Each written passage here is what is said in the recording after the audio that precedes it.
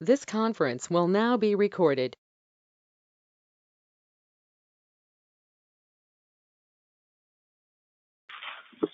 Live. So not forget. 3 minutes.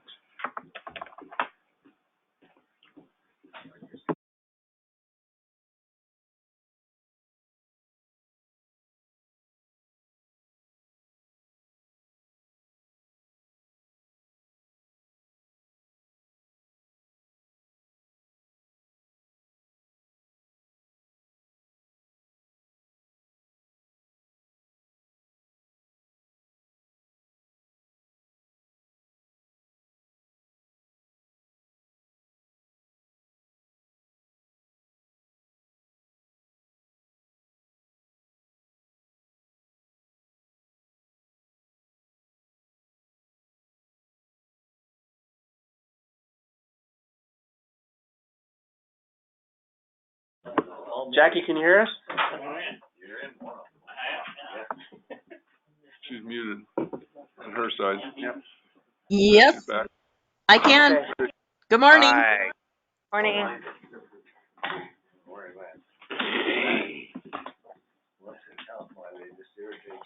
They do. That's all you have to do though, is lay one of those on the table. Yeah.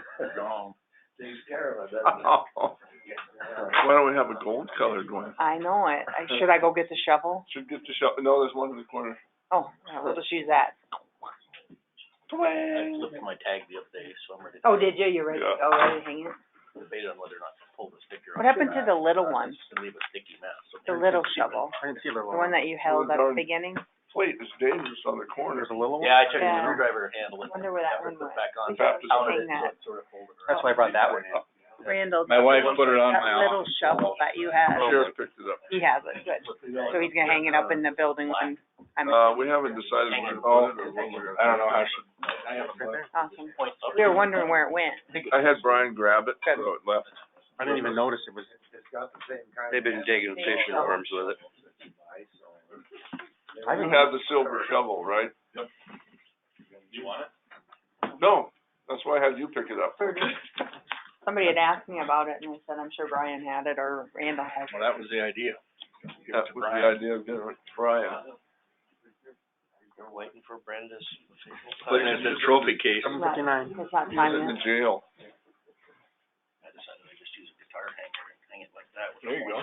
Oh, that works, that works. I'm If I had to stretching. take it off and use it, I could. There it is, 8 o'clock. Stand up. Now you stand up. If you'll join me in the Pledge of Allegiance, please. I pledge allegiance to the flag of the United States of America and to the republic for which it stands, one nation, under God, indivisible, with liberty and justice for all. Thank you and good morning. We have a rather long agenda. Are some of you here for the 5-year plan?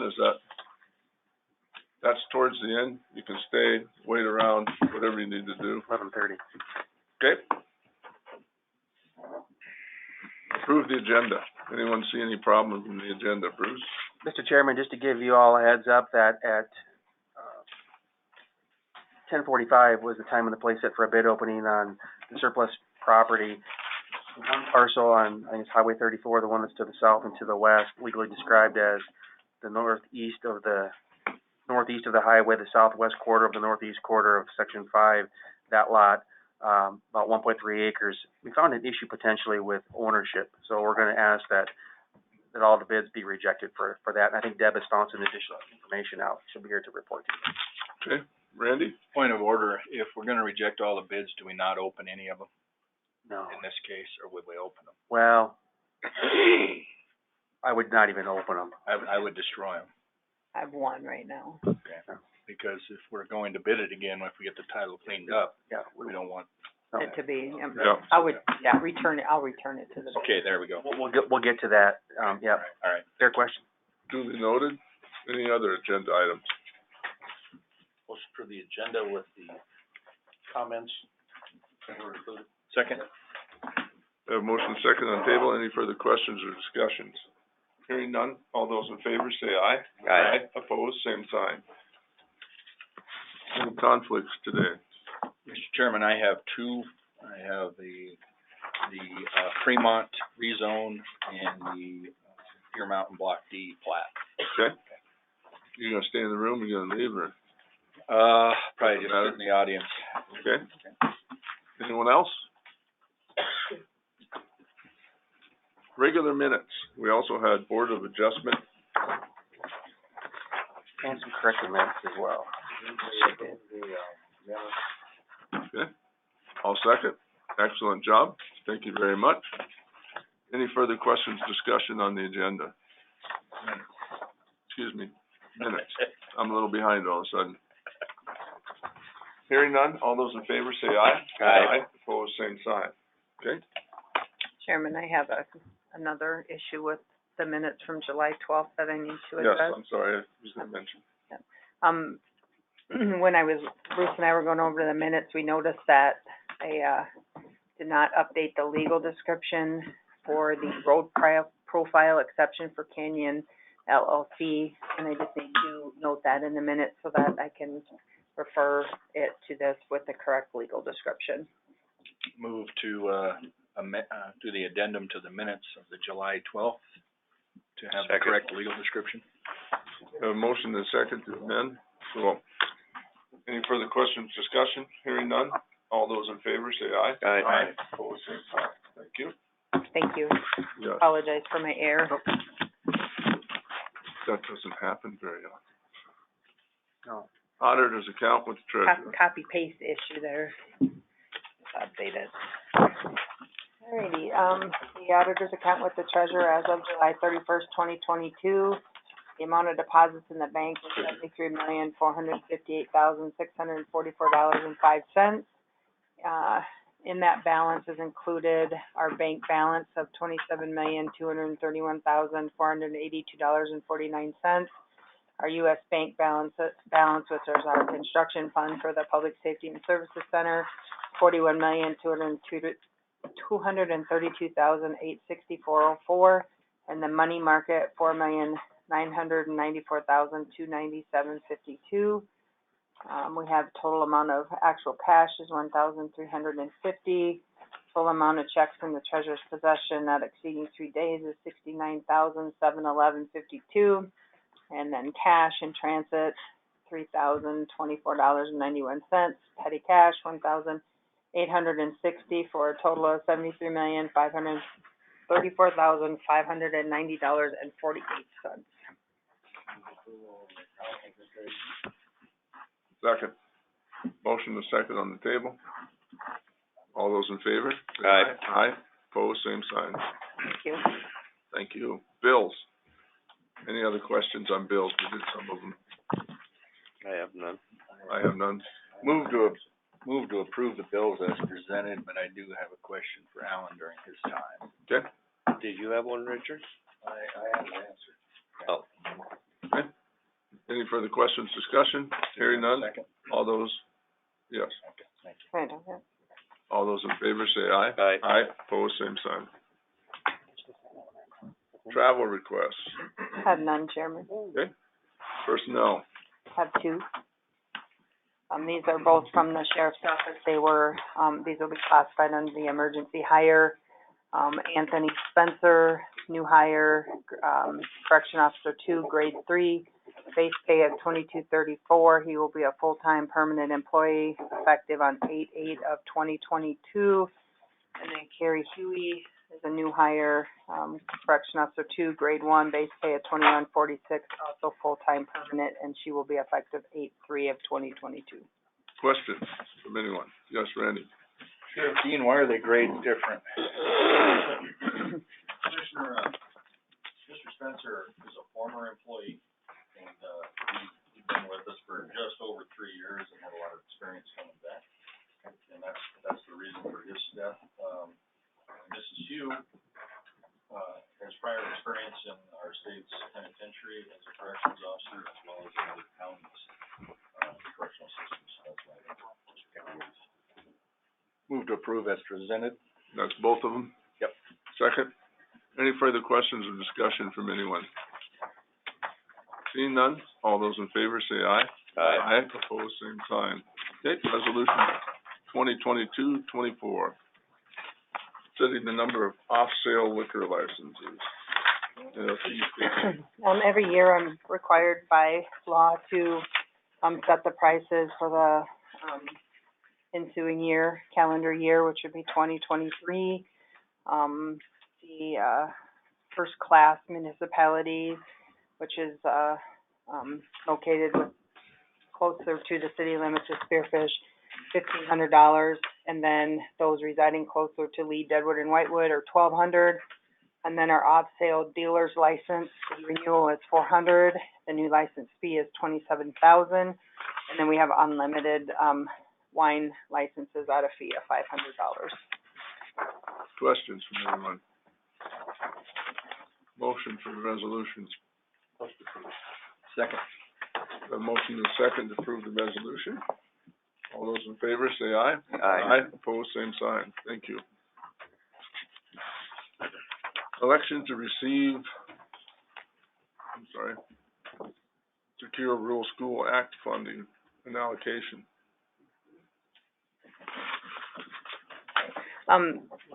Back in 2013, we set a resolution, what we were going to allocate as far as the, Title I, II, and III funds for, it's basically, it's our PILT, it's our PILT fund. No, it's not our PILT fund, it's National Forest, sorry, getting them all intertwined together, but it's National Forest money. The Title I, half stays with the county, half goes to our schools. Title II goes to the state, and Title III stays with the county, and it goes into a special revenue fund. So when we paid for the CWPP, that we use those funds. So, there are certain restrictions on those funds. Prior we did 85% Title I, have it in here, 8% to Title II and 7% to Title III. So just want to see if you want to just keep with that allocation. We just need to have a motion to that effect for me to send this into the state to allocate those funds. And there are certain minimum allocations, Yeah. obviously, those from 2013 reflect sort of the minimums, Yeah. I think. 15% has to be allocated to. So we're giving the state the minimum? Yes. Any further questions from anyone? What do we need? I need a motion Motion for, to allow me to sign this, You just sign it, or or the chairman, whichever. Move to have the chairman sign the, agreement on the Title I, II, and III funds. A motion and a second. Any further questions or discussion? Hearing none. All those in favor say aye. Aye. Aye. Opposed, same sign. Okay. And resolution 2022-25. Alrighty, this is a resolution, Mr. Outka is, been asked to serve on the Public Assurance Alliance Board of Directors, and in order for this to happen, we have to have, this resolution saying we support for him to be a candidate. Motion to approve. Thank you. Second. I had a question. Yes, Can Randy? we hear your campaign speech? Yes. At least 5 minutes. You got 2 minutes. Beers for everybody at Bob's Place later? No, I can't say that, can I? Second that. Stop. Kidding. Thank you. All right. You guys don't get to vote. All those in favor say aye. Aye. Aye. Opposed, same sign. Good job, Bruce. Thank you. Thanks for stepping up. He will do a great job, yes. Resolution 2022-26 for our support for the green light for veterans. I got a double-sided. Okay, oh, perfect. Yeah, we got, a notification from NACO, which is the National Association of County Officials, that they are going to be doing, Operation Greenlight for our veterans. The resolution states from October through November 11th, just basically asking that everybody, put on a green light in support of those gentlemen and women who served our great country. Randy? It was a pretty big, discussion down at Denver at the national, convention. And got a lot of support, so I would move to approve as presented. A motion and a second. Any further questions and discussion? Hearing none. All those in favor say aye. Aye. Opposed, same sign. This is the green light one here. he's got Oh. one. Sorry. Double-sided, so to see what, is all right? Okay. Paul, I assume you're doing your annual? Yeah, reviewed that compared to last year's, only minor differences. They left out the SIRA, which is a threat assessment, we only do every 3 years. So this year, minor changes, I recommend. Approved. Second. Okay, motion and second. Any further questions or discussion? Hearing none, all those in favor, say aye. Aye. Opposed, same sign. Juvenile diversion, teen court will be the recipient, An annual deal. annual. Yes, I received a report from, Lexi from Teen Court, and, we need a motion to allow the chairman to sign and then also to designate the Lawrence County Teen Court as the recipient of this grant. What was the amount? Don't know yet. We don't know yet, yeah. Okay. Yeah. Second on the motion. We have a motion and a second. Any further questions, discussion? All those in favor, say aye. Aye. Opposed, same sign. School Deadwood Nights, Mr. McPherson is here, Pearson is here. but if I can paraphrase, I think next weekend, starting on Wednesday is Cool Deadwood Nights, and I think once again, there would be a request that the parking ramp be closed to county employees and state employees on Thursday and Friday of next week, with the auction actually, or the event going Wednesday, Thursday, Friday, Saturday, Sunday, but we're implicated mostly on Thursday and Friday.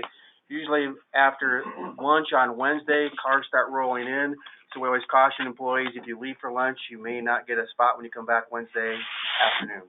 And they might sell their car. That's right. You don't even have to say anything. I didn't even need to show up.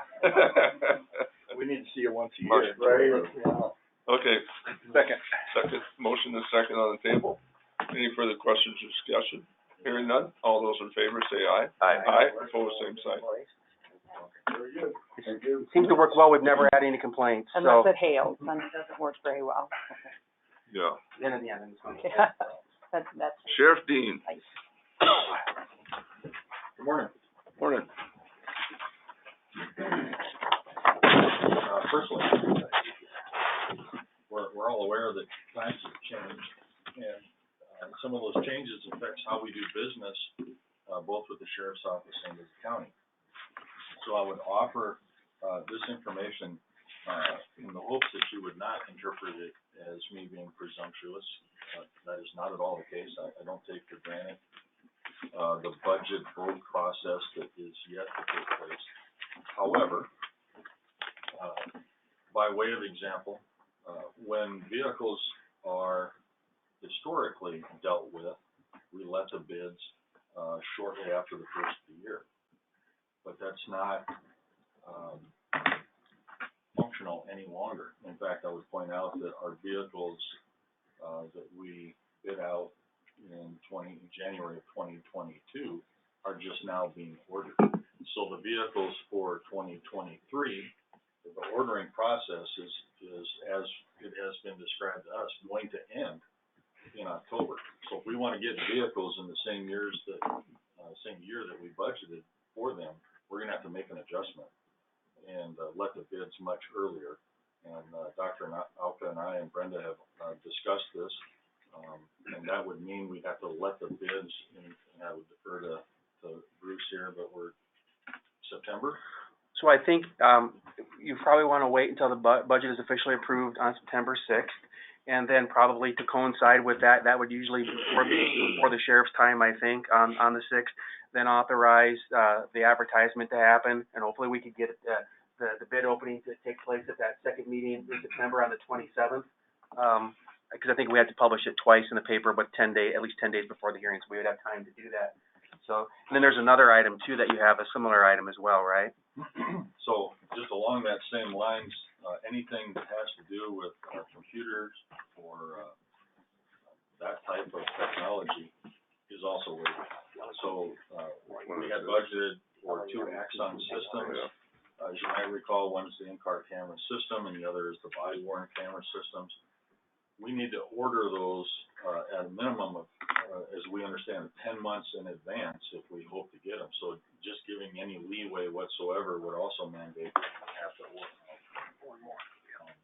I would have to request permission for the board to allow me to sign those contracts so we can get our order in at the soonest possible time, which again, I would defer to Dr. Alka, but I think we're looking at September. And again, I'm not trying to be presumptuous and assume that you're going to approve the budget. That's just the reality of how we need to work. I think in that case, that one's an exempt transaction and wouldn't have to be bid, so we don't have to worry about. Doesn't have to be bid, I just need permission to Yep. sign the Sign contract. Yep. So Brandon? you get that. Well, it seems to me, and I'd be comfortable going about it, you know, after we do the September approval of the budget, because then he's got his spending power for next year, and just like you say, we don't get anything until 10 months down the road anyway, so I don't really see a problem with that, as long as the expenditure doesn't come in until after the first, which the auditor would be on your case about anyway.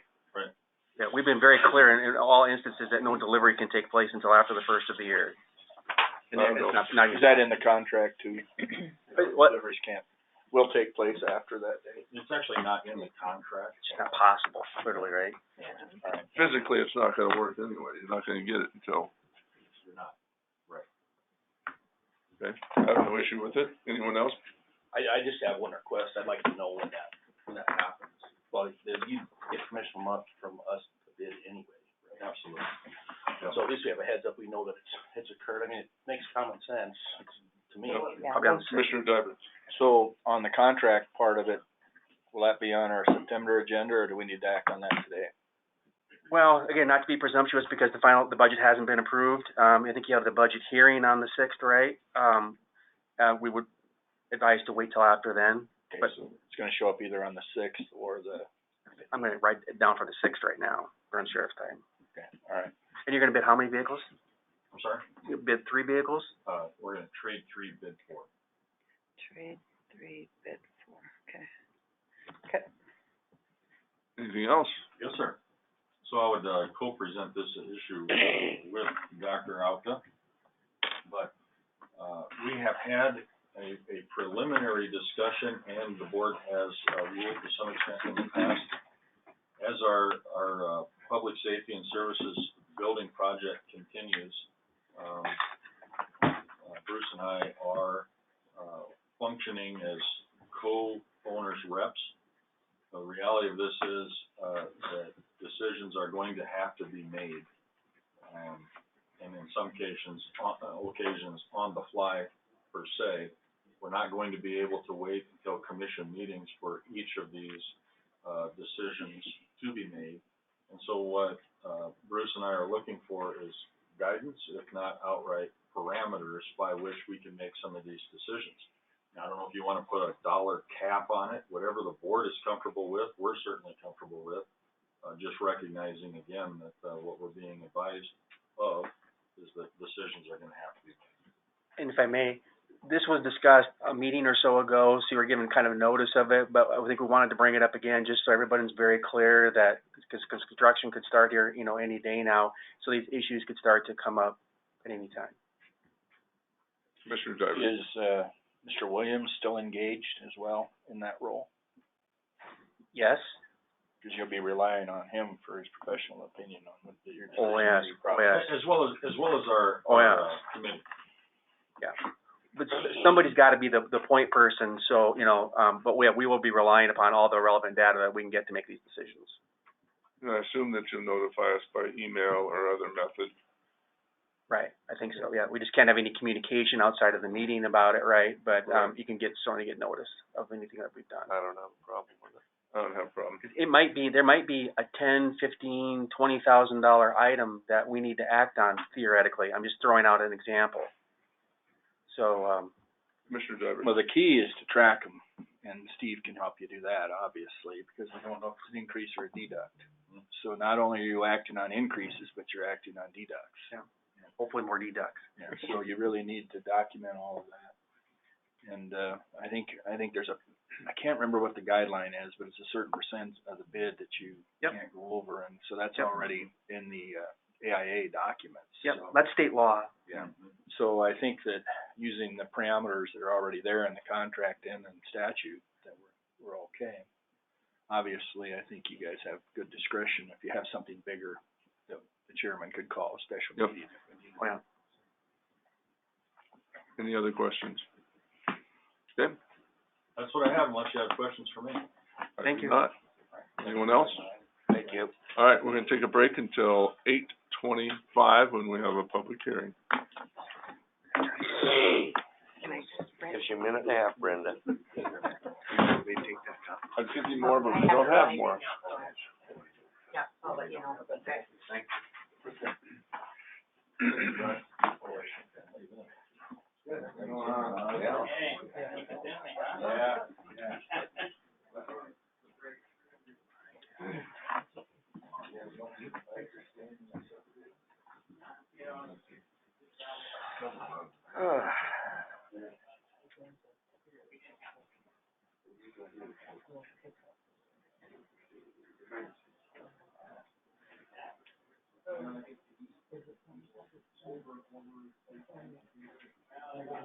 I've kind of wanted to be on that board for quite a while. I have no idea why, and they called me up and asked me, and, like, well, yeah, I'd like to do that.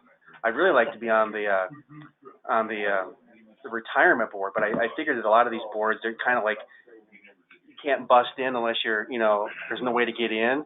And so, but that's one I really would like to be on, is the South Dakota Retirement Board. But this will be, I like this one too. And thank you for authorizing that. I appreciate that. I look forward to doing it. Learning a lot.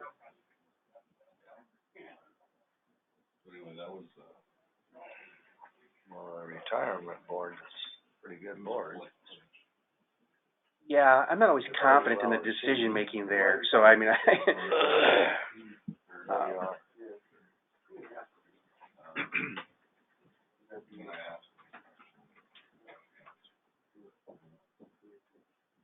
I'll have to wait. You can't figure that out today.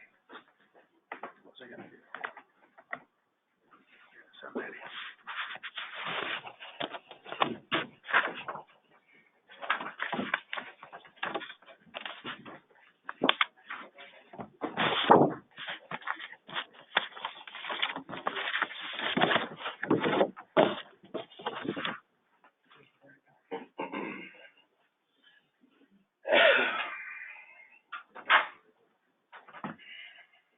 Did I make it?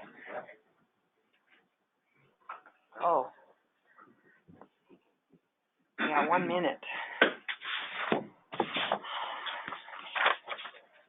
It's all right, we don't have a leash on Commissioner Dybert, so he'll be wandering the halls for a minute.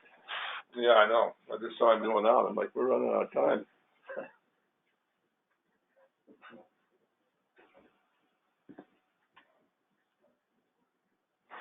Is anyone here for the public meeting at 8:25?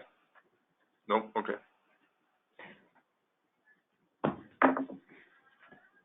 It's a big transfer. This was a donation, wasn't it? Yeah, for the Mickelson Trail, they have that aid station, and they always donate back to the organization, so. So we have to put it in a special budget. Because, yeah, it's a different fund, so. I'm assuming they spend it. Yep, they do.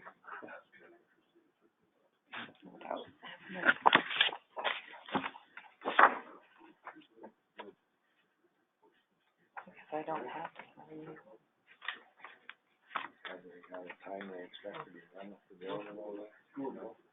Here? Not that I've heard, that's right. Yeah, that's quite a deal. Yeah, that's a I said, I'd hate to be the little laborer that has to go up and down and get parts and pieces. Yeah. We said we could have like a concert up there, 'cause it's like stairs, and so you could just get up there and. Gerbil habitat. Yeah, it was so cool, yeah. I think you'd have to hook a rope up, so you just tie it, Yeah. send it up. Yeah, quite a process, but it'll be nice when it's done. I was, some friends of mine staying up at the DMG, and so we were out on, they had one of the rooms on the balcony. And so, of course, I was looking right up on top of it. It's amazing, the different color from when that copper first was put on the cupola. Oh, you know, in the And short it's- time, Change. Oh, it's just unbelievable, yeah, it was, short time that Huh? we've been in the Yep. city, it strips this entire side. Yeah. Or three quarters. For me. All right, um, time is 8:25, we have a public hearing. At a public hearing, if you wish to make comment, please stand, give us your name and address, and we will allow your comment to be entered into the record. Okay.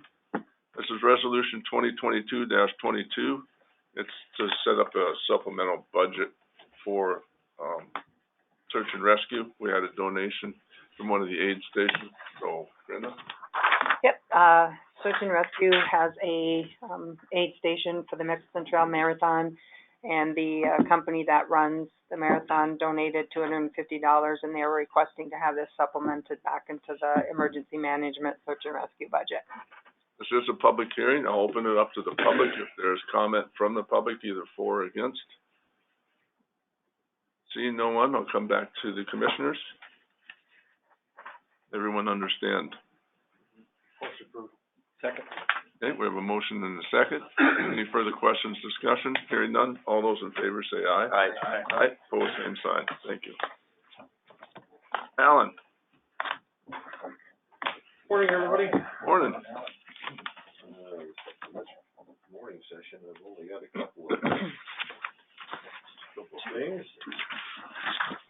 Application to occupy the county right away, this is submitted by Deer Mountain Sanitary District installed by Team Resources. This is for a water line. Along the Terry Peak. What's your recommendation?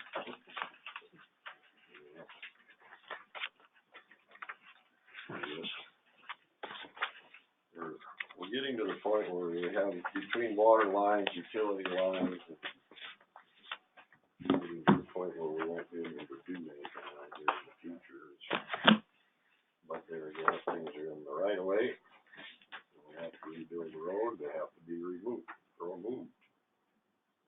So, That's part of the process. not very many options up there on that road. So I would recommend approval of such. Was there a second? Second. Yeah. Thank you. A motion and a second, follow recommendations. Any further questions, discussion? Hearing none, all those in favor say aye. Aye, opposed, same sign. Mr. Chairman, I'm going to abstain from that vote. Okay. Thank you, though.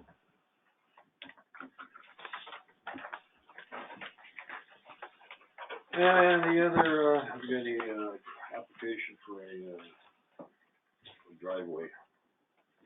Off of the two-bit road. This is running off the two-bit road down to a well station. Submitted by Two-Bit Ranch Estates, Gary First. Running across his property or down to the well house. I would recommend it to that. It won't take a culvert. It's gonna take a lot of fill for it to build it. Recommendations. Second. A motion and a second. Any further questions from anyone? Hearing none, all those in favor say aye. Aye. Aye, opposed, same sign. That is all I have for approval. Project update, the paving on Oliver Road by the sawmill is done and completed. We got it seeded yesterday. Have to go out and put some erosion control wattles in right now. In a couple of places. And the Westview Road paving project, they Saxon completed that, the main line last week and finished over the approaches yesterday, so that job is now complete, except for the stripe. The chip seal project, we're trying to find out, they should be starting here shortly, but we haven't, we don't know for sure when they're coming on. Mm-hmm. And that's about all I got. You'll be back at 11:30, right? 11:30 is the public meeting for the 5-year road plan. Okay, Commissioner Debert. Today we paid Western Construction $440,000. Is that a partial on all of it? Yes, that's partial. Looks like the project's gonna come in under the original bid. Okay, because you said there was some issues, but they're We resolved. We got them resolved. Okay, thank you.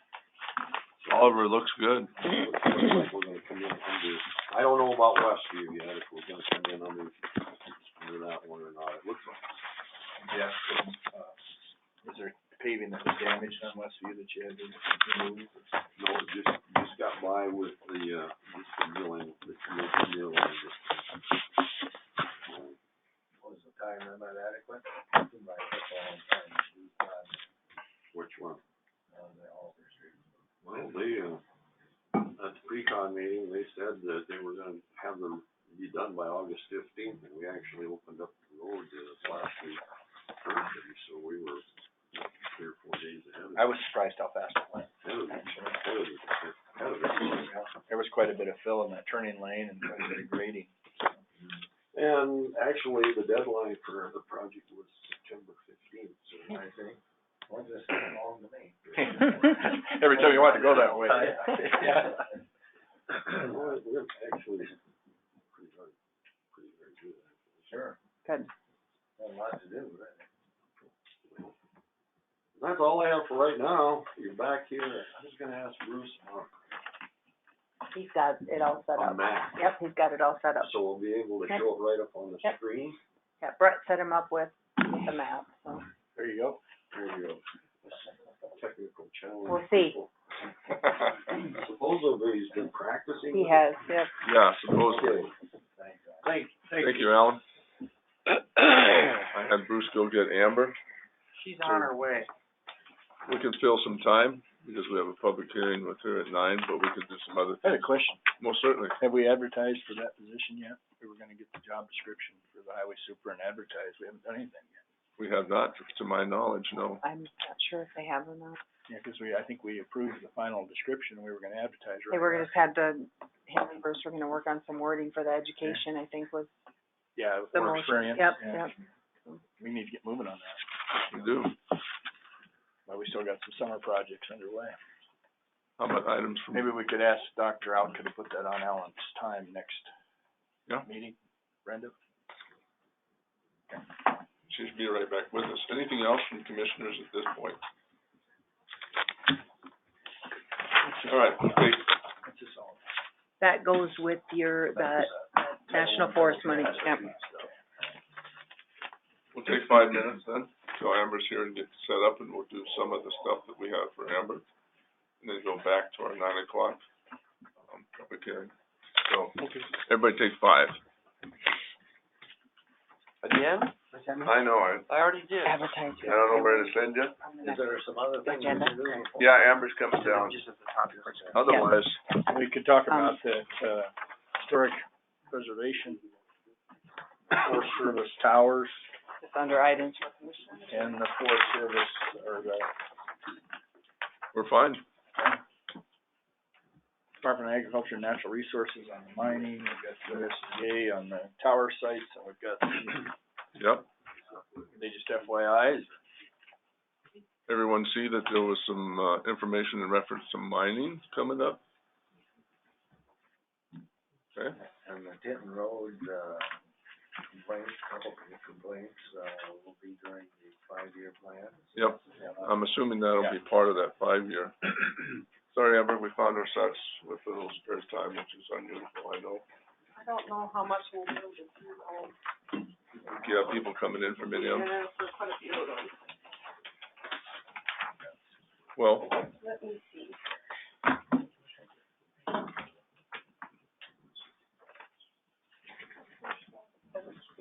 yep.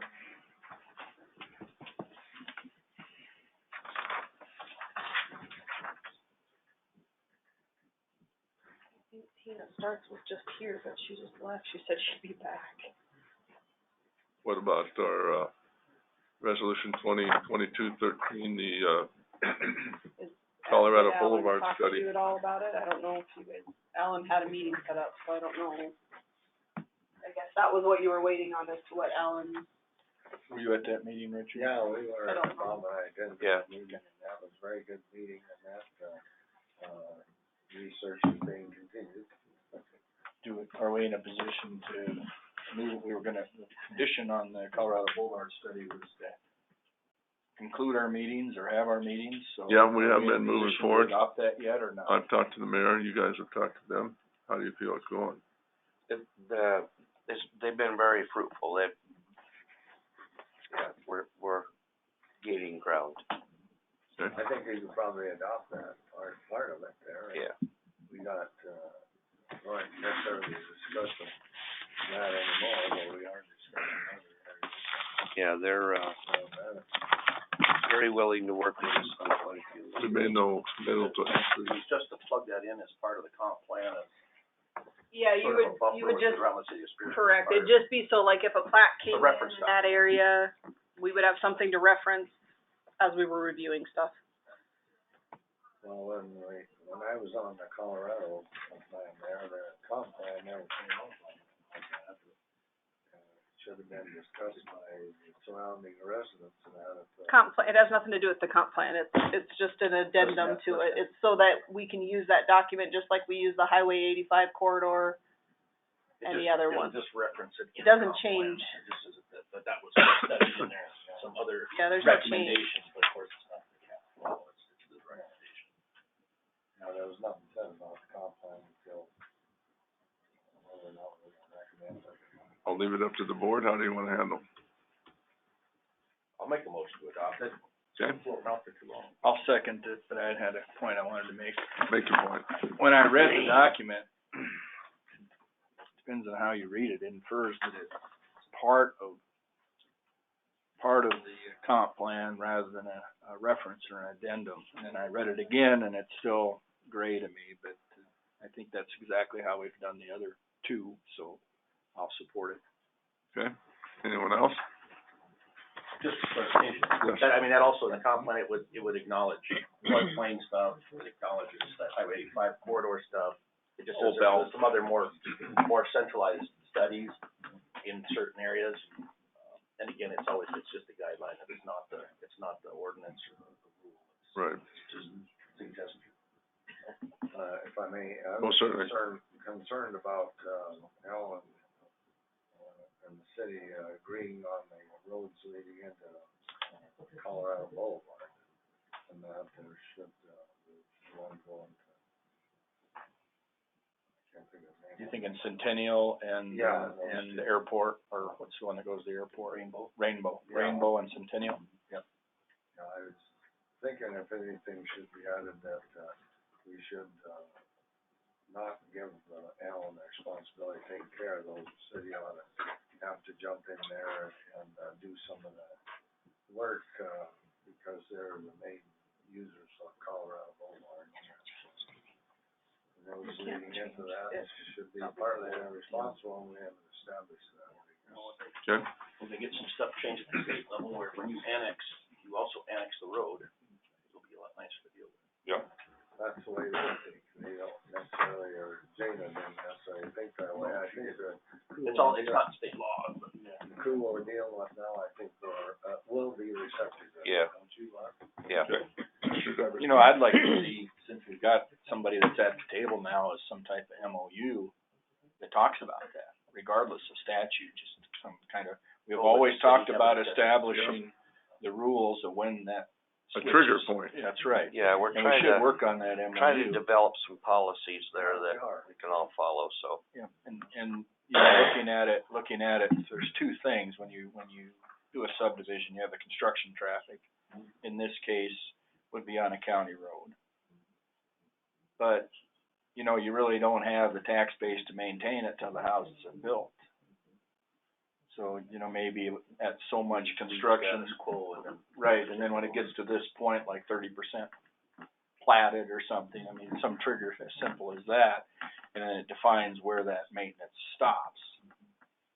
You know, 200 feet past the second approach or something, you know, something like that. And I just think we need to have a trigger mechanism, and since we've got a good group there now's the time to do it. In the meantime, we can work on the statute. That's what Gina wanted to do, and I they should, if they annex property next to it, they should annex the road with the property. And she thought that, well, they didn't wanna do that, they wanted us to pay for it up to so much development. If they're gonna do it, they just won't do it, not with us have to, proceed and do the work, well, they still got it under their jurisdiction. Okay, we have a motion and a second on the table. Any further discussion on that motion? All those in favor say aye. Aye. Opposed, same sign. Got it, check. Check mark. Well, it was fruitful, chemical. We have some other None of the titles. meeting's been going very well. Yeah. Find it. It's, So the only other thing, if you guys wanted to what about clarification on flats and other things? update, probably, there's not really much to update. It was more so, I think, Bruce had shared with you guys a couple of emails that had come in since the last, stuff. One of them was just, and because we shared it with you, he thought I should have it on the agenda, the Dakota Highlands, update. I don't really need to read it. It was just, he's been trying to keep you guys apprised of this. Oh, with the well and stuff. Just where it's at, you know, and what's going on with the road and whatnot. So I don't really need a response. It was just, since we shared it with you, he felt that we should at least have it on there. And then we also got an update on, the well for the timbers. Like we lost service again. Yeah, I know. So Yeah. there's lots of Wi-Fi issues today. I've lost it too. It's a regional thing, cause I had it at the Yeah. house. Yeah. So, with that one, the timbers, I think we're hoping by the end of this week, the testing portion will be done. But they're done drilling. Now it's just waiting on, just testing something to figure out what the how much they can do. So, hoping by the end of the week, but. The driller ought to be able to tell them that, how much he can bail out and that. Well, they had a general, but they have to go through a specific process, and that's where they had to have somebody else come in and do some stuff, and I don't know if that's to do with the. No, I'm talking about the timbers now. Oh, okay. The timbers, they had to have somebody else come in, and I don't know, that might have to do with the court case. Because there's a whole court thing behind it of what they're requiring, Yeah. so I'm not sure on that, but It was a down draw test, wasn't it? yeah, something like that. And then I guess the well driller couldn't do that particular one, whatever one they needed. So that's what we're waiting on. You know, and Kurt's been just letting me know like once a week kind of where they're at with stuff. Commissioner Dybert. For clarification, you have the ability to start issuing building permits as soon as that's online, is that how the Well, I think, motion went? yeah, what we did is we did issue the, foundation permit, so they could at least get the foundation poured, but they couldn't go any further until the well was like actually pumping and working. So That's how I understood will it. you need anything from us when that takes place besides I think you acknowledgement? basically allowed me to do it as soon as we knew that it was up and running. That's the way I recall it too, I just wanted to. Kind of how I had taken it. And then, I don't know, I can't get anything to work, but then I think the only other thing on there, Internet is slow or something, it's not functional. yeah, there's no online at all. So the other stuff was just, I guess in addition to the site plan requirements, so there's multiple site plan requirements throughout our ordinance, they're all different. So building plans require one thing, CUPs require one thing, development plans require one thing, and they're all three different. The least of them is the CUP part. So I guess just for some clarification, going forward, because we had 2 new conditional use permit applications, reviewed the site plans, I still feel like they meet the current, like as the ordinance is written, because it's really hard from a conditional use permit standpoint to give exact, because they're not doing buildings, it's not a building permit yet, and that's not what it says. It says that they can just do a proposed, where it's gonna be. Sometimes they're not even platted yet, because maybe they have to do platting. Right. You know, sometimes they're a quarter No, that makes- description. That makes sense to me. so it That's was something just a you get. little less detailed. Right.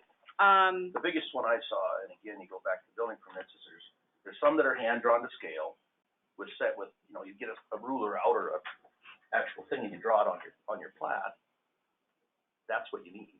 Or you can have Building it surveyed, permits. yes. and that I understand And if it's building development plan permits. is another cost. But I wanted to make sure that everybody understood the reason why the CUPs aren't like that is because that's not what it says. It's very vague. It can be a general idea drawn on whatever. This is, But when it this comes to is, the construction part, we have that Construction detail in is the permits. different. Yeah, this construction streams is from different. discussion we had last meeting. Yeah. And so we wanted to talk about it again. Sorry, my throat. And, this is where we are now, so. Yep. So I just wanted Driver. to, yeah, clarify those, and then, building permit wise, it's gonna be a struggle. We have a lot of people that do not, I mean, we are spending hours on site plans. They don't understand them, they don't know how to do If them. you can't do one, whoever's building, if they're building a $400,000 house and they can't figure out how to do a site plan, they need to hire somebody, in my opinion. But I can't require that. It is, So- it actually can, because it says in the ordinance that they will give you a site plan to scale with setbacks. It's They will give required. me that, but I'm just clarifying, there are many site plans that come in that say it's 25 feet, but we're not checking that, and that's where the variances are coming from. So I'm just so they're just saying, nope, this is how far it is, but I can tell you, I can go out and look at something and be like, well, Cutting it you're close. gonna be close. Commissioner Driver. Well, two things. One, I'll start with the building permits and I'll talk about the CUPs. The building permits, they're doing just what you say. They're showing 25 from the foundation, not the soffit. Maybe we need to hand them something and say that if it's closer than 25, a variance won't be issued. They have to move the structure. Just hand that to them at that time with their building. If they draw it on there and that's what it says, and they don't do it that way, that's just fine. But when they're basically showing a cartoon drawing Oh, yeah. on Well, a and if I- 3-acre lot with the X's and O's and it's not to scale, it's like, that's not a site plan, And that's a doodle on a piece of Oh, paper. yeah, and it's interesting because banks are now requiring a variance on a setback, and they never used to do that with the foundation. As long as Changing. the house was on the property, they didn't care about the setbacks. But now the lending institutions are requiring it, so I think we need to reiterate somewhere in the process. If it doesn't meet it, that's on you or your contractor. Well, I know how to reiterate it, and I tried adding it before, but I was told no, they have to do a survey. They have to have a surveyor go do a survey to show where the structure is gonna sit on the property. My point is they're accountable. Now on the CUPs, it's really, to me, it's very simple. We need enough accurate information to make decisions. If we don't have enough accurate information to make decisions, then we're gonna request it. So that may take 3 meetings rather than 1 because we don't have enough information. So it's up to them. Their chance of success is much higher if they do a good job. And we've had some come back and burn us where we didn't have the inventory. And then we had people come in and make complaints and we didn't have a map of the inventory. That's a development plan now, which we didn't have at that point. But, you know, I just can't say it any simpler, that if we don't have enough information to make a decision, we're gonna make them give us that information. And I don't think anybody has a problem with it. I don't either. I think my concern was at the last meeting, I felt like it was that our office didn't do a good job. And in that scenario, there was a lot going on behind the scenes that it got to a point that they would not listen. They wanted to come before you guys. Bruce said, schedule it then. You guys did exactly what I thought would happen. So it's okay to do that sometimes, but very rarely do you get a site plan that is as bad as that one was Well, last month. maybe a resolution, Amber, would be is when you have one like that, you bring it to us in a preliminary, just an informational, and we look at it, tell them what they need before we have the public hearing and everything. That trying to give you some scenario feel. wouldn't have mattered. I That know what you're scenario wouldn't have mattered. talking about. And that's, we can always just deny those. The thing Yeah. is, when something like this comes in as a building permit, Oh, yeah, I get it. that's not the scale, that's doodles with lines and numbers. And that's a building permit that you and I have had a discussion on, Yeah. and I understand it, but that's something that also was 8 years ago. Yeah. So That permit was issued 8 years ago. there's 3 or 4 of them all on that same property. The guy is a disaster. Well, you know, people need to do good So- work. People need to go do But good it does, work. And I get that. And you're not the hall monitor here. Well, Yes. except for I'm the one that gets reprimanded for it when it's Well, something that things happen. So we will deal with it, and it doesn't happen like that very rarely. I think you ought to, ask the people, before they build, if they, recognize, how the road is and that, getting to their place, and that, and they say yes or no, so they aren't gonna come back and tell us the road's terrible shape and that, we need the county to take it over and get it fixed. They shouldn't build up there if they don't like it. You know how I that can't works, control Richard? that. Somebody builds a $1 million house beside you out there, and then they complain about the smell of your cows, They do that, yeah. or the Same noise thing. from the interstate, because they live in Sandstone. Okay, So there's the update Or the gravel road. that I can do. The resolution is done. I think everything else is, Amber, class I can do some. yeah, just to follow up on the building permit, if there's a building permit that comes in that you don't think is qualifying, bring it to us. bring it to us. Say, hey, I don't think this is good enough, I'm gonna take it to the commissioners, it's gonna delay their project. Bring it to us and we'll comment. It doesn't happen very often. I know, but I'm offering you Yeah. support. That'd be fine. But this is all in favor of moving forward from this point on, so that we're all on the same page. Yeah, That's And why I've- this discussion, I just I had wanna to make put sure it in the, That the requirements say one thing, and that's when there's been a handful, we've already had a discussion, I think, hopefully get it resolved.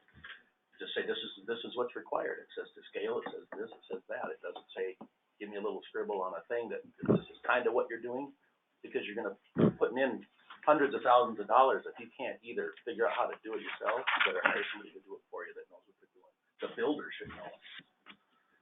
If they build it themselves, and they need to figure out something better, because some of those just don't make any sense. Yeah. But- And And Janet, the CUP stuff, just like they said, well, we deny it or we hold it up until they get something that makes sense. Janet and Jesse have both been talked to because they do most of the building permits anymore. They know what to look for. I will tell you, they are taking heat every day. It is very stressful because the contractors are Have the ticked that it's, contractors, give every contractor my phone number. Taking and say, it- "Want to have a discussion about site plans? Yep. Register plan, get it." they are being, held up.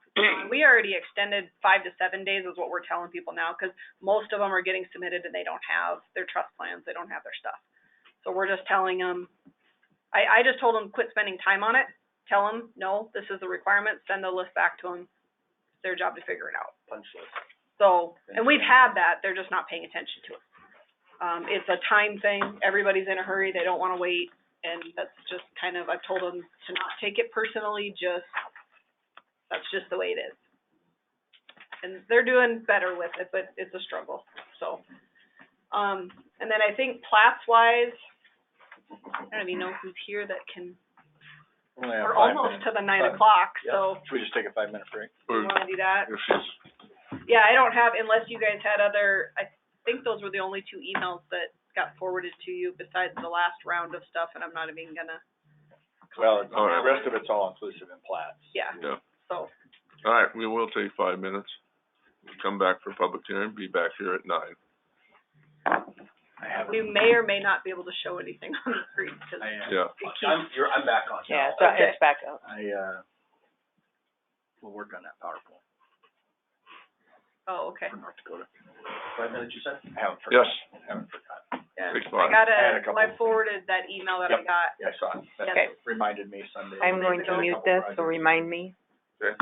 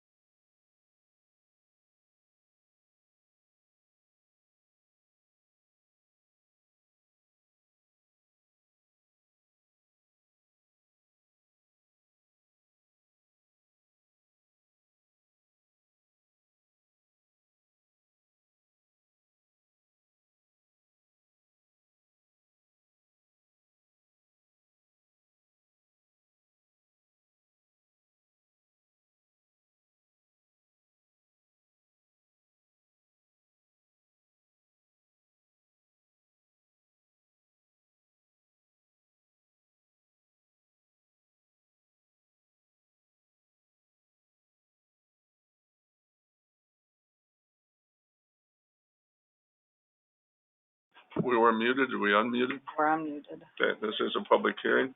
Once again, if you're here for the public hearing, you wanna make comment, please stand, state your name and address so we can get it in the permanent record. Go ahead. Okay, Mr. Rezick is here. This is for a property up at Lost Camp Valley, so you're in the Cherry Peak subdivision.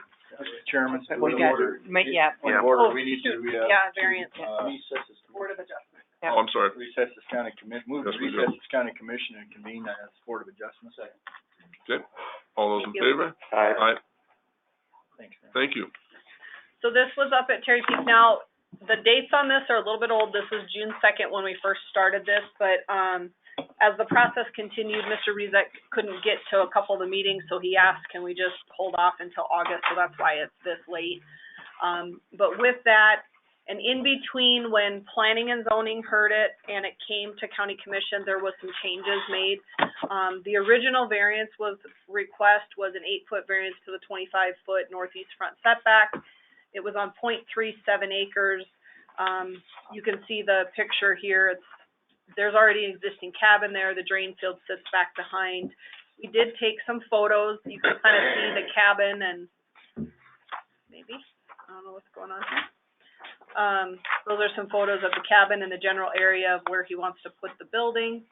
And then the original, July 12th is, Mr. Rezick and I talked, decided to go to county commission with the recommendation of denial from planning and zoning, which is fairly normal. We usually see that.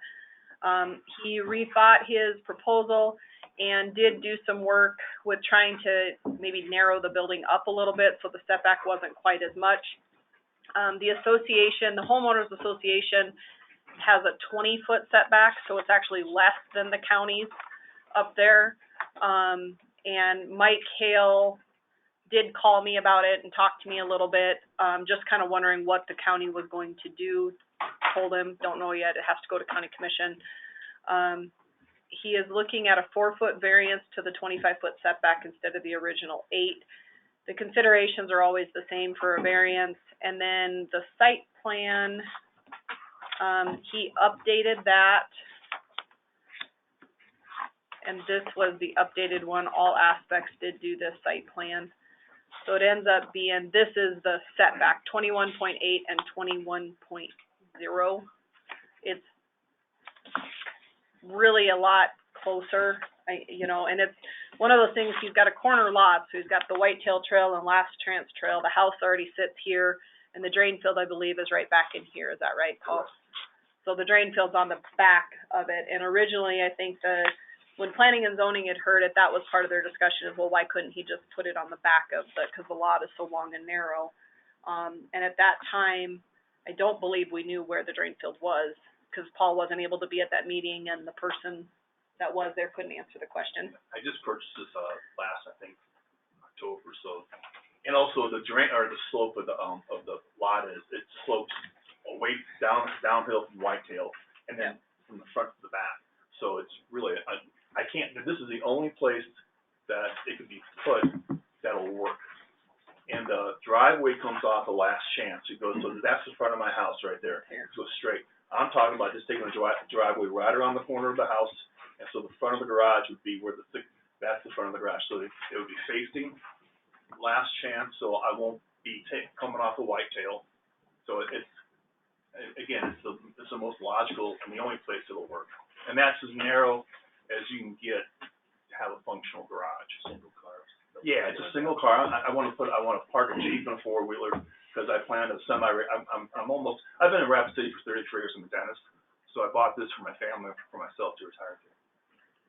Yeah, and I think from what I understand is when I did talk to Mike Hale, he would have to also get a variance from the HOA because it's a 20-foot setback and he's requesting 21. No, I guess it'd be right. No, that's why when you changed it, it met it. Right, when you changed it. The other one would have to. Right. Yeah, no, it's because the other setback is still in my head. I know. And then he would have to. But this one makes it better. And I'm new at this, so this is good. I tell you, Amber's been a godsend to walk through this.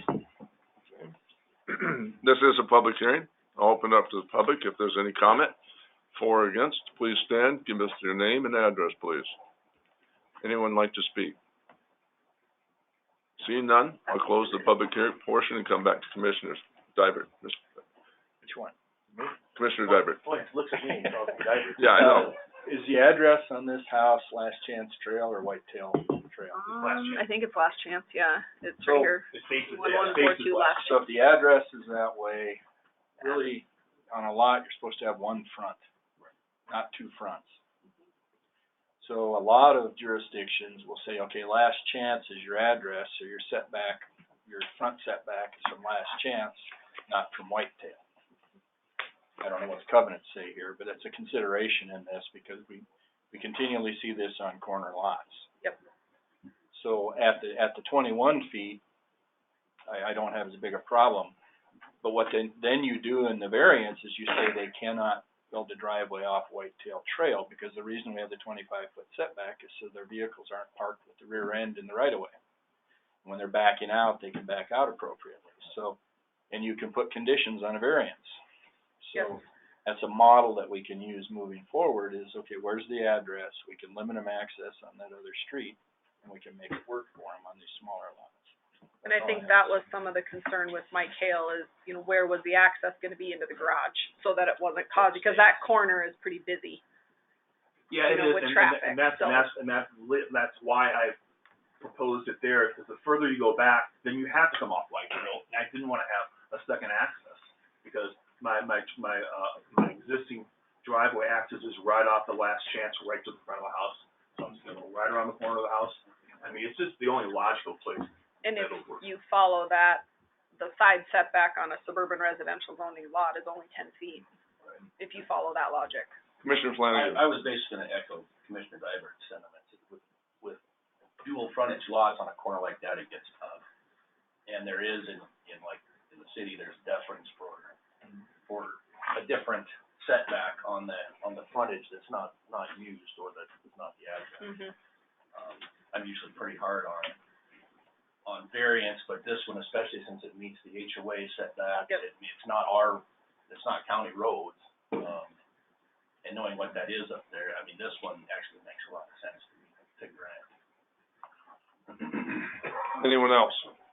Commissioner Dybert. Well, I was about to make a motion. Go ahead. I would make a motion to approve the variance with the caveat that any approach off Whitetail Trail will have to go to the HOA. Okay, Second. there's a motion and a second. I don't understand that motion. And the reason for it, I don't like the wording, but I'm gonna vote. just a note on the motion, the hardship is that it's a corner lot. So that's how it fits the hardship. And a drain field, Yeah. And the drain. Yep. which prohibits the building to the rear. Everyone understand the motion? All those in favor, say aye. Aye. Opposed? Same sign. Is that understanding what, you know, just basically try not to do a driveway onto Whitetail, and if you do, you have to get the More HOA. for clarity, it's based on the new submittal. The new, the new site plan.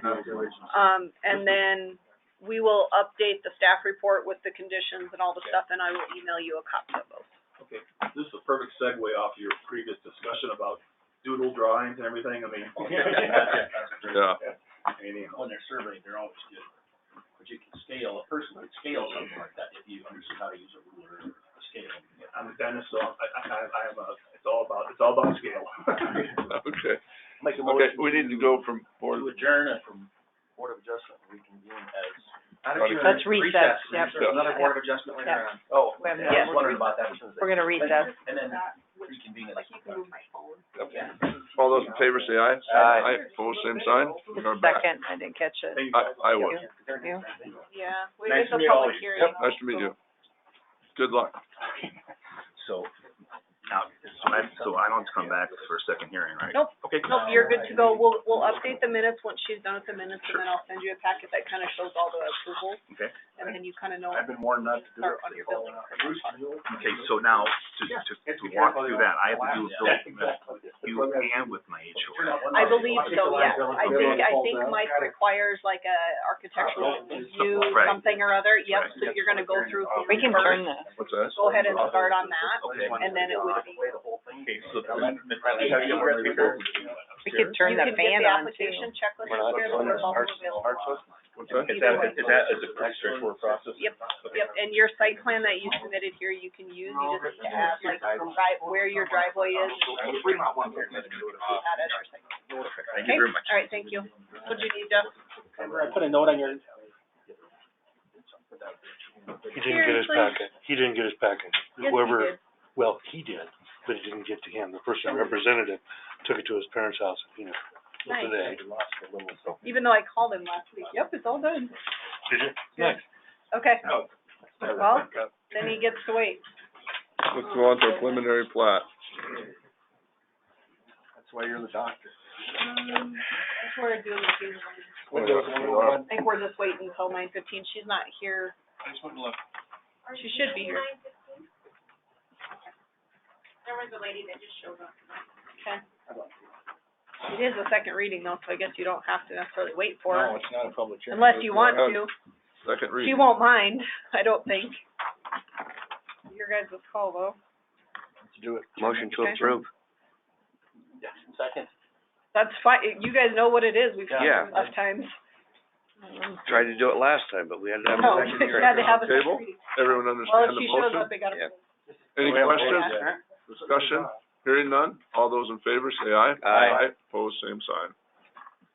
Okay, Bob, she did add her greenhouse. Just so you know. She did. Well, I thought She that she I'd be- updated the site plan to add the greenhouse. Yeah, because I knew that was gonna come. Yes. Here, Brenda, this one, yes. I need both of you guys to sign it. Now we gotta deal with those Kissick people again? Yep. Oh, Layout plat we're like a disease, aren't we? for the Kissick.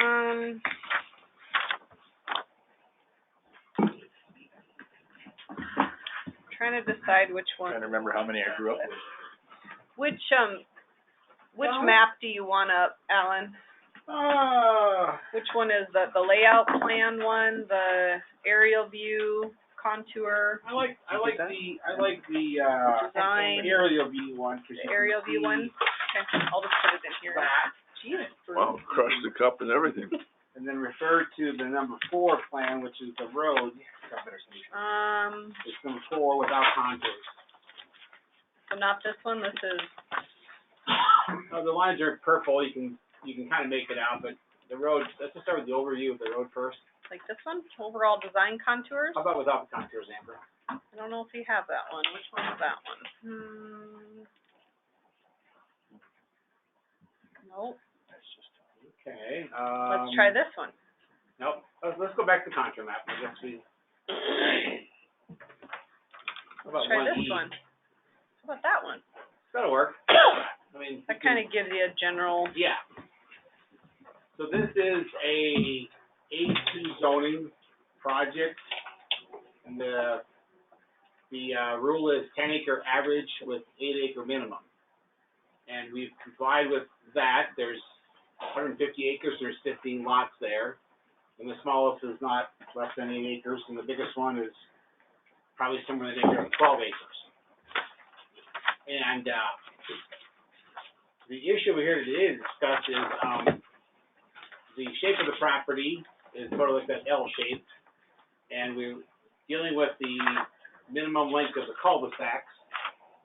And, to me, this thing meets the requirement. There's, starting the lower left, the lot line to the north, but it's actually west of that lower section corner, there's a road up past the pond.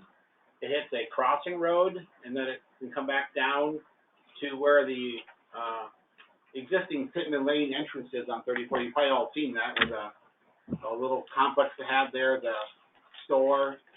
Marty Pittman had his repair shop there. So that is a loop, and then from that lower left, lower middle area where the crossing road is, there's a cul-de-sac that goes to the northwest and up the page there, and you can barely see a little cul-de-sac up there, and that is 1,000 feet from the intersection to center cul-de-sac, and that's the dead end, or cul-de-sac that so far. And then there's a driveway from the cul-de-sac following the west upper line and swoops into the very back corner. So that's the general layout of the road system. And, what I'm here to discuss is a creative way, to meet the ordinance, but, keep the feel that the Kiffics want to do there and make it, feasible to maintain this kind of zoning. You can see on zoom in there, Amber, there's a couple lots in the middle that basically have roads on both sides, and that is to complete a loop. And, we really don't need the western road, which is the upper one there. We can serve all the property without that. That road's there to, kind of just complete this loop and minimize the cul-de-sac length. But that causes a lot of financial, impact on the property and the development of it. It's just two roads that really go to the same place. We brought it to the planning commission, and they said there wasn't much they could do to, at this point in time, so wanted to come to the county commissioners to see, what we can do to maintain the 10-acre average, keep an open feel, but hopefully get rid of one of those roads. We talked about this with the Kiffics, I did, and I think it's, from a planning point of view, from a engineering and safety road issue, I think making the lower road, like the super road, would be an option that you could consider. It's 24 feet. Maybe going to 32 feet would give all kinds of access to any kind of emergency vehicles. Trucks going in and out, we could almost pass 3 cars through that, and we could then forego the turning road on the western side, which is the upper part of this property. So that's something I wanted to throw out there as a new idea, to help assuage the impacts that this ordinance has on this kind of a development, A2 zoning. And there's just a lot of places around the county that have, 40-acre lots, maybe smaller parcels already there that they barely have a 24-foot road to them, and they're miles to the places, So that's a concept I want to throw out there, and I also want to protect the aerial photo, Amber. If you go back to that page, you can see how open this property really is, especially with this super road would be. It's pretty much grassland. So if anybody has to bail off the road, for example, we're not like we're going into the trees. Up in the Lawrence County, the main part of Lawrence County, it's hilly, mountainous, and very tough to go into the road. So there's a lot of open space in there to have room for whatever needs to happen, So we're here to kind of ask about if we can keep planning, if the county commissioners are willing to discuss that or give us other ideas or solutions to this, we see as a financial problem for us, to move forward. And I say ask for the Kiffics. I'm not involved in that. Right, so at planning and zoning, this was, the whole thing came about, it was a layout plan. That's what he's presenting, is all of the different information and the easements and the power line and all the stuff that runs through it. And at that meeting, and Bobby, you can probably speak to it too, but basically the same, asked kind of the same questions. I think when it comes down to it, the ordinance states what you have to do, and I don't have a lot of deviation from that. You guys could, but I feel like this is not an exception. This would be an actual variance from the ordinance, so I think it would have to follow a different procedure than how we do it, like when it's just a short stretch or... So that'd be the only thing. We've never really delved down that route before with them. I did have a conversation with Paul Thompson, kind of in light of the article that I shared with you guys yesterday. He said his concern isn't necessarily, the cul-de-sacs are important and stuff, but it's a wider road that 2 fire trucks can pass each other. Might be some alternatives to some of these other things, but we just don't have that ability in our ordinance to say, yes, you can do this. I mean, we just don't have that. So that would be my only thing. If you do decide to go this route, I think we would have to use the variance process, a variance for the subdivision ordinance, not necessarily an exception. So just... Okay, Commissioner Diver. Can you go back to the other slide, please? First of all, I agree that the design contours, is that one? Something you zoomed into before. This one I did, because it kind of If you shows want to talk about road. financial, what contours are those? Those are 1-foot concepts. I was gonna say. You're talking about the expense of the road. First of all, I'd like to see these private access, 60 6-foot private access easements, not public, because we're not gonna take on the roads. Subdivision. But why do you have these roads?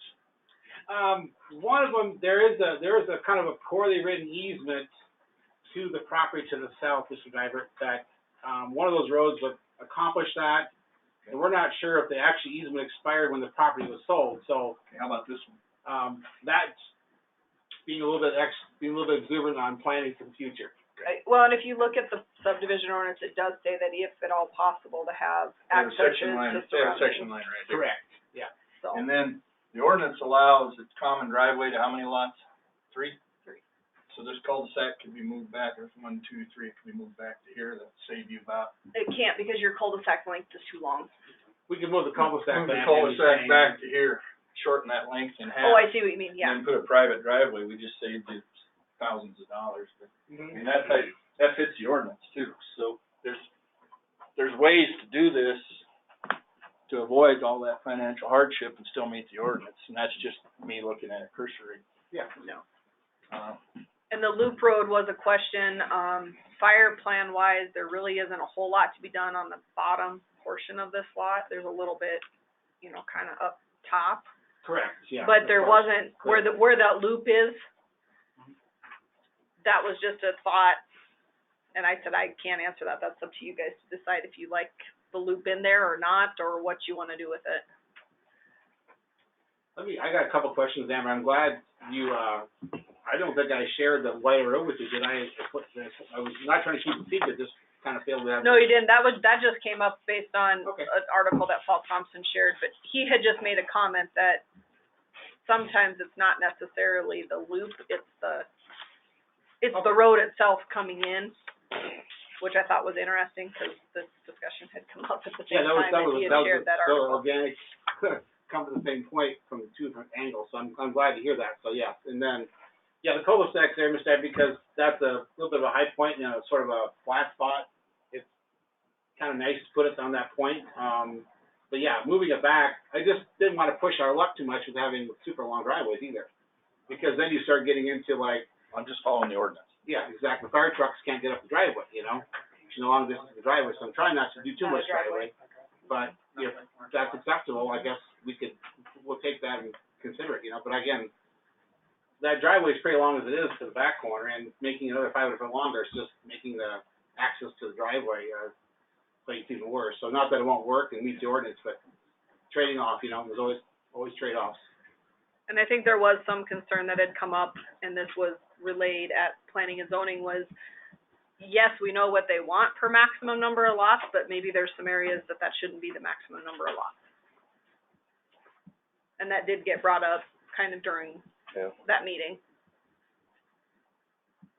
Yeah, I'm going to expound on the crossing roads. They go to the lower, zoom out some, Amber, please. Get the Where'd whole my property in Zoom again. screen go? Right, it's okay. The first access, there's an existing house site there, and there's some halfway trails, gates in the fence to get to the eastern side across the section line. There's some stuff there, that's why that road's there, but again, it's not a very good spot. And the one above would actually be better if it's a future connection, because there's already I think they did some fire clearing already, or timbering, and if you just zoom in, please, on the upper connecting road to the east there. You just make out and then drag it up a little bit. Yeah, you can see the start of there's a fire trail there. So there's already kind of, that would connect access to what's already there. There you go, yep. So that's why that road is there. And,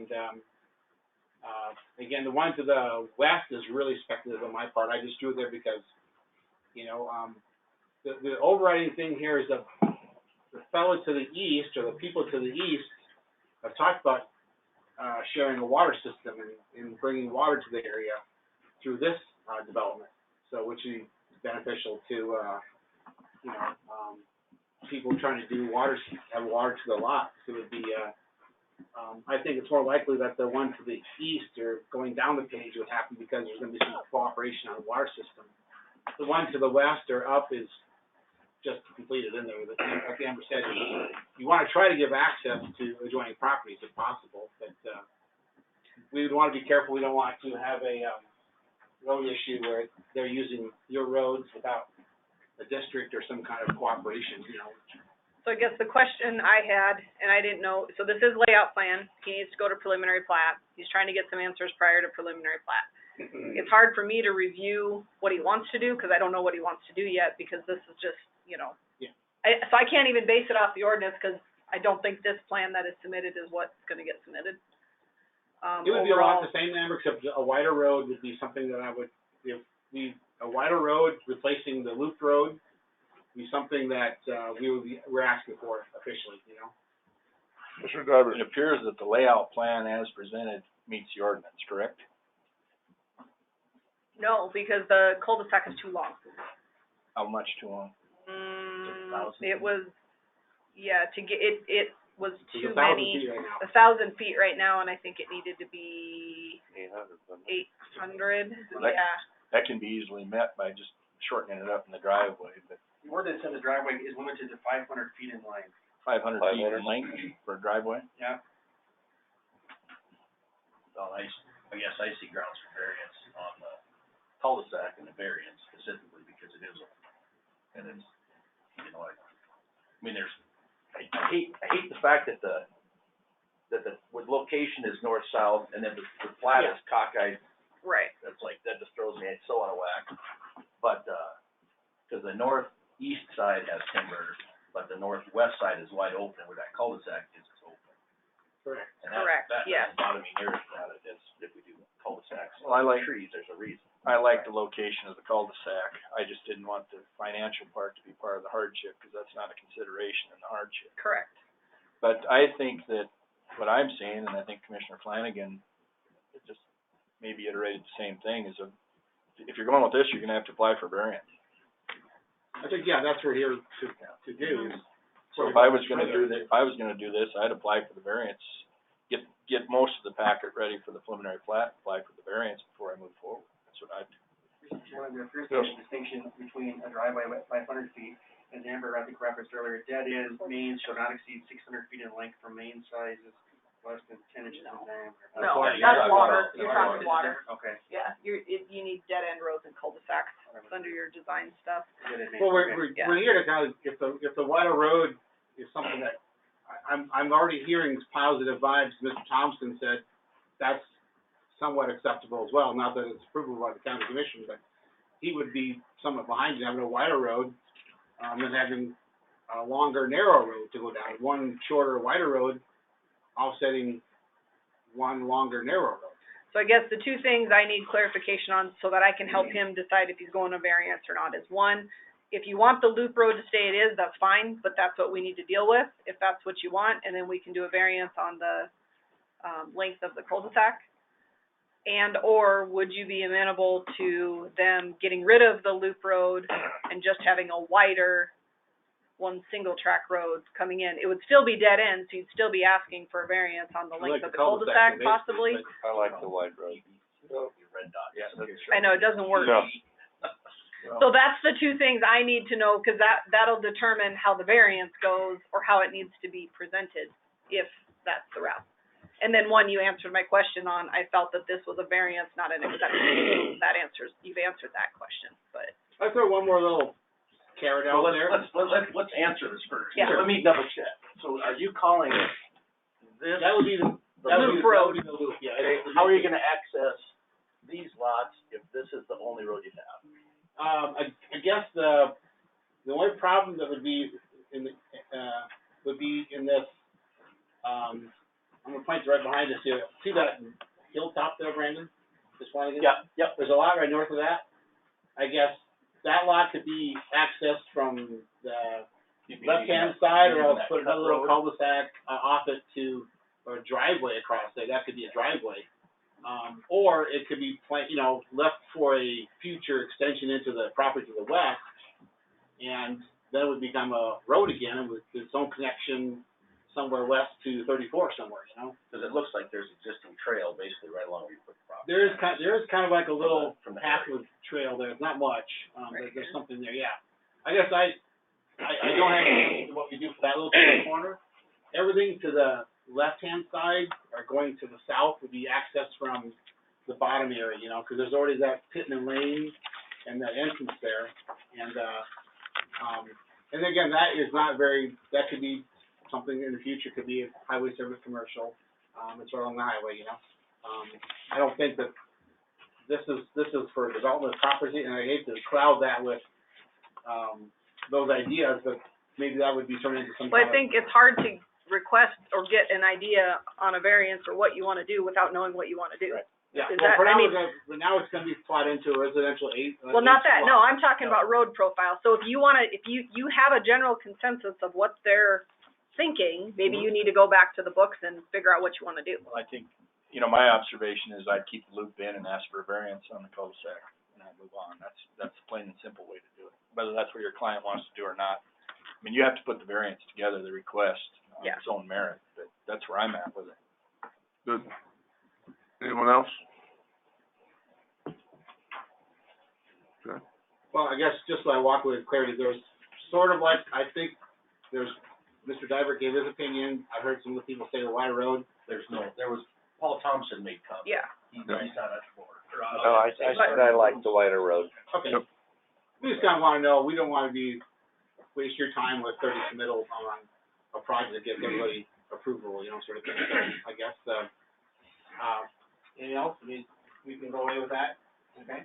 How wide when you say wider road?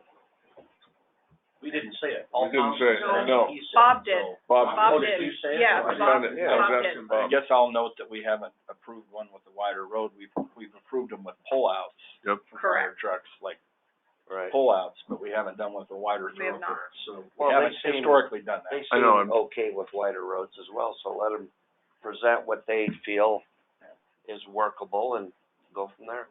Okay. This is what it has to be. Bring up the 34 entrance. I think I'm gonna do it because I think we wanna show that we're trying to be responsible here and, improve things in general. If you pan down, Amber, to the, where the Highway 34 is shown there. Pan it to the right. There's kind of a bottleneck at the Pittman Lane entrance to 34. It's a really sharp angle and there's a curve there. I mean, I've got an idea, maybe we can even extend this new super road to 34 and make a safer intersection than what's there currently. And that is on a section line, that would still be open as a road, but it would give a lot safer access on 34. I'm not sure of any accidents down there, but, you know, it's such a hard skew that it wouldn't be any kind of queue. That's the state. Right, well, yeah, I know that. I mean, we'll have to go to the state for new, I don't see why they wouldn't approve that. Because it's a lot safer and it's way safer than where it is right now, so. I mean, we're willing to go to bat on that if that's what we really wanna do, and I just thought we're trying to make things better for, the property in general, and the safety of everything. Commissioner Flanagan, did you have I one? just said it probably would make more sense, but again, that's a question for the state, whether they. Yep. Okay, So I think you guys just need to decide which route you wanna go, because if you keep the loop road in and only do the longer cul-de-sac, then it's just a variance on the cul-de-sac. If you take the loop road out and just do your other thought, then I think you're looking at, one, a variance to the width of the roads, and two, still a variance to the length of the cul-de-sac, because now that's a really long cul-de-sac. It is, yeah. You know what I mean? So I think either way, you're looking at a variance procedure, but I can't move forward with a variance procedure without having actual, like what you're going to do. So you need to decide which route you're gonna go, Dr. Outfit, did you have something? and then we would decide on a variance. I'm just gonna clarify, I think as Amber pointed out, the maximum length for a cul-de-sac serving lots can have an acreage of more than 11 acres, and less than 40 acres shall be no more than 1,000 feet. I was gonna say, I thought it was 1,000 was in there. Except for these lots are 8 acres, so it bumps them back down to the 800. So it's lots greater than. 11. Greater than 11 and less than 40, and these are There's a 80. gap in your And road. these are less than that, so that's why I said it was 800 because of the acreage. More Well, than it's a 3 10-acre density. and less Yeah. than 10 is 800. Yeah. Oh, Yep. So I guess that's where I'm at. I think Okay. you need to decide which route you wanna go, and then we can work on a variance. So keep in mind, variance needs to come first before a preliminary plat, so you've got at least another month in between, because the variance has to go to planning and zoning and county commission. Yeah. You've already missed the deadline for the September planning and zoning meeting. Mhm. So it'd be October planning and zoning, October county commission, Mhm. but just so you kind of know where We you're want to at. get the county commissioners to see what you're feeling about this, you know, so I heard a couple comments that, you know, feelings are great. We'll come later. Okay, Thank you very much. thank you. Thank you. Next one, SJL. You get a few more people. Recusing yourself on that one, You Randy? need to recuse yourself, right?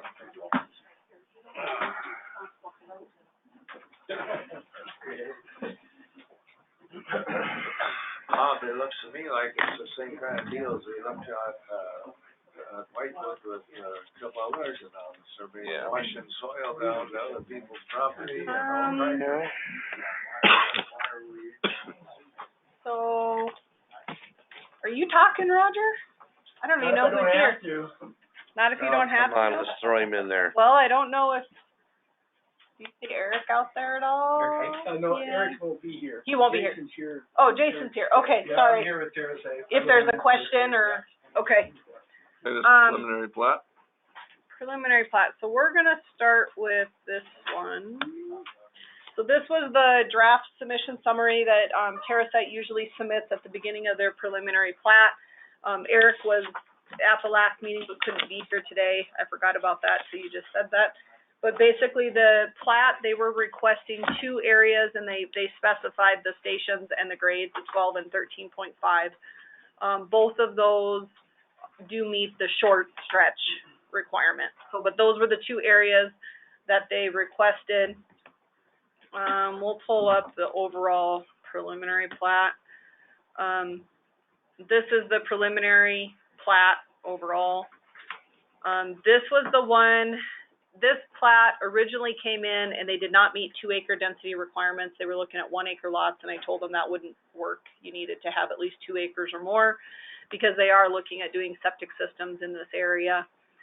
This particular tract was not ever included in their original Mystic Minor subdivision or the original PUD. This is a separate piece, so that's why we didn't feel like it met those requirements that we did on the other ones.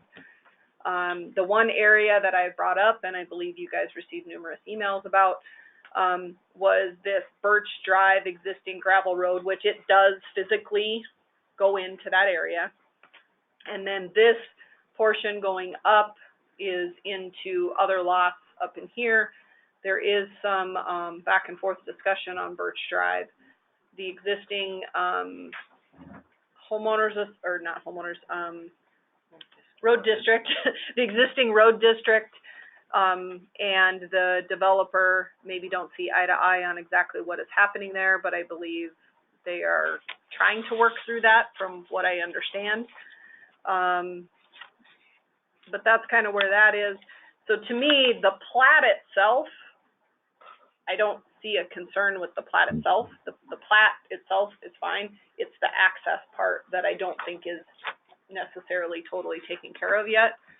But that's kind of where that's at, I guess. That's kind of your guys's.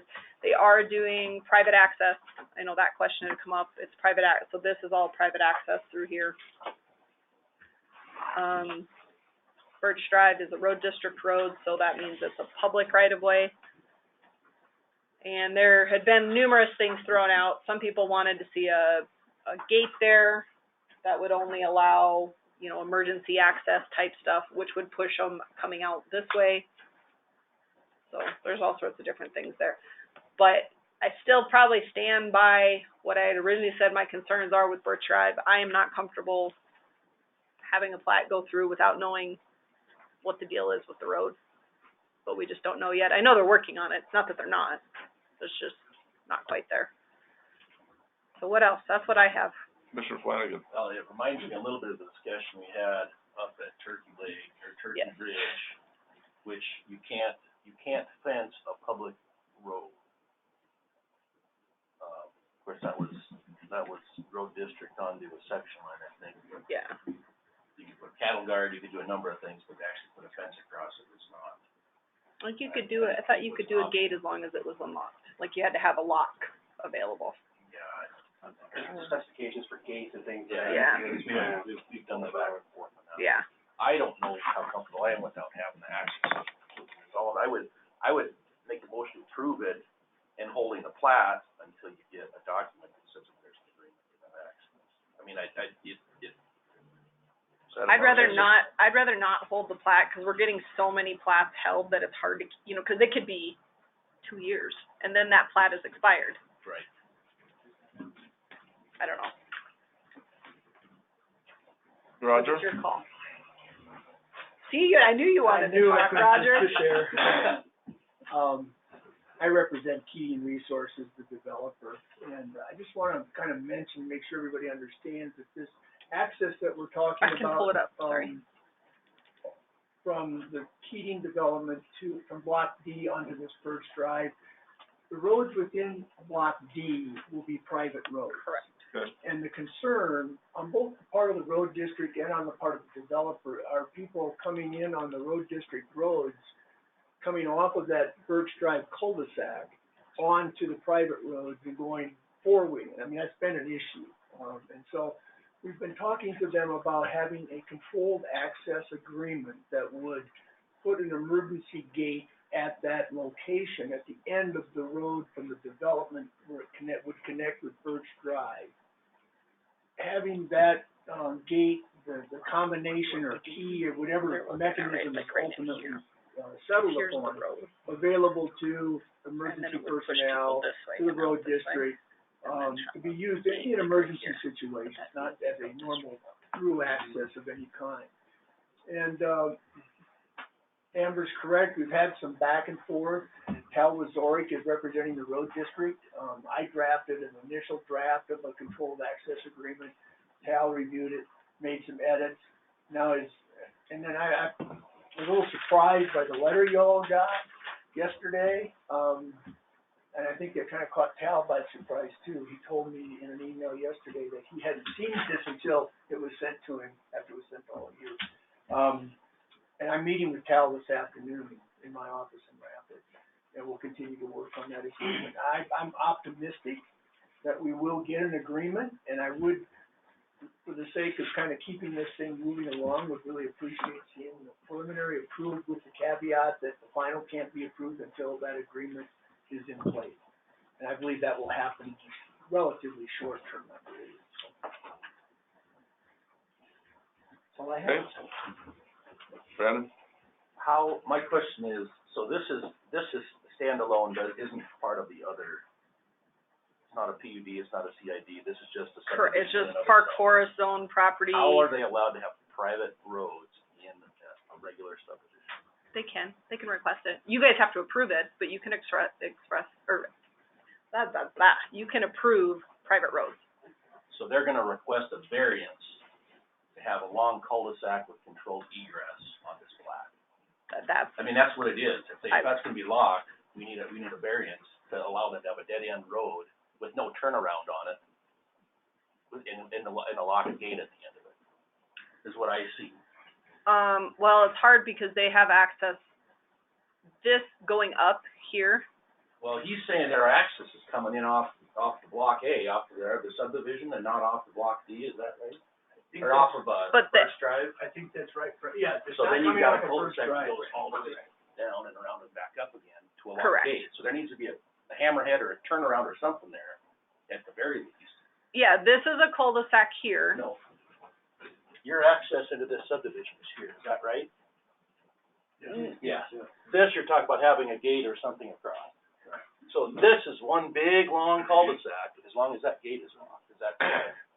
So you need to have something here to turn around. For anything big, any delivery truck that comes in can't get around if that gate is locked. So you need a variance for that distance with controlled egress, is what I see on there. Unless they have a regular agreement to leave that open all the time, that's a big, long cul-de-sac with no exit. Right, but this is coming in, and tell me if I'm wrong, Jason, and maybe you don't know, but I was under the impression that all this stuff up here is part of the original Mystic Minor Tract, and that is the access. Sure. is coming through all of that. Yes. It's, Yeah, but what do you say? So this is the entrance, scroll this up a little bit or make it smaller. This is the entrance into into this subdivision. And this road goes all the way down here like this and ends right no, here. and to the comes top. back, no, it makes a loop. It comes in, comes out, comes back out, and goes up. Didn't they just say that they don't This have? they don't want them turning right and coming out, So but they're this talking about goes, closing it this way? it's right over here. So they're gonna get permission to close Birch Drive? Birch Drive is where they want the access. That's where they want the controlled access, not, so it'll come out, they'll take a left and go back out. So it's really a loop road in some sense, because it ties into this up I here. hear what you're saying, but that So means right then that here- the HOA would have to block off one of their own roads. Which they don't use. It's a dead-end road for the Deer Mountain Road District. Because there's none of their lots access past this point. Does that make I think that makes sense. So that's the interesting thing, and maybe that's something that, I know, because I know what the overall Deer Mountain Village stuff looks like, but it's a loop road, so it comes in, comes around, they'll take a left and go back out. So the gate, I believe, is like right here, give or take. Would you agree with that? I mean, that's, the gate itself is on this side. It's like right in here. There is a gate there now? There is No, not there is no now. gate there now. That's what we're working on the agreement. That's Are what you they Oz? want to put in. Oz, I'm Roger, we've never met. So, but this is a lot of where I don't feel like they're at a point that we can really approve a preliminary without having some of those questions, you know, because it's the whole access thing. We can't have it be a dead-end road, but this map doesn't show that very well, and that's something I think could be fixed. You could show how it ties in to the rest of the road. That might help the concern. And when I looked, I don't even think, I was trying to see if there was another, the road district agreement was in there. I don't think this one even shows the tie-in, that's the water main.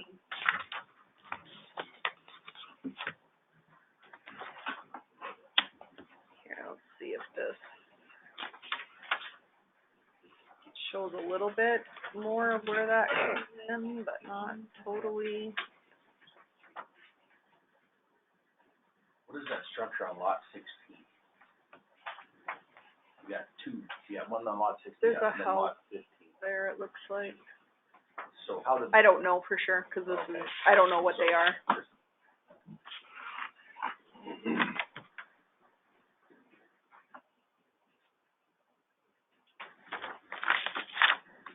And like I said, Eric's not, I can't answer, and I don't know if you wanna ask Randy or not, I guess that's your guys' call. Yeah, I need some more You know. clarification on what I need to look at there. 'Cause you can't, they're not gonna plat anything off of their own property, but that's gonna address a lot of, The questions. yeah. Well, he's not taking part in the No. decision, asking questions. That's right there. That's what I'm saying. I'm trying to get some. Would you like an explanation? Yes, please. Yeah. What I'm. Well, they got the explanation. Go back to the original slide and I'll walk through it. If you request that. I do. Yes. I do too. So, Birch Drive to the first cul-de-sac is a public access easement, then there's an additional public access easement. It is the second cul-de-sac. Would be right It goes to here. lot 16 and what used to be 17, right there. There's a house on 16, there's a house on 15. 17 used to be in this subdivision, but it was incorporated in the Mystic Minor addition years ago, and that was platted. So the title commitment shows that that's Birch Drive right away, which is public, is the only access to the existing property.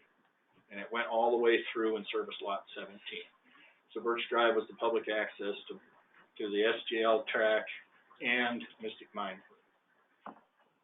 And so the road district's position is that they have jurisdiction on Birch Drive. If you look on the GIS, it's not in the map, and it's another discussion another time.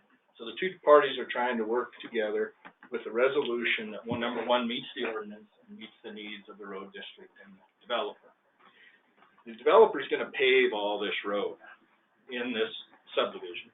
And it's private access in the PUD going out, and it's gonna be paved roads too. So most of the people are gonna wanna take the paving out, that's the intent. The road district doesn't have any current plans to pave their road system because they don't have the dollars. So the idea is to influence people to go out on paved road. And work on this escape route. That's your secondary access. So I think Mr. Flanagan's point about having some type of turnaround, so people don't drive down there, what the heck, right? Is a good idea. But that's the plan, is to pave that road out, and it connects in with Block A. Can you explain, so this is how I understood, is you come in this way, you'll come around, you would take a left, No, you just turn around. okay, so that's not what was. So it would be a big giant cul-de-sac. You have to have So something then- to turn around there, because the idea is not to let that traffic go on the road district road and destroy the roads because of the problems they've had. So then our what, solution, or the developer's solution, was to work with the road district, come to a solution, because the road district doesn't want to take on all the roads that the new development is putting on, and the developer doesn't want to put extra use on the road district. So that's what they're trying to work out.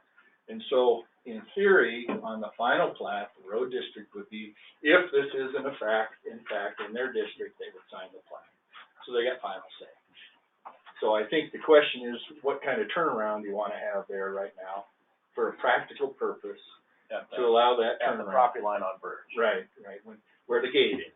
Yeah. And that would be the solution there, and then the agreement with the road district would have to be in place before the road district would sign the final plat. So they still have a dog in the fight. So then if your this was question- approved with a turnaround in that agreement, then they could move forward, they could design the turnaround. And then they could submit that in their agreement with the road district and then come back with the final plat and have all the documentation. so then your question, I think, Brendan, Well, would what still my apply, question right? is, and or what I'm saying is, we probably need to see a different final, or preliminary plat that has a hammerhead or something at the property At line. this location. And a request For for a a variance. variance based on that as egress. Well, would it require a At variance minimum. because it's egress and ingress, it's just controlled access? Well, right now, it's a big cul-de-sac, a gigantic cul-de-sac, until there's an agreement in place to get through there. Yeah. But like I say, in either way, you have a delivery truck or a cement truck going up there and building houses, and they can't go up that way. They're gonna have to turn around and come out. If there's an agreement and it's all designed, they still need a variance. I don't think so. If they've got access out on that road, I don't see that. So it's one or the Right other. now, it'd be a variance or it would be a solution. Okay. So Does that make sense? so if they did a hammerhead, we wouldn't have to have the 1,800-foot, Oh, yeah, we have to have a 1,000-foot variance to distance? the, oh, no, you do. Okay, It's that's, a cul-de-sac. But not if we have the ingress and egress agreement. Right, if they have that agreement in place, it's not Then a they cul-de-sac don't. anymore. Right Okay. now, it's a cul-de-sac. okay, And then you need a turnaround, because there will be delivery Correct. trucks Yeah, and construction coming to a vehicles lot, and things, to a they're gonna have to go closed up there and turn around somehow. So it's Okay. a practical aspect. Yeah. If the agreement comes in place, Then it's smooth. then we But just have then- to have a practical approach to But, this. and then realize that that's still, if that's open all the time, that's a solution. If it's not open all the time, it's still gonna have to be a cul-de-sac request, with an agreement that it's just at least, at minimum, secondary emergency egress. Not gonna be open all the time. If that, I would rather it be open all the time, It's because not that makes gonna be the most open all the sense. time. but they don't Because want the it road open, district won't so allow that. that's where I just want to clarify. So what I'm hearing, even if they have the agreement in place and it's closed, if that's what the agreement says, then they need a They want it turnaround to and come a back variance. out and a variance to the length. But Because it's not a consideration for the through variance road. would be, we have emergency egress. Correct, you have emergency But at egress. the end of the day, it's still a big long cul-de-sac. But now we have at least, the intent of not having that so long is that if there's a fire or an emergency, that they can get out under whatever circumstance you can get. That would be the need, the necessity for the variance. That's my opinion. Correct. Of its length. That's my opinion on that. it Yeah, does 'cause exceed the length Even though exceeds- there's emergency egress, and we've done that in other subdivisions in the Yep. past, like, where there's fire exit, but that was the consideration, is when we have this, but it's not open all the time. So, I guess then, going back to that, then I don't think you can approve this preliminary plat as submitted, We have to- because it no, doesn't we have want that a on there. hammerhead or a cul-de-sac or whatever at the end there Okay, to turn around, and then If you wish to continue this to those. I would make a motion to continue this to the next meeting. Second. okay. And just some clarification, the letter that was written to the commission was expressing our concerns because this was brought to the planning and zoning on August 4th with a proposal proposed agreement, which we had never seen. Since then, Mr. Telehusen and Mr. Resort have been working together with ourselves to come to an agreement that we can all deal with and work with. But it's just, we want it to be a controlled access point. We don't have any objection to access, but we want it to be a controlled access point, which is what we're working to establish. Let me just address that, and what Oz has told you is absolutely correct. That draft agreement was provided to Amber's office without my knowledge and without Talbot Wazorik's knowledge. He had a copy of it, but one of our other members on our side of the fence wanted to provide some kind of evidence that we're working on an agreement, so they provided it, but didn't make it very clear that this hadn't been approved by everybody yet, so Okay. that's what happened. Mr. Alka. Threw things off the rails. Roger or Oz or somebody, can you tell me what is the current status of Birch Lane or whatever it is? Is it publicly dedicated as we speak? It's a road district road. Is it a road district road? Is it shown on the It's a road map? district road, yeah. Okay, or is it a road district road? Is it within the boundary, or is it a road that the road district maintains pursuant to statute? So it's a road within the boundaries. Okay, so then it's publicly dedicated, so I'm struggling with putting a gate up on a publicly dedicated road, so. The gate would not be in the public dedicated road, it'd be at the It'd be intersection where the private comes in, it'd be like a It gate. should be on the private, okay, okay. And both of these were platted as public access. That's Prior to the road district, they were platted as public access. So that, yes. Both ones. Birch, but not the new. Birch and the Not the new extension one. of Not the new Birch. part. Okay. And the other part, have the roads been privately dedicated for those, or that's part of the plan is to have those? That's what they're requesting, is Yeah. that private dedication, which they can do, but the board has to approve that. That's gonna be, yeah, that's And gonna be very important. Consistent with the road system that goes into Block A. Okay. It's a little bit different than normal. I'd throw another wrench there, but I'll wait and tell you separately a different thought on that. Thank you for the clarification.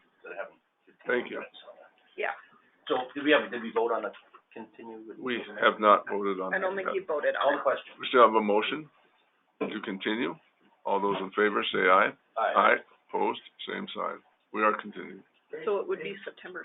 You have an idea what we're Right. looking for? We do. Okay, It'll be me drawing it on there.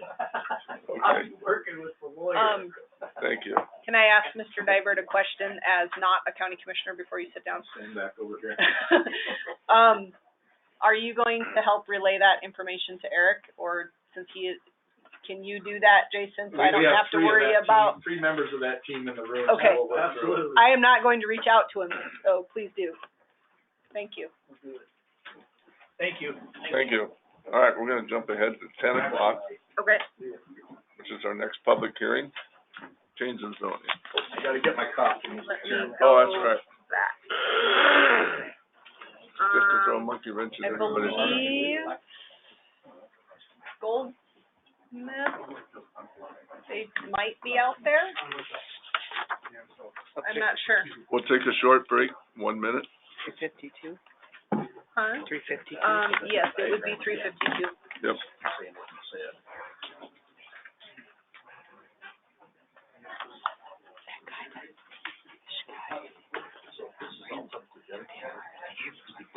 Not intrusive, go up. Fire light switch. Go back in. I just wanted to see what careful. And the guys wanna maybe clarify where we're at in the agenda, because there might be a couple of people here that we've already. Passed over? Yep, most certainly. I don't know for sure, but just to let them know we already did the Colorado Board stuff. Okay. I don't know. We have, so everyone knows, we've kind of moved around a little bit. 10 o'clock is our public hearing. We're moving forward with that. We did skip a few items on the agenda to make the time frame work at 10 o'clock. So if you're here for something in between, We'll be back. we will be back. So we do have to meet our 10 o'clock deadline for a public hearing. This is on the Goldsmith properties. All right. We probably will do the 10:15 and 10:30 before we come back, so that you understand on the agenda that we will be back. We haven't skipped it completely. We do have to meet the time frame. All right, so this one is for Goldsmith Properties, and this is out in Nemo. Okay. So you are directly adjacent, if you remember Grant Sawyer, we've kind of seen some stuff from them the last couple of years. Your Grant sister? Yes. Okay. So that property is right here. I'm kind of using my cursor. It's hard to see on the TV. So that one's over here. That has a conditional use permit on it now. And then this, where'd it go? This property here is the one that Goldsmiths own, and you can see it's one of those weird pieces that has a little bit of suburban residential down on the corner, and then the rest is park forest. There was an old cabin that sits right back here that they have redone and made nice and neat and cleaned it up. And then this was the property that has had that old foundation. It sat there for years and years. There was a foundation poured, but nothing ever got built on it. That's this one here, and then there's a barn out there. And what they ultimately are requesting to do is to do a change of zoning from the park forest to suburban residential, which is adjacent to suburban residential right there all the way across. And then they would like to, in turn, subdivide that into 2 lots, one keeping the little cabin on one lot and then the foundation, and then be able to build a house on the foundation, basically, over time. So they'd like to divide that off, but originally, when this cabin was out there, there wasn't water or sewer or anything to it. It was just a little sleeping cabin. But that's the overall request for the change of zoning. You can see this is the cabin now. This is what it looks like. So they don't really want to decommission it again, because they could to meet the residents, probably the guest house sort of quarters, but they would rather keep that intact. You can see this is the old foundation area. They just park campers on the concrete. That's all they've been doing with it. Here's the driveway. The driveway will stay as it is. It's a shared. It splits when you get to the foundation and then go up to the cabin. Those are the photos of it. Tried to show you there's the access, the barn's out there. Here's kind of that drive-through cabin. It's a change of zoning request, but they wanted you to know kind of what their intent was overall. But the change of zoning itself meets the requirements. They have a corner already zoned suburban residential, and then everything on the other side is suburban residential. In all honesty, all of those lots should be zoned suburban residential because none of them meet the current zoning requirement. This would be one of those areas that if I ever had time to do some administrative change of zoning, this would be an area I would have requested anyways, because they're all small, pre-existing lots of record. They've been that way for a long time. This is a public hearing. I will open it up to the public. If you would like to speak for or against this change of zoning, please stand, state your name and address for the record, please. Anyone like to speak? Anyone? There's a lot of them. Okay, then I'll close the public hearing. Come back to county commissioners. Questions or comments from the commissioners?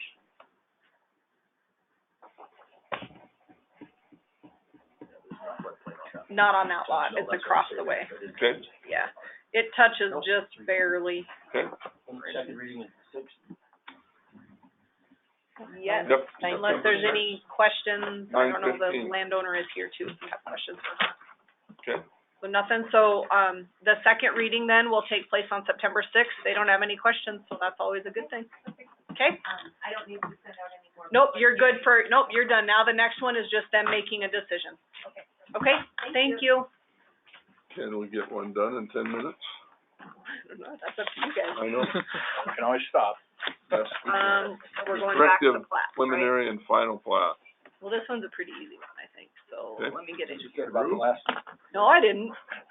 Neither one of the last two were easy. I knew those were gonna be bad. Which one are we on now? We Number would go to Number three? number Correct. 3.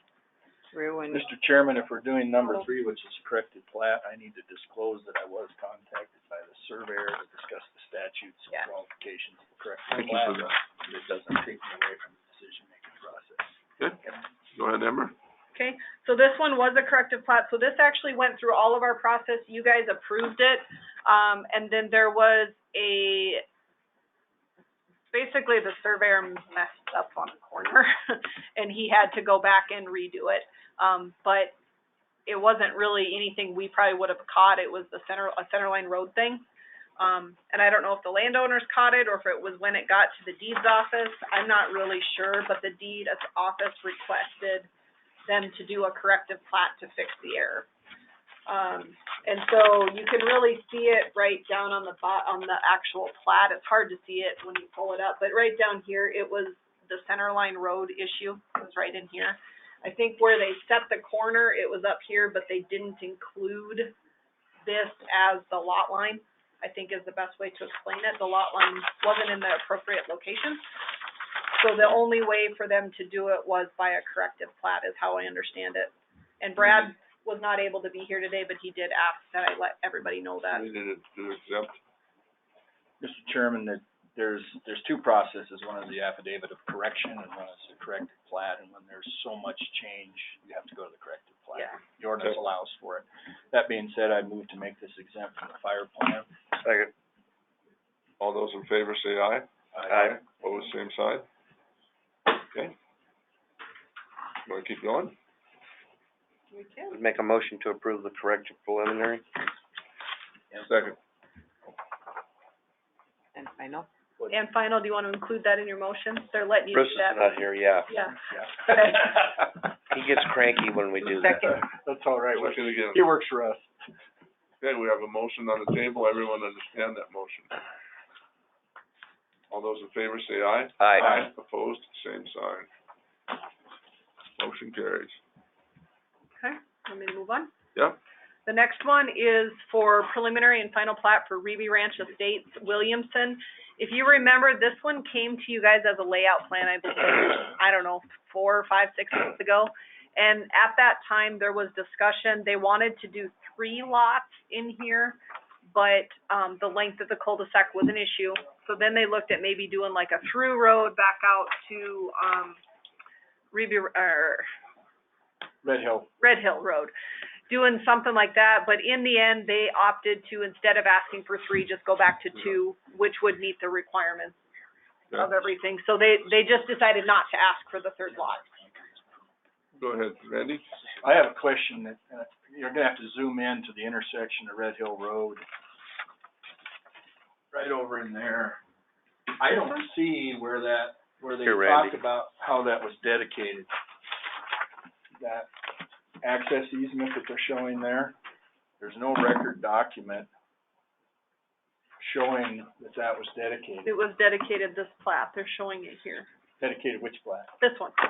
Well, they can't dedicate that from that point to the west, 'cause This, are you talking right here? now go west, yeah, where's that? This was on when you guys approved lot 1, lot 2, Okay, well, that document right number here. is not on there, so I didn't know. 2014-723, There it is. it's right here.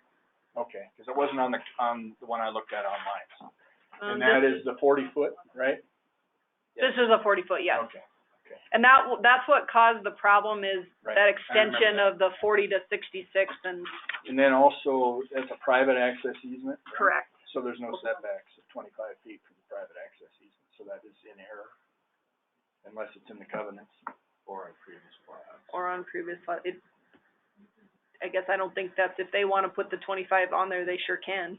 Unless if it's on the filing on the buyer, it's binding to the title, it's up to them. It will follow the title report. Well, they're adding that on there. So, I'll preliminary. make the motion to make this exempt. Okay. Second. All those in favor say aye. Aye. All those opposed? Okay, carry on. Is this both preliminary and final? There is a Yes. preliminary and a final on there. Preliminary and final. Yeah. I'll make a motion to approve preliminary and final. Second. A motion to second on the table. Preliminary and final. All those in favor say aye. Aye. Opposed, same sign. Thank you. We Um, can probably get one more in. I think. Can't shut the door. Can't shut the door. Cannot Yep. shut it. Sorry. Thanks, Joe. All right, so this one is for Joetta Dickert, Paula Jones, Sulaine Peterson, Donald Heltebridle, and Dallas Heltebridle. Joetta just walked in, so I saw her sneak in. This is for a preliminary and a final plat. We did do an exemption on this, and basically it's a lot line, kind of an adjustment between the two. The reason that that's partially closed? No, I could just keep closing. Thank you. So I'll zoom in on this. So you have This upper lot is government lot 16, and the bottom lot was, tract B. And you can see the corner right here, so you can kind of see this little triangle. They're moving, the government lot 16 lot line was here. They're just rerouting it. So this little corner is being combined into the original tract B, and then government lot 16, they just renamed it because that was the old government lot. So it's just a lot line adjustment, between the government lot 16 and tract B. And then there's a residence and everything that sits here already. So that's what it is. Question. Randy? Can you drag down so I can see the top of the document? So that's the only access to the government lot. Is over in there. Well, you got That's it, Galena right there. Road here. Mhm. That's it, right? Okay. Yep. Well, there's a 40-foot private access to the lot line right here. Oh, okay, great. That's what I was looking Is that what? So they can probably Coming get in either both ways, but for. Thank you. That's what I was looking for. And you made it exempt? we did because it's a lot line change between government lot 16 and tract B. Second. All those in favor say aye. Aye. Aye. Opposed, same sign. Move to approve, follow the recommendation of planning and zoning and approve the preliminary and final. We have a motion and a second. All those in favor say aye. Aye. Opposed, same sign. Motion carried. We'll take 2 minutes before our 10:15 public hearing. 2 minutes. 15 is off, isn't it? That's the Fremont? one, yeah, Fremont got canceled, so we can Oh. keep working on plants. He did not send his notifications, even though I called him last week and he said, yep, I got it done. Well, they didn't go out. Brenda left. That one's out. So, Now we don't have one till 10:30. We can go back. After your 2-minute break, the 2-minute break, but we need Yeah, it. after your 2 minutes. I got a sticky note from Jeff right at the beginning of the meeting. Said he called and said he didn't do it.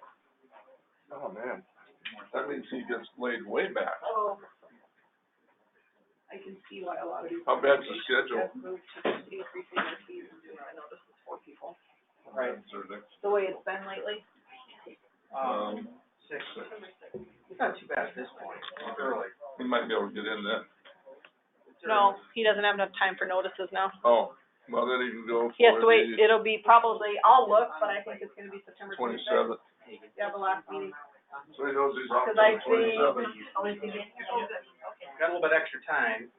Well, except for I have to get the notices ready and I have to do a whole new packet. Yeah. So I think I'd have to put it in the paper Saturday. 10? So we'd have to have them out next week. Yeah, you got time. Just if it's here, that seems like that's been the problem. So I'll call him later and figure out what he's gonna do. Can I ask a question? Mm-hmm. We're all here plus one to talk about Denton Road for just a minute if we could. It would be at Is the there- very end of the meeting. So that's the, Yeah. I wasn't sure when the timing was. Yep, it'd be but at the end during Yeah, there's a the, public meeting. I'm gonna check and see if they've done items from the commissioners early. Or items from the public. That could be an opportunity, but otherwise it's gonna be 11:30. Well, that's fine. That's what we're all here for. And Okay. we weren't sure what time was Yep. gonna work, just in Yeah. terms of being able to make a public comment. So thank you. yep. And they won't. They were start wondering, so I'll let them know that that's why you guys are here. Good to 'Cause go. they were just like, well, none of these guys have anything on the agenda, We're just kinda so. waiting for the opportunity. Okay, So thank you. okay. There was earlier. Right now, it's doing okay? It's okay, but. Yeah, we reset some things, so I just wanna make sure, did it drop on you after it It came up? did. Okay. Yeah, it kept doing, it would go offline. I'm like, okay, I don't know what. All right. But so far, the last, Takes care of it. I don't know, 15, 20 minutes, it's I don't think we can fine. hear. Okay. I don't know that I could hear. I don't know that I have to hear. Darn good, how are you? You dying of heat? No, everybody's ever been stuck in, and, one was coming out, but I don't know how loud it was. I can't hear her. We can always speak louder if we need. I might be down in her. She's not here today. Oh, boy. Just, Dropping like flies. Still? Janet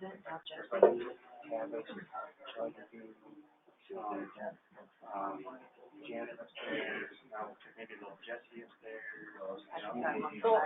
One just came back today, one came back. So right now I have, just so if anybody's trying to get a hold of somebody, there's Nobody there. Jeff out doing inspections. I just stuck a note on the door. There's nothing you can I do. was like, I know where you can get one. Yeah. So for the week, just in case anybody says anything to the commissioners, I'm very short-staffed. Understandable. What's happening? Why are you? Janet and Jeff. Huh? Janet and Jesse. They're both out. Okay, where are we at now? Big So, we're in the What's commissioner. Sheriff's office has On one. page 6? They only make you, they only make you quarantine for 5 now, don't One of the they? variants, 5, as long as you're to not. reconvene is. Just 10:15? Okay, so let me get to my minute notes here. So, variance is next. We gotta recess again. 10:15. Which one are we on? 10:15, we have to recess back to Board of I Adjustment thought Bruce said 10:15. for, 10:15's gone.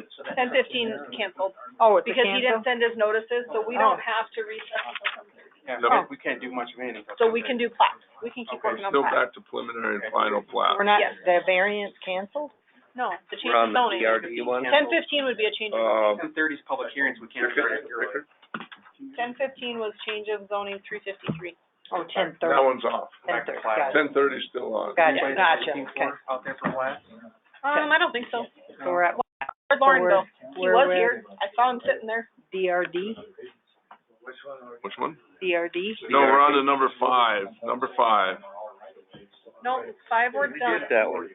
5 Oh, were I'm sorry. done, that's Pickard. We're on 6. 6. Oh, man, oh, that's right, 6. DRD. DRD. DRD. Sorry. Let's see. Residents that own property that vote on it, they don't let them on the board. Sometimes they don't mark it off. You're fine. You're all good. All right, we're back in session. Let's move forward. Okay. I don't know if anybody's gonna come in for DRD, but I can help explain, I think, for the most part. Are you here for DRD too, Lauren? I can be. Okay. I didn't know if they were coming today or not. I don't think so. Okay. So DRD Enterprises, this has been an ongoing one. We have seen this for 5 years. This was Dennis Braunstreither way back when he was still alive, I guess. It's been a while. He started this, and then there was issues with Aventura Estates and access and where it was going to be, and I believe they ended up going to court, and they figured that out. Now they're building the roads. The road is pretty much done. The as-bills were turned in. Alan went up there and didn't have a problem with it, but it's all, I mean, nothing comes off of a county road. It comes off of Cherry Peak Summit Road, down into Aventura Estates, and then Aventura Estates gained them access up to the top. Aventura Estates will sign the plat as the road district because that's where the actual, it comes off of their road, and I've already talked to Mike Persevich, and he has permission to go ahead and sign it. We just don't have his signature yet. Lots 1, so the preliminary plat is an amended preliminary due to the fact that once they put the road in, they had to change the course of the road, so they decided to do an amended preliminary to show the road to match the as-built. Yes, to show the road that matched the as-built. And then they're only requesting a final plat on lots 1 through 3, because we did get a letter from Rob Maddox that said the firework is all done on lots 1 through 3, but they're still working on some stuff on lot 3. So that's why they weren't able to do a final plat on lot 4. And I guess that's kind of the gist of it there. Mr. Dybert. So on their as-built road profiles, they have 3 stretches of 14%. Yep, Have they applied for that? you guys approved that when you did the original plans. And was there a significant change between that 14%? No, it actually got better. They were able That was to. noted in the previous meeting, right? The approval of the preliminary plat. Yes, That was yep, that yep, it was in the, and then it actually, I think that's why they moved the road, is something to do with the neighboring lot. I think it was this lot here. They were able to kind of flatten it out a little bit, so it wasn't quite as bad. Motion to approve the amended preliminary. Second. Have a motion to second, approve the preliminary as amended. All those in favor say aye. Aye. Opposed, same sign. Can you zoom in on the final, Amber? There's a line missing there. I don't know if it's pertinent or not. Maybe. The arrow, you can't see it on that. That arrow points to the center line of the road, but there's no center line graphically shown. Just the outsides of the road are shown. Let's Look at the Mylar. And it doesn't have a seal on it anyway. No, you won't see it. Page 1. On the final plat?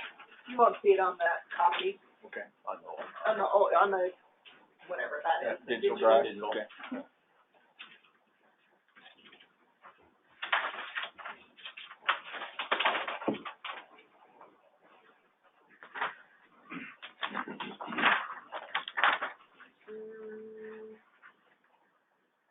It just says, it does say center line. Right. So do you see what he's talking about, Lauren? I can reprint it out. Reprint that page. It looks like you can Or you can reprint, take the label off or put the center line on, right? it looks like you can probably do just the first page, so we don't have to deal with signatures, because it's a 2-page plat. So just the dotted line must have got turned off. Move to approve the final with the corrections. Noted. Second. A motion and a second, approve the final with the noted change. All those in favor say aye. Aye. Opposed, same sign. Thanks, Lauren. So I would just change the final to say lots 1 through 3 of Emerson? Yep, because the fire plan only got through lot 3. Awesome, thank you. Going on to 7. We're going on to number 7, Black Hills? Black Hills.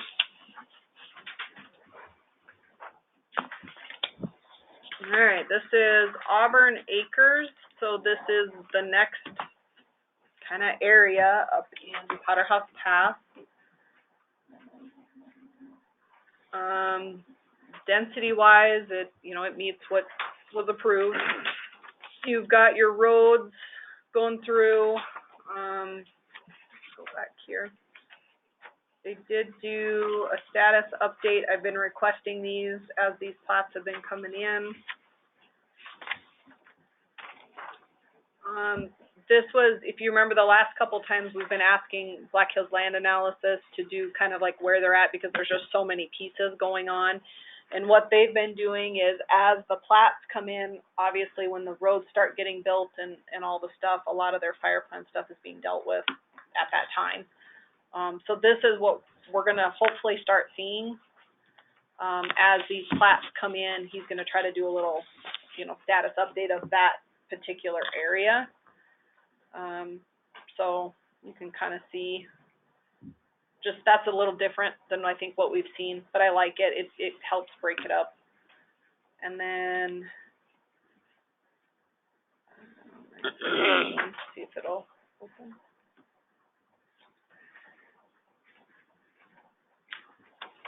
And then these were the road drawings. Alan did, basically his comment is like anything, it's not a county road. Looks fine to him. That was about the extent of the discussion. Okay. Can you slide down? Questions? Discussion?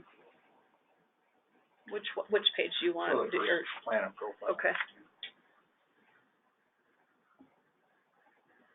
Tell me where to stop. Keep going. You're doing fine.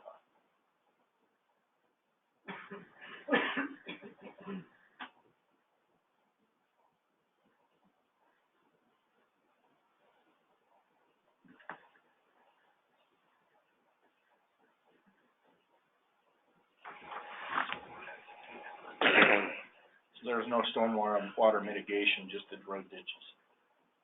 Mm-hmm.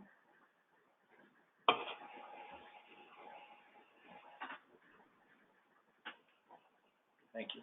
Mm-hmm.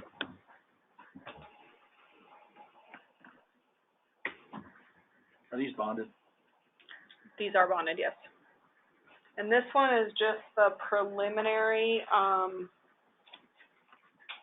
this particular phase they're not, they know that they can't accept, do any finals. We've had that discussion until they, Planning on the bonding, what, March, they were saying? well, this is one that portions of it were included, but they're also doing their next, I think it'll be probably here anytime. They were planning, by October, they were hoping to have the next one because this is a combined. So they won't be able to finish this one at all till the next bonding comes in. What's their sewer on this? What's their sewer? This is just, it'll go into the original So sewer. they're having sewer, it's not. This it's not the particular one where phase, you so have- this is these are the really little lots. So if you go back, It's fine, I just wanted, so it connects in with the. it'll connect wastewater in. treatment, so but they're bonding to expand it. Yep, I think that's where they were at, is because they're kind of to the point that they have to extend it, so they're in between, but they wanted to make sure there wasn't any concern with preliminary. They know they can't do any finals until the bond is Surety to updated. build the road. Yep. And I believe this, and then the next, what's the next phase? I can't think of what the name of the next one is. I think Auburn's last. Is Auburn the last one for this one? Yeah, they got some more trail sites coming Okay. So yeah, this will go into the next one. So for right now, they've submitted their road profiles.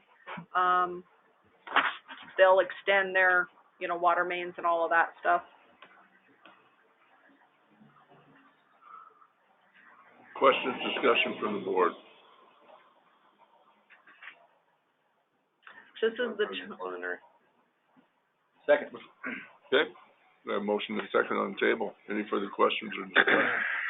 Hearing none, all those in favor say aye. Aye, opposed, same sign.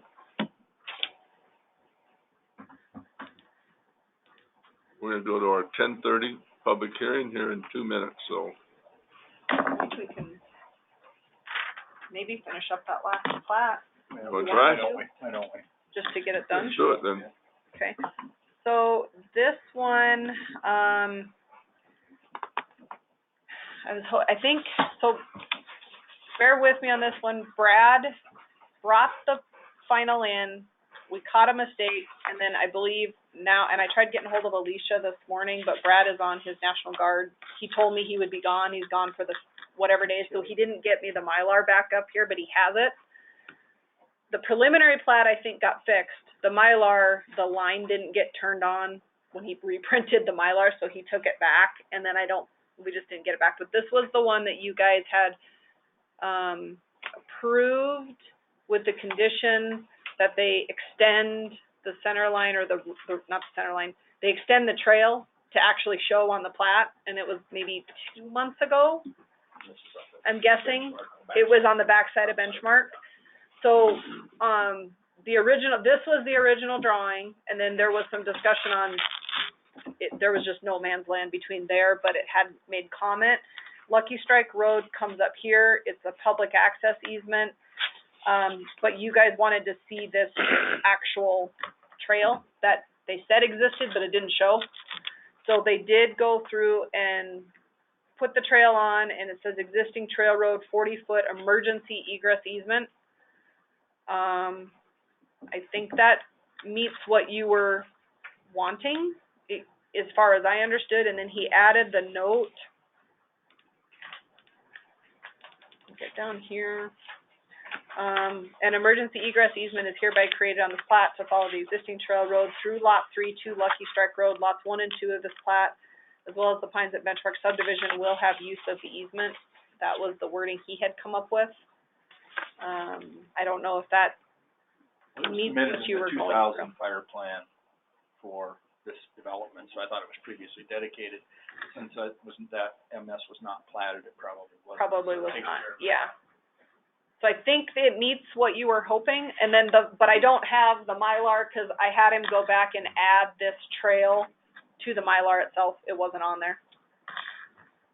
So we need that, but in this case, I would be comfortable if you choose to approve both, just approve it with the condition that we can sign it after, when it comes Did they have back. a fire plan? The fire plant, yeah, they did, let's see if I can go back, I guess I didn't pull It it up. was at the other meeting. Yeah, because they submitted this once, but I think it was you, Brandon, wasn't it, that asked him to add that? Yeah, because I came in, when we first did the survey years ago, I came in off of Lucky Strike, and there's, you can kinda see where that knob is, big rock outcropping. Shit rock. And there, yeah, and sure as anything, somebody would end up building a house right on that trail, thinking that they're gonna use that for a driveway, and nobody's gonna come through that lot anymore. And that was not the agreement, so. This is the one that we both disclosed that we had worked on this. Yep. In 2000. I would move to follow the planning and zoning recommendation, approve the preliminary and the final with the caveat that the final Mylar be submitted to Amber's approval. Second. Yep. Okay, we have a motion and a second. Everyone understand that motion? Any questions or discussion? Hearing and seeing none, all those in favor say aye. Aye. Opposed, same sign. All you had to do is hold it. Now we'll go back to our 10:30, and we need to recess as county commissioners. Move to recess as commissioners and reconvene as Board of Adjustment. All those in favor say aye. Aye. Opposed, same sign. Okay? All right.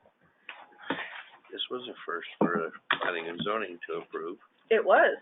So, unanimously. this one was Lot 8 of Lot 4 of Evans subdivision, so you're in the trailer park down there.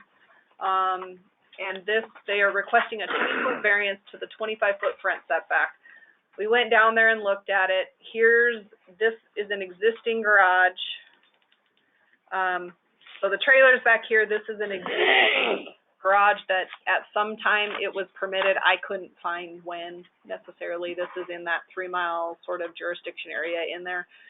So it already, if you would drive down the road, which you can see, there's very few structures that meet a 25-foot setback.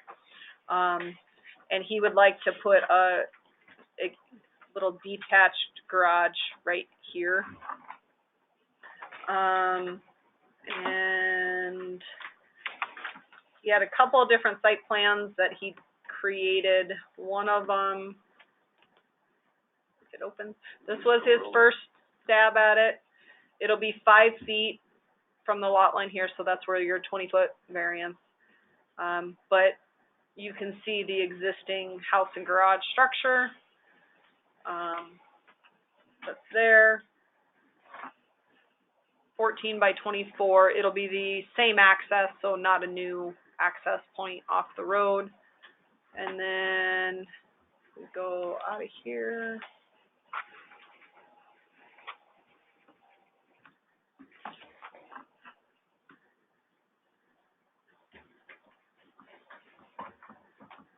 Here was his new and improved site plan.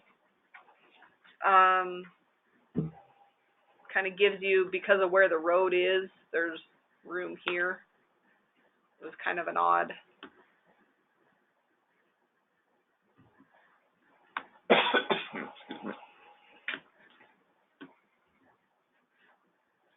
So this corner is the one that's just because the garage is. Yeah, that's all I have. This is a public I guess. hearing, so if you'd like to make comment for or against this variance, please stand, state your name and address for the record, please. Would anyone like to make comment? Seeing no one, I'll close the public hearing, come back to Board of Adjustment. You go that first image, Amber. One before this. The site plan you mean, or the one above? Okay, yeah. Yeah. Keep in mind, these lot lines are off, because it's just the image, so the lot line is up here.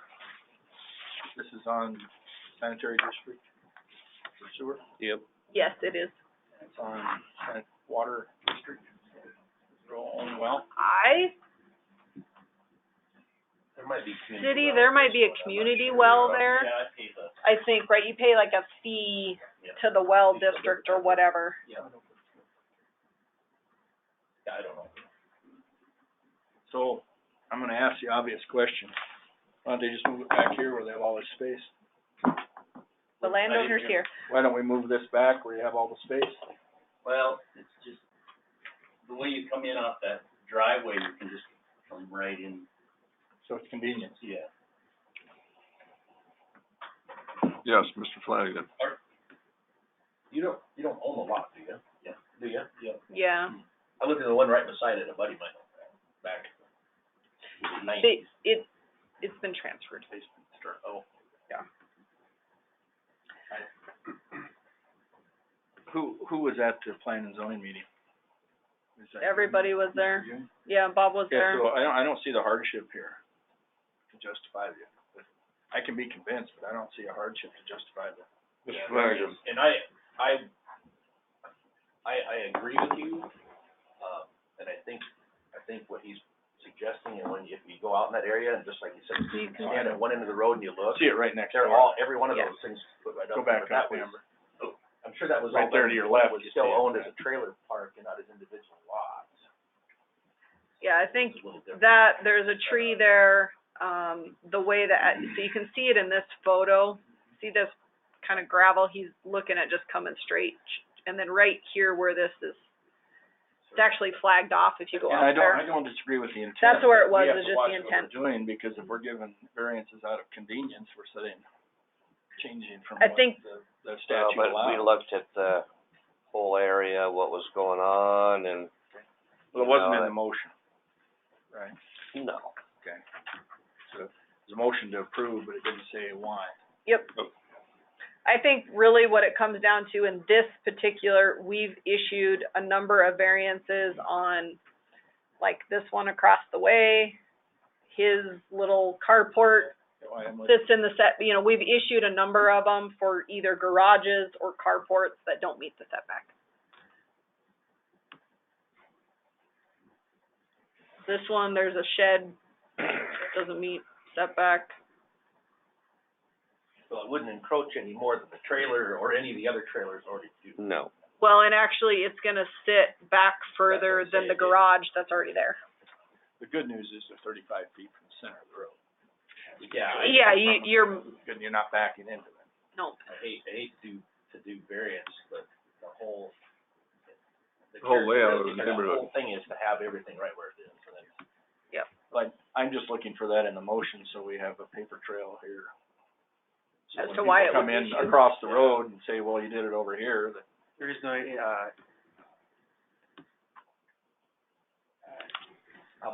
I'll make the motion to approve the variance based on the character of the development, existing structures, no exacerbation of any. exacerbation of existing conditions, I think. There you go. And the speed constraints For the road. inside the development. I don't feel it would negatively impact above and beyond the existing character. second. That's what I was looking for. I was looking for a solid motion. Okay, Mine wasn't that complicated. No. Zoning. we have a motion on the table. Everyone understand that motion with the added verbiage? I wanna hear him reiterate it. No. Play it back. We've done this in a couple of places where it's like, everything else is already in place. Right. It doesn't make it any worse. And not to say that that's a reason to prove it just by itself. I think there's other mitigating factors. And the biggest one, everybody drives through here at 10, 15 miles an hour at the very most, because it's just a narrow trailer park with a loop that comes back out. But it's hard to tell an On top of individual it. no when everybody else is Oh, already yeah. out there in the weeds, so. The practical side of it. Okay, we have a motion on the table. Everyone understand it? All those in favor say aye. Aye. Opposed, same sign. Motion carries. Now need to move back to the county. Move to adjourn as the Board of Adjustment and reconvene as the county commission. Second. All those in favor say aye. Aye. Aye, opposed, same sign. So it was approved. I will, what I'll do after the minutes are done, I usually provide that to Tom Paisley, because that's who the building permit will go through. I'll just send him a copy saying it was approved, here you go, the site plan that you had attached, and then you can go forward with your building permit. Okay? You want to sign it? Yeah, if you can just drop it off upstairs. If no one's in there, Oh, I just know. set it there and I'll know it's from you. You want to drop those off? Are those the originals? Yes, I will take those. Okay. And if you want to, you can just leave the sign out here. That's fine. Yep, we can grab it. Thank you. Thank you. Deb? It should be right on top. Am I done? You're done. Yeah, because Not till 10:45. 10:45, Deb Tridle? You gotta wait till 10:45? No, I don't think so. We Yeah, have it coffee. says you do. So All right, can 4-minute break. we have you sign Claxton? Yep. You get a bunch of them? On the one that Brenda researched. Yes. Wow. Unopened and returned. This one, And the new fine. That one, but yeah, I don't know what's in this one, so I don't know what it's for. It's a bid. This one is marked that it's the 1.3 acres. This one isn't marked what it is. This is this, And then it's this that. one, we can sign the second page. These two are the 4.9. Our attorney. Yeah, and then if they are, yeah. This one I assume that this is, this Janet is wasn't here. She Deadwood didn't organize. from them, but That's all right. I don't know. We'll get through it. That's the 4.95. This one here is lots 11 through 17. Do you have a plat for me? I'm not sure. Yeah, I'll put a date on it. I can do And then that. this here is the 1.3. Was that the heavier one? Yeah. We had the preliminary. Preliminary was good, we dropped it off once, but just got left off the final, so all we needed was the final. The preliminary shouldn't have changed. Well, I had it preliminary as well. It was on the preliminary. Oh, was it? Yep, it just, that's why he brought it up once, and I'm like, but it's not on the final, so he had to reprint the final, so this was that one we were missing, so we can do this one. It got approved. It got approved? Yep, so we're done with plats, they're all approved, we'll go through signatures. Okay, thank you. We're missing this one, so thank you. This one doesn't have bid on it. What do you? I can go back and take. They must have said it was a bid for it.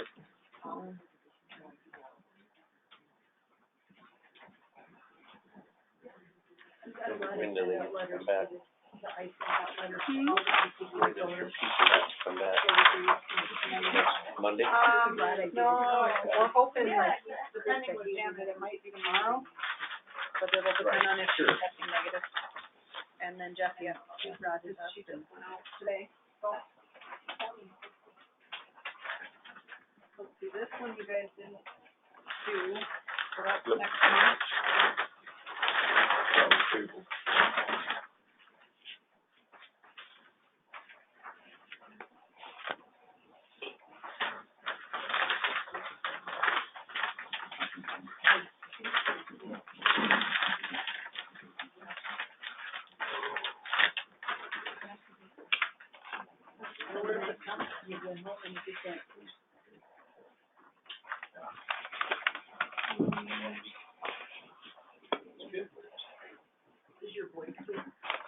So, did you see that?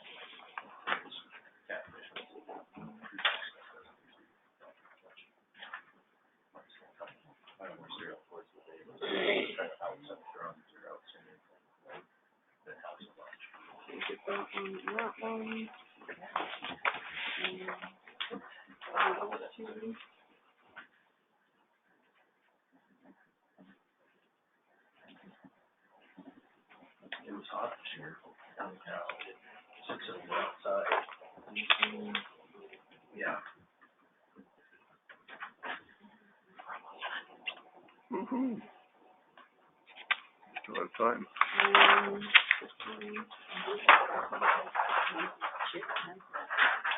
I know Snoop Dogg did, I'm not sure. I don't know. Surprised me how much cold it is.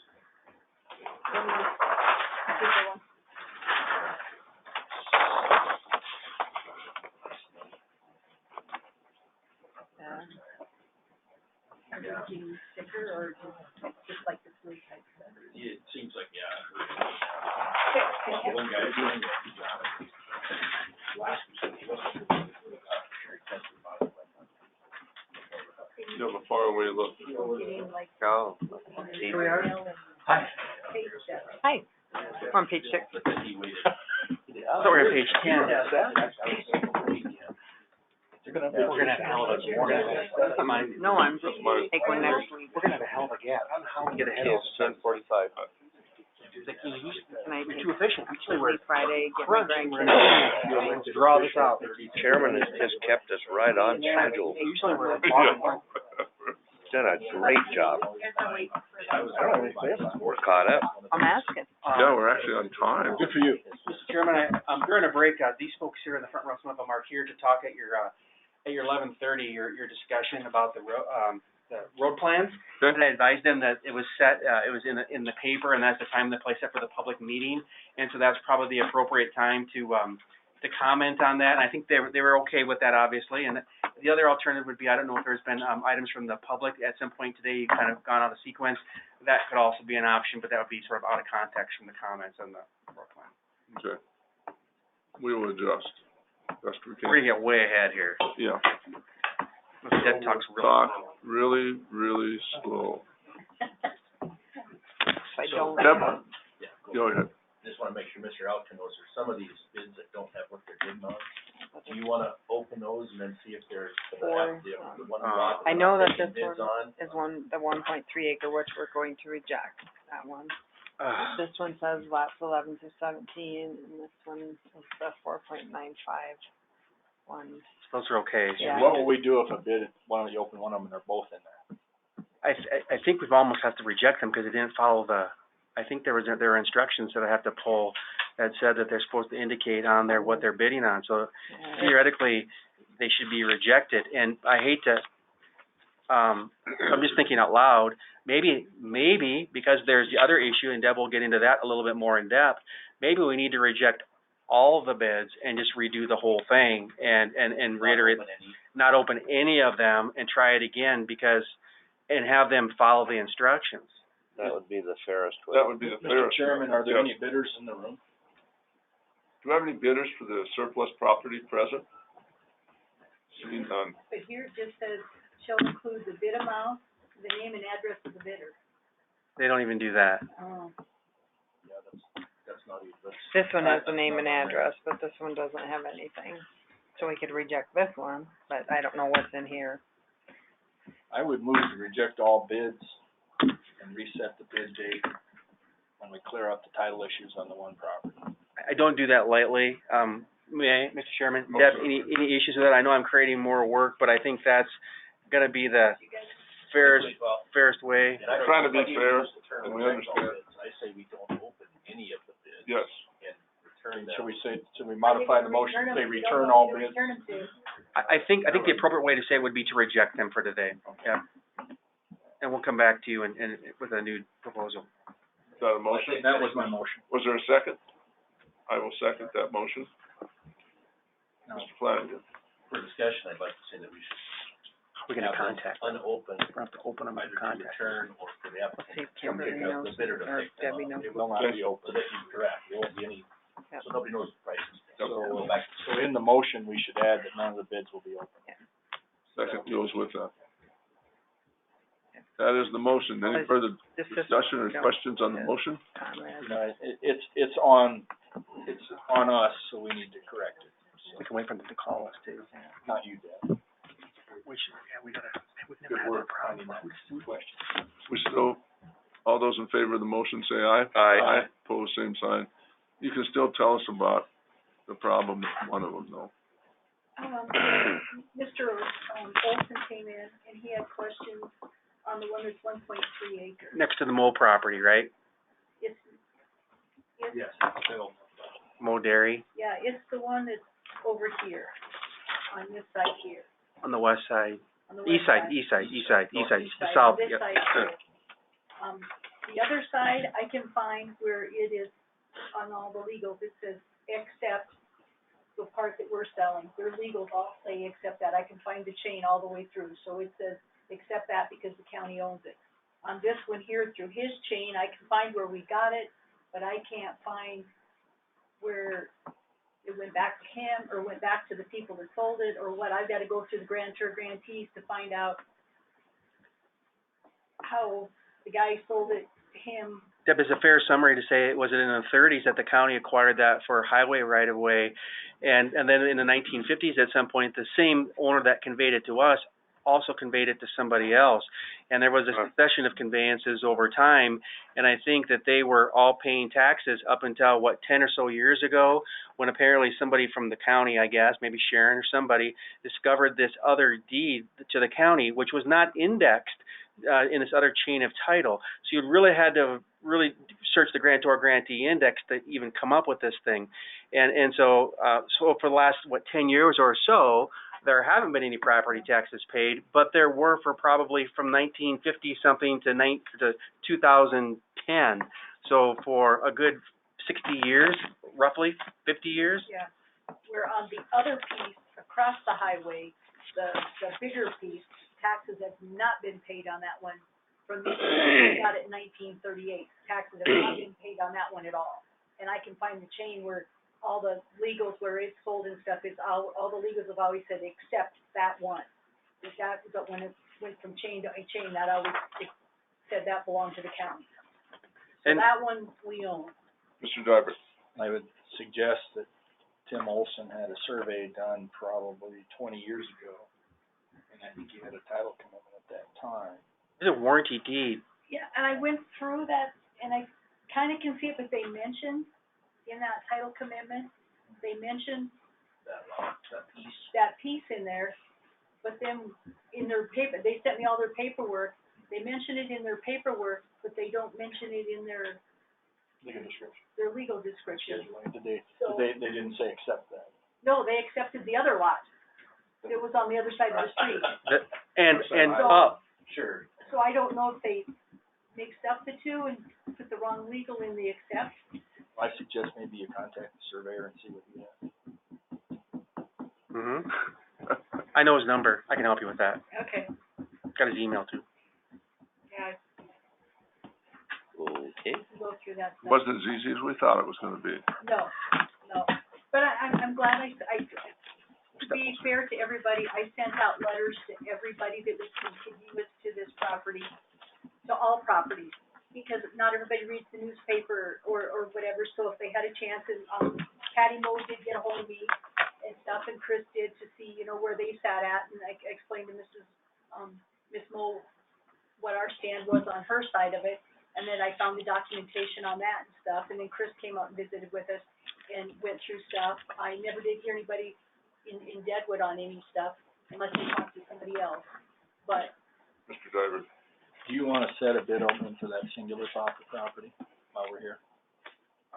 Can we have discretion to do it? Yeah. Yeah. Do you need a motion to do that? Yes. Are we gonna do them separately or do them all again? We have that discretion. We have the Deadwood properties, And And then, then St. you Ange. can get to, right, but the one by St. Ange is the question, Right. so that would, the 1.3 acres. so you want to make a motion? You go ahead. I move to, allow staff to determine, another bid date and maybe clear instructions on the outside of the road Yes. for the properties that are not, have question time. Ones that we know, absolutely know. I'll second your motion. The motion is second. Everyone understand that motion? Any comments or questions? Hearing none. All those in favor say aye. Aye. Opposed, same sign. Thank you.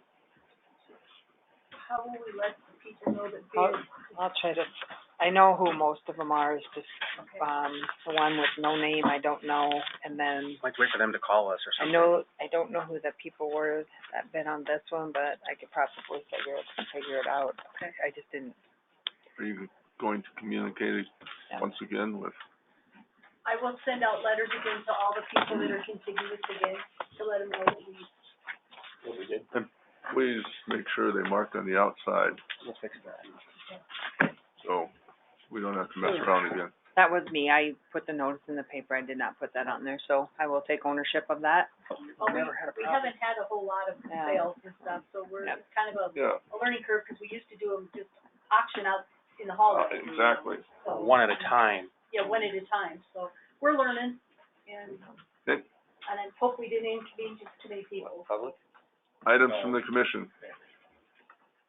Thank you, Deb. All righty, Sorry about that. then I'll get back to you when I get back. If I may. 'cause I'm headed Most back. certainly. On next. We, Thank you for just coming. an update on the, on the timber industry GTR and the, forest plan revision assessment comments. There's a couple meetings in the next few days between state legislators and industry and congressionals to discuss the timber industry. That'll be taking place Wednesday and Thursday this week. The group of counties in South Dakota on the forest plan revision have requested a meeting with the Forest Service for that group to understand the status of the forest plan revision and our recommendation to redo the assessments. That will be scheduled somewhere on or about the 25th of August. It's at a little bit of the leisure of the 2 days available for the forest supervisor. We may end up hosting that here in the visitor center, which we did our last meeting. We don't know yet. Bruce is going to get a request from the chairman of the Natural Resource Committee to have a meeting next week with several updates, including the similar discussions on what's the next step forward. And we have a candidate for consultant for the 5 South Dakota counties to handle this for us, and we are circulating their scope of services and job description for comment from the 5 counties. So that's going to take place. So in one of our next meetings sometime in September, we may see that item come forward to hire that person to do that position. So that's where we're at with all of that information. I know it's a lot, but it's as brief as I can make it. I haven't heard from the chairman of the Natural Resources Committee. Do you have just so I know a date in mind? He was going to work that out with you next week, Tuesday at the earliest. Okay. Thank you. Also in your packets, each of you will have received, there was information regarding, a notice of intent to conduct mineral exploration from the Department of Agriculture. Did you see that?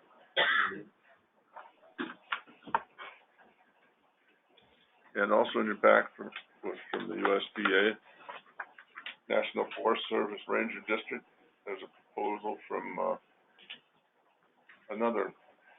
the Golden Crest Exploration Drilling Project. That was also in there. One from the Forest Service in reference to, I believe it was a cable, a fiber optics. And this was more notification because there is no, it's not subject to objection. It's going to run along 385. All of you should take a minute to read that also. I don't believe there's anything else. There's the one from historical. Oh, that's correct, yes. We did also get one from historical. Oh, for the donation or your application? We're invited to attend the State Review Board meeting. Education historical. Gotcha. Anything else from commissioners? I will just add that Bill Coburn is working as a county rep on the Camara timber sale project over by Sturgis, hopefully in Lawrence and Meade County. And he had a meeting yesterday, and they're having another one tomorrow. So if you want an update on that timber sale, he's your guy. He also submitted an invoice consistent with your agreement with him. Was it 30 hours or 40 hours? I think it was 30 hours, and he actually put in 37 at the rate of $75 an hour. That was in your bills today to be approved, and so I took that out of your commissioner's professional services fund to pay for it. Okay. Ended up being $2,700 or something like that, I think. Anything else from commissioners? If you want, the Multiple Use Coalition meets a week from Friday. I put that in your packet. It's a pretty good agenda. It's not as good as last month. Next There will Friday. be a discussion about the 26th. assessment. Okay. Items from the public. Yes, ma'am. So, I don't think it's a secret to anybody here that I'm concerned about overall election integrity. But I've been kind of sifting through it and looking at the different pieces, and I know that it's under the domain of the Secretary of State, others under the domain of the state legislatures, and certainly there's a lot of issues. I am not at all suggesting that there's a problem with, what's going on here in Lawrence County. My concern is that as it continues to grow, it will become a problem. And so what I thought might be a good starting place would be the voter rolls. And I have the voter rolls. I see that many people, and there's many instances of what clearly appears to be several families all registered in the same address. And, again, I know that the voter rolls are updated, but it's under the power of the Secretary of State who passes that down. And so, you know, the places to start would be the death certificate and, the National Change of Address Registry. When my stepdad died, we closed one of his bank accounts, and the other one just got closed magically. So clearly somebody has to get information somewhere. And I'm just wondering if that would be a good place to start within the county, just to handle on them and maybe update more frequently. Okay, your name and address also, if you would, please. You got it? Well, Oh, thanks, Brenda. Yeah. We know. Sorry. Brenda, can you answer? That's Delia, and I'm not gonna say her last name because I probably won't say it correctly. The first one, great. Brenda is the one. Any concerns, Brenda? I can reply to it if you want me to, or, The county commissioners handle the money end of it, that actually falls under her elected office, and not the county commission. We don't oversee elections. We certify the elections and pay for them, but she is the one that actually oversees elections. Okay, so the commission would not do anything with regards to voter rolls? We only certify the results Mhm. and then handle the expenditure. And is that a statute as far as that's the way it's done? What's delineated I under her job and what's delineated under ours. I am the custodian of the voter rolls. Sure. Yep, and I follow the statute, through the federal and the state, and so that's what I follow, and I can kind of talk a little bit about it if you guys want me to respond on it. Commissioner Diber. I just had one question, Yeah. Brenda. When you come to register to vote, you have to have an ID, right? You have your driver's license, and if you do not have a driver's license, you have to provide the last four of your social. Okay. Those are two And so if requirements. And you, somebody's dead and trying to vote, it's pretty difficult. and if you did, it would be a felony, you know, so. But how would that be difficult? You have to have your ID to get to actually vote. Or Or is South it- Dakota. Or Isn't there fill also out an affidavit, yeah, So to you vote. would do it Yeah. felony. Yeah, and the affidavit is set by the statute, not by the county. Okay. So that's where. And that's what I'm saying, I know that there's a lot of different entities that work here, so that's why I'm just focusing on what I believe to be the county issue, and Brenda, I know that's your domain, however, it's the commissioners who have appointed you to have that domain. No. I'm elected. Yeah. No, I know you're elected, I do know that, I just, again, trying to figure out all the pieces, so it's you that I would need to maybe have a further. And I can share with you the process that we are required by statute to do every odd numbered year to clean up the voter rolls. We do that, and we also use the National Change of Address as part of the process when we start to verify addresses. It's quite a process. You do that, you verify the address, if it comes back undeliverable, then you send another notice. There's a lot of mailings that go along with it. And Crystal did explain all of that to me, and I realized that it's very tedious and You know, I just wondered why it has to be done when the Secretary of State says it. I'm not suggesting you do, but I'm just trying to get a handle We on could do that early. who can do it. Yep. yeah. I mean, I can't just go in and delete somebody because I feel like Brandon doesn't live at that address. I can't do that. It would have to be through a civil, you'd have to take them to court in order to do that. If they register to vote and it goes through the process, they have a legal right to be registered to vote, just, Sure. you know, so. But for instance, let's say, well, I'll just take a very simple example. Let's say at my home, I see there's 5 people registered to vote there, and I know that the 2 people are there. Could a process be done with that? See, and that's what happens, you know, if they have moved from there and they've moved from the county and they haven't done anything with their voter registration in 4 years, I would send them a verification card and it goes through that process, goes to the National Voter Change of Address. If it comes back undeliverable, But if they don't respond to it, there's also, things in that national voter registration, you can't, so you go through a process, yeah. You can't just fight people out. No, I- Commissioner Flanagan. Parents with 3 kids in the house and 2 of them are in college, they may also be registered to vote at that same place and have the right to vote there. I absolutely. I go to school in Wyoming or somewhere else, so. Commissioner Diver. But I think what she's saying is that if you know that somebody doesn't live there anymore, then you would have to file a complaint and start a process. That's what I was. And go to through do court. Commissioner Diver. Would that complaint then go to the Secretary of State or to you? Well, we'd probably start with me, but it would have to be filed with the circuit court. It's not something that I can, it'd have to go to probably, correct me if I'm wrong, Bruce, you'd have to file it with the state's attorney's office if you're going to file against somebody that is registered. Fraud, right? Yeah. I'm not sure. Yeah, so it has to, Probably. But my second point is that, the first thing to maybe look at is our residency requirements.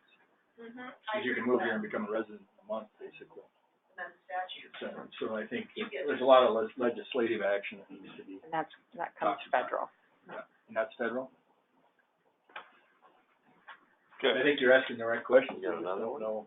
Who should be? Yeah, it's not the commission. And that's, I get I think really frustrated. conservation. That's what I'm finding is just, No. so, no, it's his job, no, it's his job, no, and it's almost like on a national level, we're so embedded in federal control, and on the state level, it seems like the local counties and such have all this state control.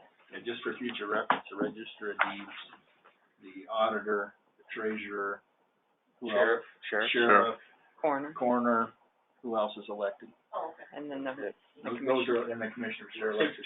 State's Oh, attorney. yeah. Those are elected positions. And they We appoint other departments. Okay, so they get their marching orders then from the description, okay, thank you, And then, but we oversee their budget. okay, That's, I understand that. and then the highway superintendent is appointed every 2 years. And planning and zoning, and the, equalization and the veteran service officer are appointed. Or as needed. All right, one thing for you guys, the Hills Area Conservation District is hosting a legislative forum Wednesday, September 14th, open for those under election or already county commissioners, any office, anyone through the Conservation District supervision.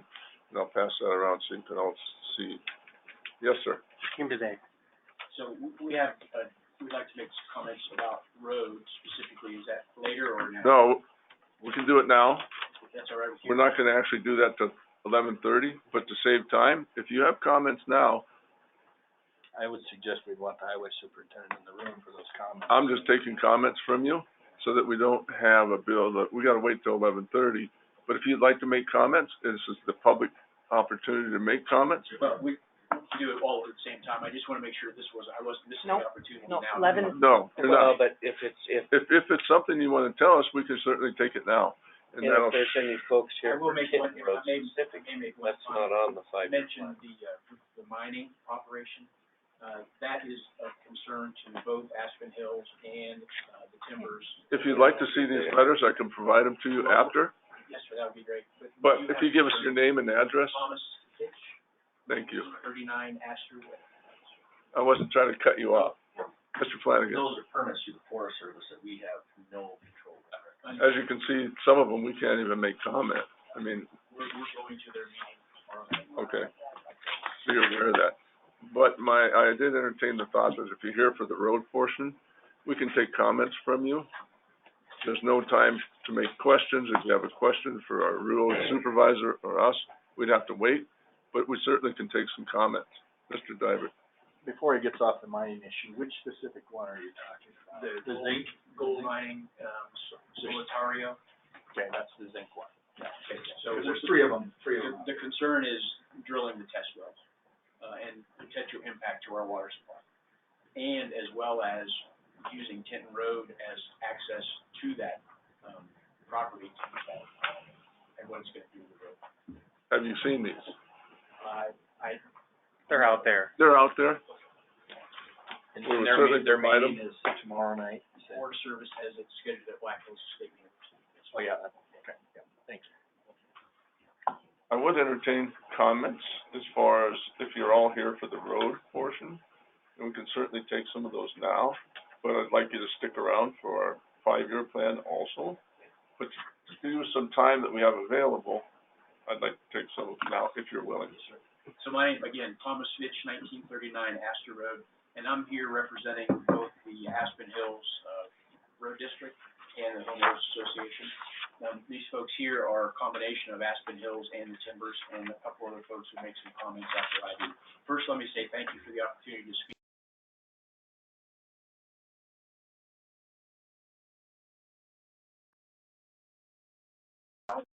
What you're doing is important work, so we thank you for that.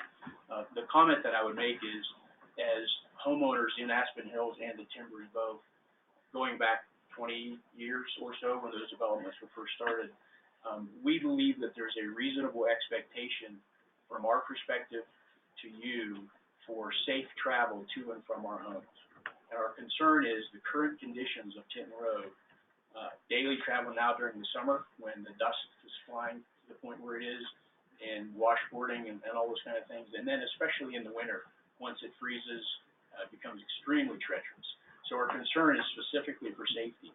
And once the developments were established and building permits were issued, we believe that we have a reasonable expectation from the commission for safety to be able to access our property. So that's why we're here today, just to make that known. And I'll turn it over to, Greg, you want to speak next? Sure. Okay, just for just a little bit more color to the situation. Thank you. Give us your name and address, Greg. Greg Snyder, and at 10638 Finch Court, the Timbers. Thank you. Morning, Commissioners. Again, my name's Greg Snyder. I'm representing the Timbers and Aspen Hills as well. My wife and I reside in the Timbers development adjacent to Forest Service Road 134, otherwise known as Tinton. We purchased our home in 2020, and in the past 2.5 years, we've seen a substantial increase in vehicular traffic along Tinton Road. We have also seen a substantial decrease in maintenance along Tinton Road in that same 2.5 years. Tinton Road is designated by the U.S. Forest Service as a maintenance level 4 road. This level has many attributes. Most importantly, they are assigned to roads that provide a moderate degree of user comfort and convenience in a standard passenger car, have moderate traffic volume speeds, and are typically aggregate surfaced and stabilized with a dust abatement treatment. Maintenance guidelines state replacing road surfacing to a depth required for blade maintenance and to prevent wear of base course. Abate dust as needed for traffic safety and environmental protection, and control vegetation to provide a safe sight distance. Tinton Road currently has none of these attributes, nor is receiving any of these maintenance requirements. With the current amount of traffic on Tinton Road, we feel the maintenance level should be more in line with a level 5. Yet in reality, it's being treated more like a level 3. A major part of this traffic is from vehicles traveling to popular recreation sites, which are accessed from Tinton Road: Iron Creek Lake, Big Hill Trailhead, Old Baldy Trailhead, Cement Ridge Fire Lookout, etc. These destinations are heavily promoted on internet sites and flyers and local businesses. Many of these websites are private, however, some of them actually are from municipalities within Lawrence County. Visit spearfish.com, enjoydeadwood.com, even the U.S. Forest Service on their website promotes these areas and the use of Tinton Road to access them, as well as travelsouthdakota.com. Numerous other websites promote these recreational areas as well for activities such as hiking, fishing, mountain biking, snowmobiling, etc. One thing that most all these websites have in common is travel directions to the recreational areas by way of Forest Service Road 134, just a few short miles south of Spearfish on a well-maintained gravel road, both of them state. Commissioners, we're here as a group today to request that Lawrence County partner with U.S. Forest Service to work towards a method to increase the maintenance on Tinton Road to be more in line with the level 5. From the Forest Service boundary to the north to Beaver Creek Road to the south. In the meantime, we request that Tinton Road maintenance be returned to a level 4 per its current designation. Thank you for your time and this opportunity. Thank you. Good morning, my name is Gibson Law, I reside at 20321 Rin Road in Timbers Development. Thank you, Commissioners and Mr. Chairman, for the opportunity to speak today. These gentlemen have covered very well our concerns and what's going on up Tinton Road, coming out of Spearfish as far north as the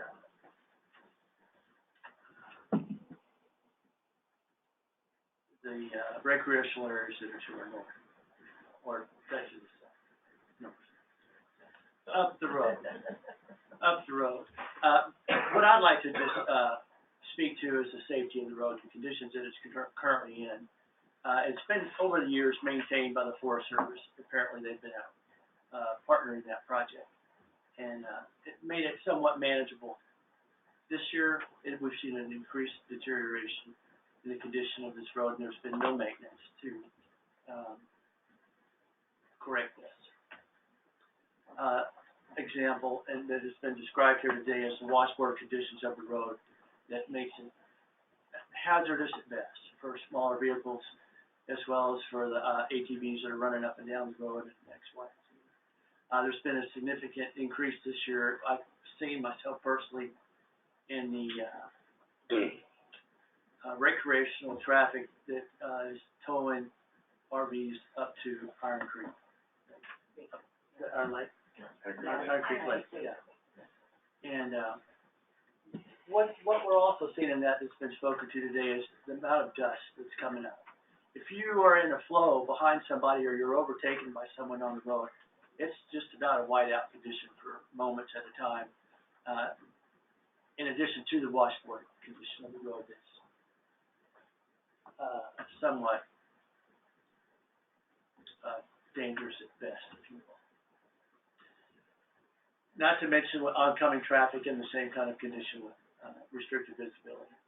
We just request that some consideration be given to partnering as has been requested here today with the Forest Service to help us address this, and so that we might experience, as well as those that are traveling up and down this road, recreational visitors, tourists to our area, that we have a safe environment to travel.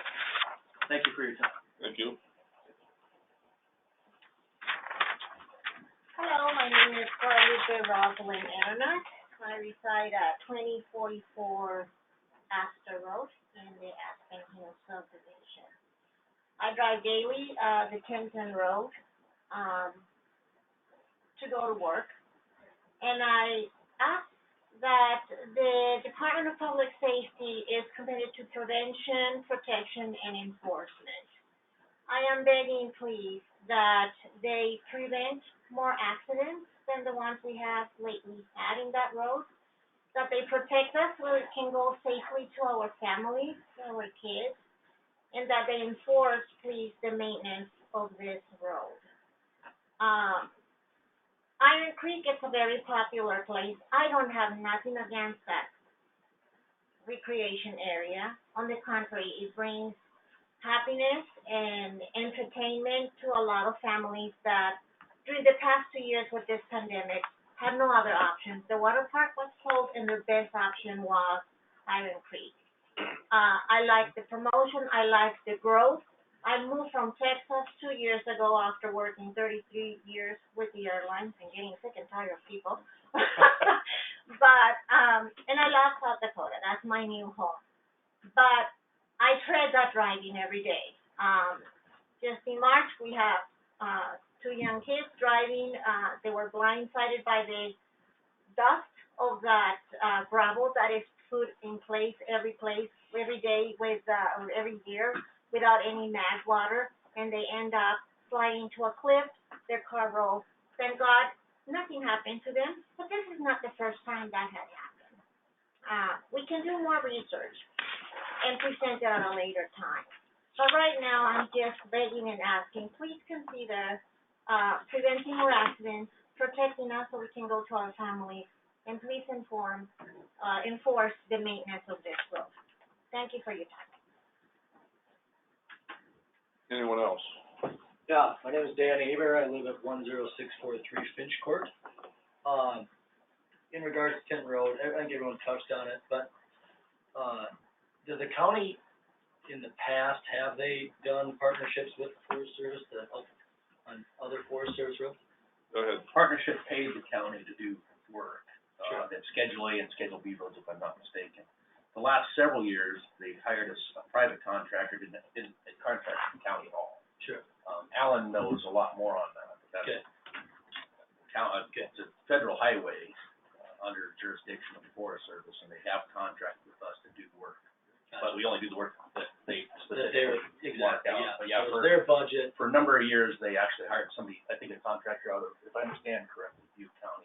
Belfouche. Belfouche, Yeah. Okay, so there's currently no county money going to any Forest Service roads within. Yeah. Mr. Darby? Well, it's gonna be better to have Alan here for this, but Okay. the county does snow removal. Okay. All the way up to, the town of Tinton and Iron Creek. Sure. And we do that because we're servicing the residents historically, that Tinton used to be a town, bigger town. Yep. But the Forest Service Road basically starts at the cattle guard. Yep. Right by the sanctuary, that's Forest Service Road, so. Yeah, it's obvious. Now. You guys do great below it. So prior to, and Richard can correct me if I'm wrong, but in the early seventies, they redid Tinton Road. Isn't that right? And Forest Service redid Tinton Road, and they required new easements, and they built the road you see today. Before that, it wasn't near the road it was. Yeah, I believe that. And they did it all the way up to the church camp at Highway 85. Yeah. They re-gravelled it and reshaped it, because it was pretty miserable back then. Sure.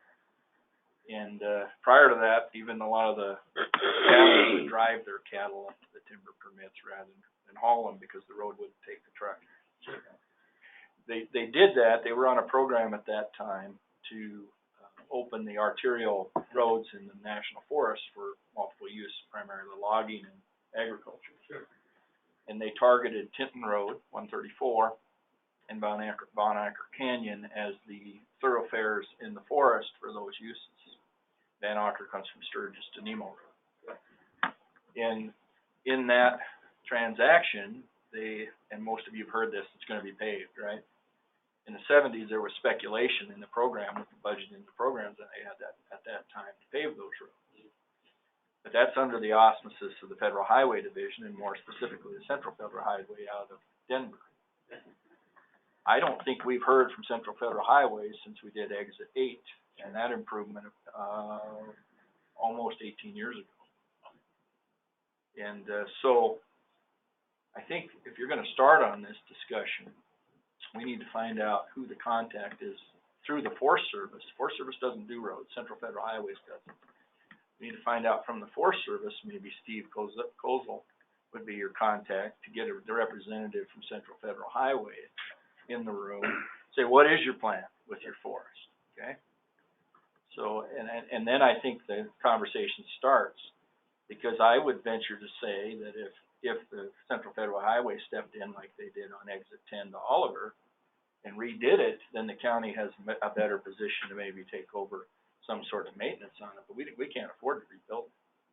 To give you an idea, if there's 30 homes up there at an assessment of $30,000 or $1 million each, the county would collect $99,000 in taxes from those two subdivisions based on 30 residences and $1 million. That's under our current mill levy of about 3.3. So of that, about 15% of our tax request in the county goes to the highway department. That comes down to $15,230 that we're collecting in taxes from you folks at 30 homes at $1 million each. Well, that's based on our percentage of our tax ask for the highway department. Yep. So you can see that 15,000 probably covers a lot of the snow removal. So I know you're paying taxes, but if you look at your tax notice, you'll see most of it's going to the school district and maybe other districts that you have, but only about 45% or less goes to the county. So that's real numbers, guys. Sure. So if we did a $3 million road project, besides the other taxpayers in the county and the use of it, it just doesn't work out mathematically very well. So So that's just some food for thought. We get PILT money, cause, 53.6% of our county is, 53.6 is public lands. And then there's another, so only 47% roughly is taxable. So we get PILT money from the Forest Service, the tune of $870,000 this year. $683,000. And that's payment in lieu of taxes, which we disperse throughout the county to serve the Forest Service. For example, Nemo Road, Rochford Road, Custer Crossing. You see all the roads that we're maintaining. Hannah Road, by the golf course over to Hannah. So that money doesn't go very far when it comes down to it. It's also search and rescue, which how many people are we search and rescuing now? And we can put some into fire protection. So that's the available revenue, folks, to do this. So what we need to do is, as you say, have a partnership and see if the federal government puts some money in here on their road system to help us solve the problem. So I know I went into a lot of this, but we have time because we're waiting for Alan. I appreciate that. There's also another discussion, the cities, to give you kind of, I'd say, come a parallel, but not the same. A city can't give up a state highway that runs through town. Like Main Street, like through Deadwood here, that's a state highway. Right. And the city they can only do certain things by permission on that road. And it's not dissimilar, we can't go out and take care of the interstate, we also can't go out to take care of Kenton Road without specific permissions. Well, I know they'll say, oh, we'll gladly let them do whatever they wanna do, but the logistics of that is a lot different than just that kind of thing. On top of the numbers, I mean, that, the gravel, and Alan will have those numbers, what it costs to gravel the correct way, a mile of Kenton Road, is not insignificant. The other thing is, I'm not sure they'd allow, to what degree they would allow us, even if we could afford it, to put magwater on there. The other part of that is we don't have right of way there, so we're in their right of way, so there's all these issues. They would probably force us to accept the road in its entirety before they'd allow us to do anything.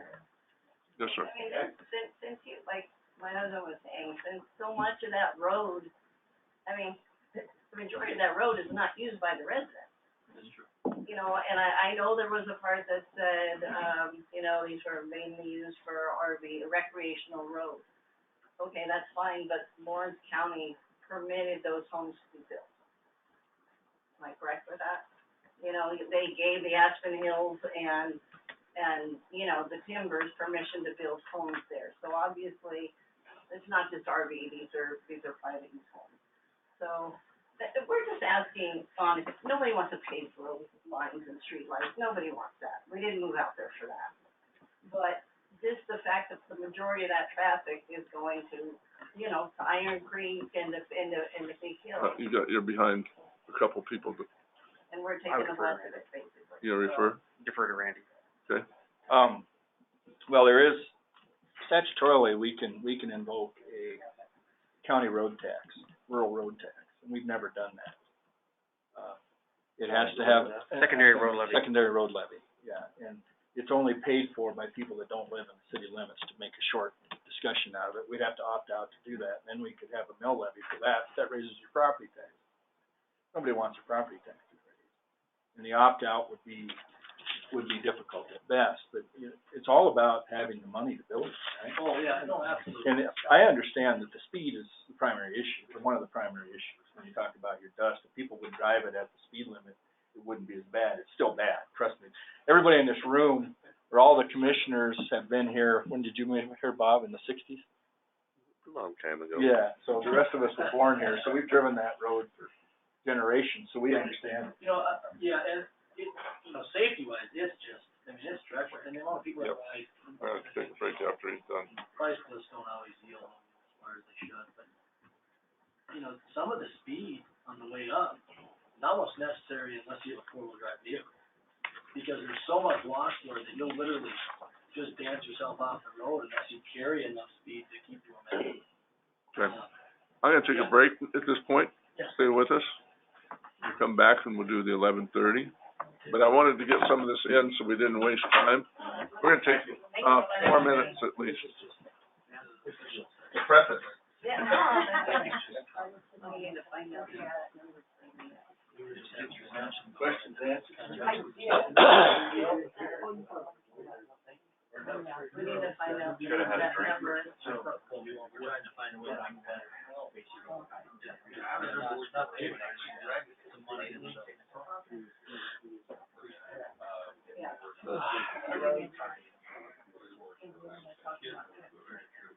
Is this the beginning of it? Yeah, I mean, have you just started? We just had some public comment and then we're about to. And they mentioned someone that's within the federal office.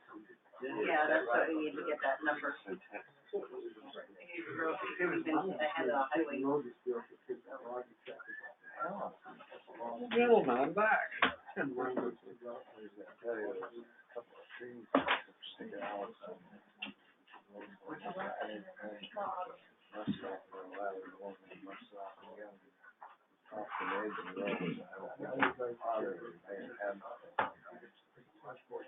Trees. Who would like to sign up for? We need to,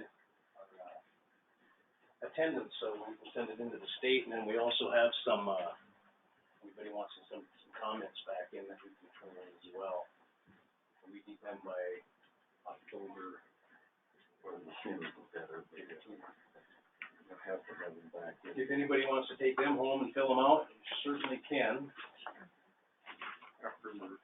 After you hear what you're gonna hear today, you might, sitting at home thinking, and it's a lot easier to write your thoughts down. Right, one minute. This one? Than it is here.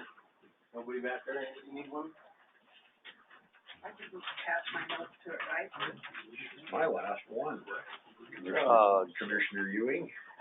Brag about it. You think about it when you're hanging onto your fishing pole. Yeah, but I'm reeling in the big one. Wife doing well?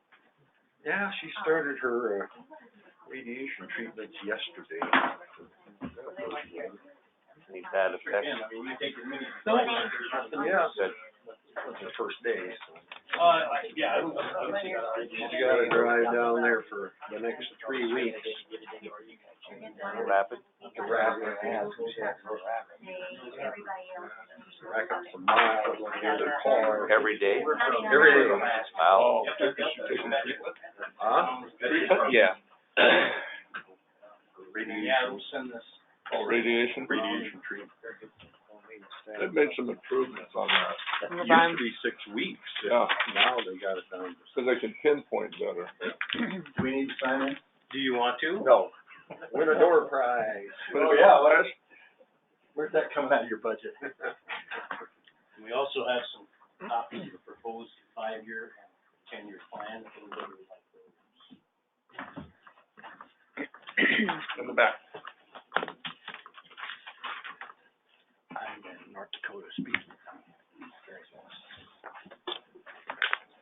So is that the letter that came from the conservation district that says something about new candidate? I got one in the mail this morning too. So, yeah, well, it's It just says, every elected. it just said candidate Magruder. Alan, we had about 25 minutes to burn, so we did take comments. Primarily, most of the comments were from Tinton Road. And I know there's some other individuals here from different areas. Well, John is passing out the different ones. These are the ones we already have, right? Yeah. I didn't see that the graveling plan was revised, but the road plan had been, It changed a little bit. because I didn't disperse or I didn't distribute a revised graveling plan. I didn't know if that changed. Now we're on the form. Do you have the revised one with you, Alan, for gravel? It didn't change. Oh. Oh, it didn't change, all right. It didn't change. The other one. Dr. Opka needs. The other one changed. The other one changed, yep, we're good to go. So one is 7/25/2022 and the other one is 8/10/2022, correct? Gravel? Sure. Gravel is Oh. 7/25? The gravel one is. We'll talk about it here in a second. Which one are we gonna start I don't know that anything got revised on this. John, what's the date on the gravel? 7/25/22? Yep. Okay, perfect, okay. All right, welcome to everybody that's here. We did have some discussion because we had some spare time, which is something we don't normally have. But this is a public meeting in reference to our 5-year road plan. We're gonna go through that plan, and I think we can finish with Alan. And then if you have some items you'd like to discuss with us, it's not a public hearing, but it is a public meeting, and we can take some comments. Mr. Dybert. Now, just for clarity, this is a requirement to qualify for the grant system through the South Dakota Department of Transportation. Through the state. Yep. Requirement with, for us to be eligible to receive bridge grant money. It all boils down to that, and the purpose of this meeting is to discuss and receive your input and comments. That's the sole purpose of this meeting, actually, to get your input. For the record, we always have a public input portion at the end of our meeting. At any time, you can come during that public input or public discussion if there's an item for us. There are a number of letters received from the Tinton Road folks as well, right? What's that? There are a number of letters received from the Tinton Road Yep, folks. and we did have a number of letters from, most of them included the Tinton Road. So we have received those also, emails and written letters. Okay, Alan, I'm sorry. Okay. Mr. Yes. Chairman, I had a question. Will these emails and letters be included in his report as comments, Alan? Well, they'll be part of the, I've got copies of Okay, them. all right, thank you. And I will incorporate them. Thank you. Okay. And Bruce is running the, so I can show on the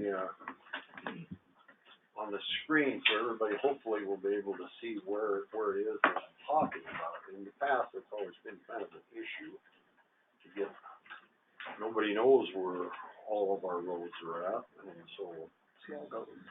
Have to do a motion to adopt. And again, this is preliminary, so That's all. nothing set in stone. I think so. Projects for 2023, the first project listed is a mill and overlay on the Nemo Road from the Meade County line up to the Merritt Estes Road. So we're down there at the Meade County line. Keep going, Bruce. There's Merritt Estes. There's Merritt. What did you do to get in? I don't know. There, you can actually see this flag from there. So, yeah, we're starting down there. It's not gonna work on there, Alan. Warren Road up to Merritt Estes Road. No, not with the red. Yeah, so from right down there, basically a little ways past, right there, on up to Merritt Estes. And that is, about 3.71 miles. It's right there. Right at Twin Peaks Down below it. Twin Peaks Lane, right? Down. Down. This does not. What do you want? Yeah, Oh, there it is. no, that won't. It won't show on the screen. It's on the wall. But not on Go the. back to the pool cue. Yeah, I see Merritt Estes. And in fairness, I need to comment, last meeting, one of the comments was about how much money this Nemo Road is gonna take to, and I did chop it up into 5 years segments. Before I had it at 4 years on the original preliminary one that we had at our meeting last year, so it was taking a lot more money. Now I've chopped it made it into a 5-year plan. Having said that, some of the pavement on Merritt Estes, or on the Nemo Road right now is already 25 years old. Not all of it, but some of it is. So by the time we get through the 5 years, that pavement will be 30 years old. And we're lucky to get 30 years out of the pavement. 25 is the normal life of it. So that's project number 1, and it's the biggest expenditure. 2 is the chip seal and the fog seal, 3.5 miles on the North Rochford Road. And that is from,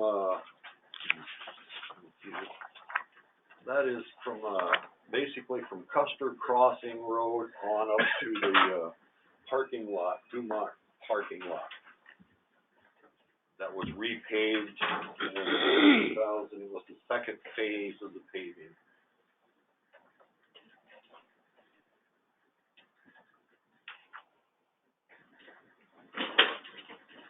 scroll up a little bit more. Is it up? Scroll out. Down.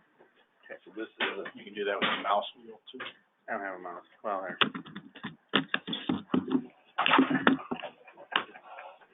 GIS 101. You're doing a good job, by the way. No. Trying. All right.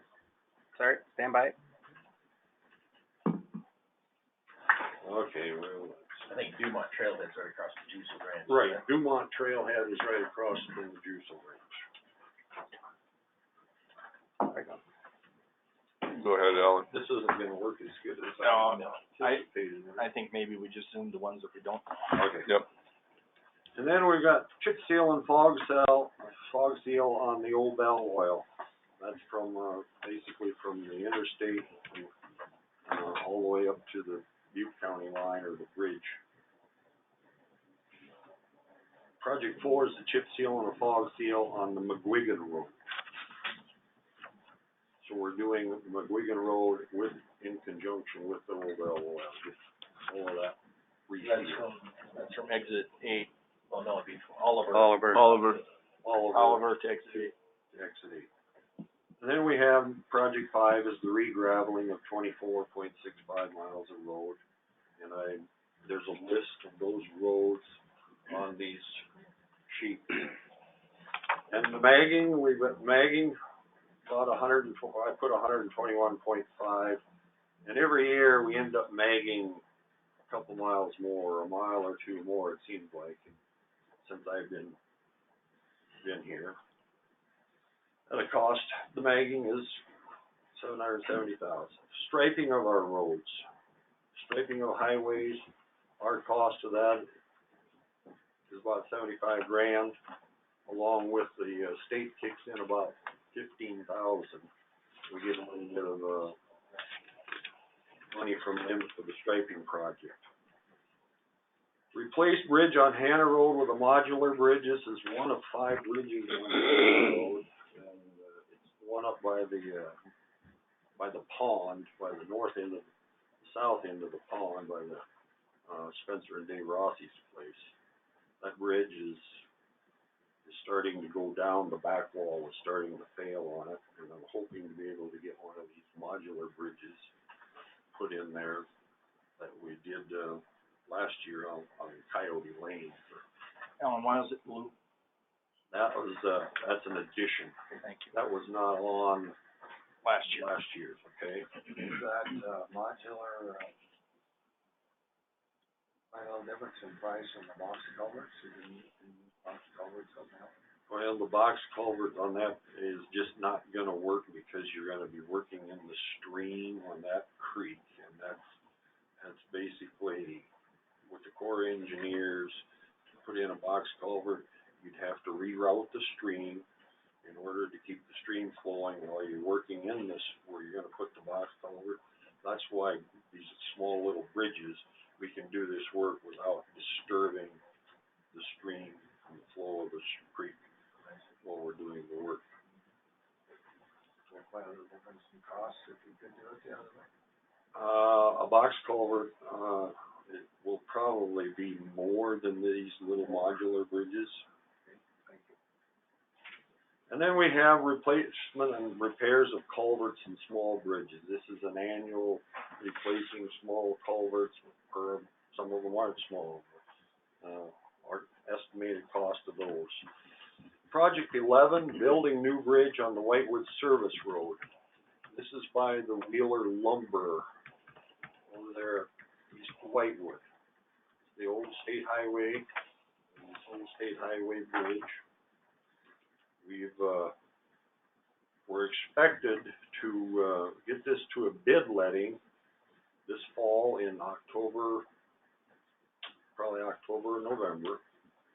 And if I've talked to one contractor has told me that if he gets the job, he wants to start it on it this winter and have it started and done and opened up for traffic by next rally, by August of next year. Now, if the other contractor gets it, we're probably not going to get the bridge built next year. Heavy construction contractors they're way behind on their bridge work. If Grand Guard gets the job, it'll get done.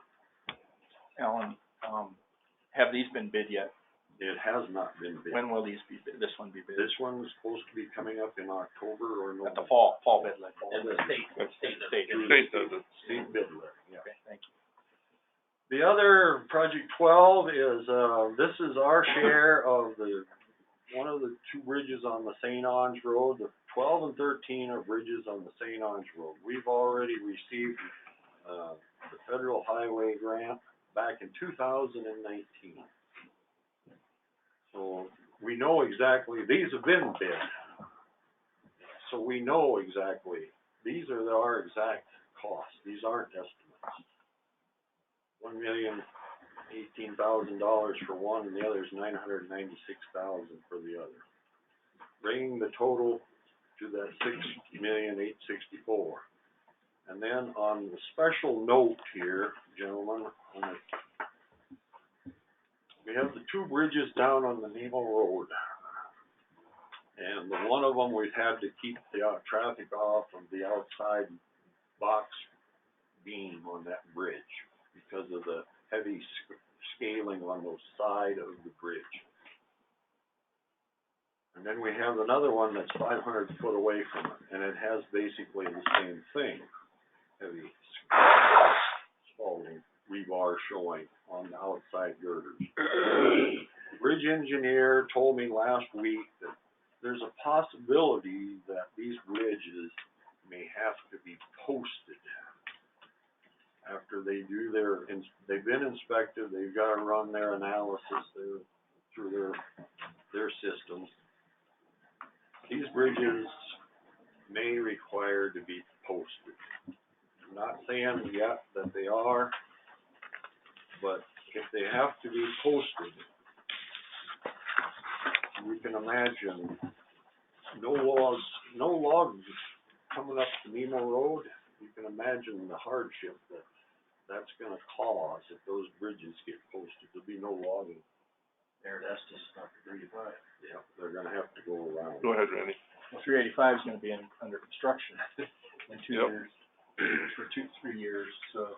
Van October, Mr. Yeah.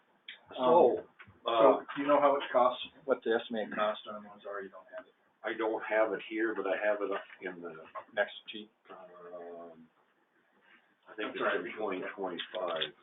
And then the St. Ange Road bridges, what was the engineer estimates on those two, do you remember? Well, when we originally started, one was $1.25 million and one was 1.5, and the one come in at over $2 million and the other one is almost $2 million. So we have to make up the difference. So there's our exact share of those bridges. Now, if those bridges get posted on the Nemo Road, good news and bad news. Yeah, they're posted and a truckload of logs won't be able to go up and down the road. But it also gets us 10 more points in the big grant system. Right now, without them being posted, we run the numbers. We could apply for a grant right now, and we wouldn't get it without the extra 10 points being posted. That's why I've listed it on here. Is we got to wait to find out what the results are from this bridge inspection on those two bridges. So on the grant program, us putting 20% in gives us 2 points of the positive 10. If we put in 50%, we get 8 more points. Right, you get more points. Would we qualify then? No, probably not. We'd be right on the edge. Even with the extra 10 points, we're kind of right on the edge. So that is it for 2023. Well, much points on detour. Well, there's, Yeah. and we factored that. Sorry, Well, 2 more counties joined the big one. Yeah, we got more Meredith, competition. Nemo, Meredith. But there also is more money It's the available too. mill overlay to the Tomahawk Road.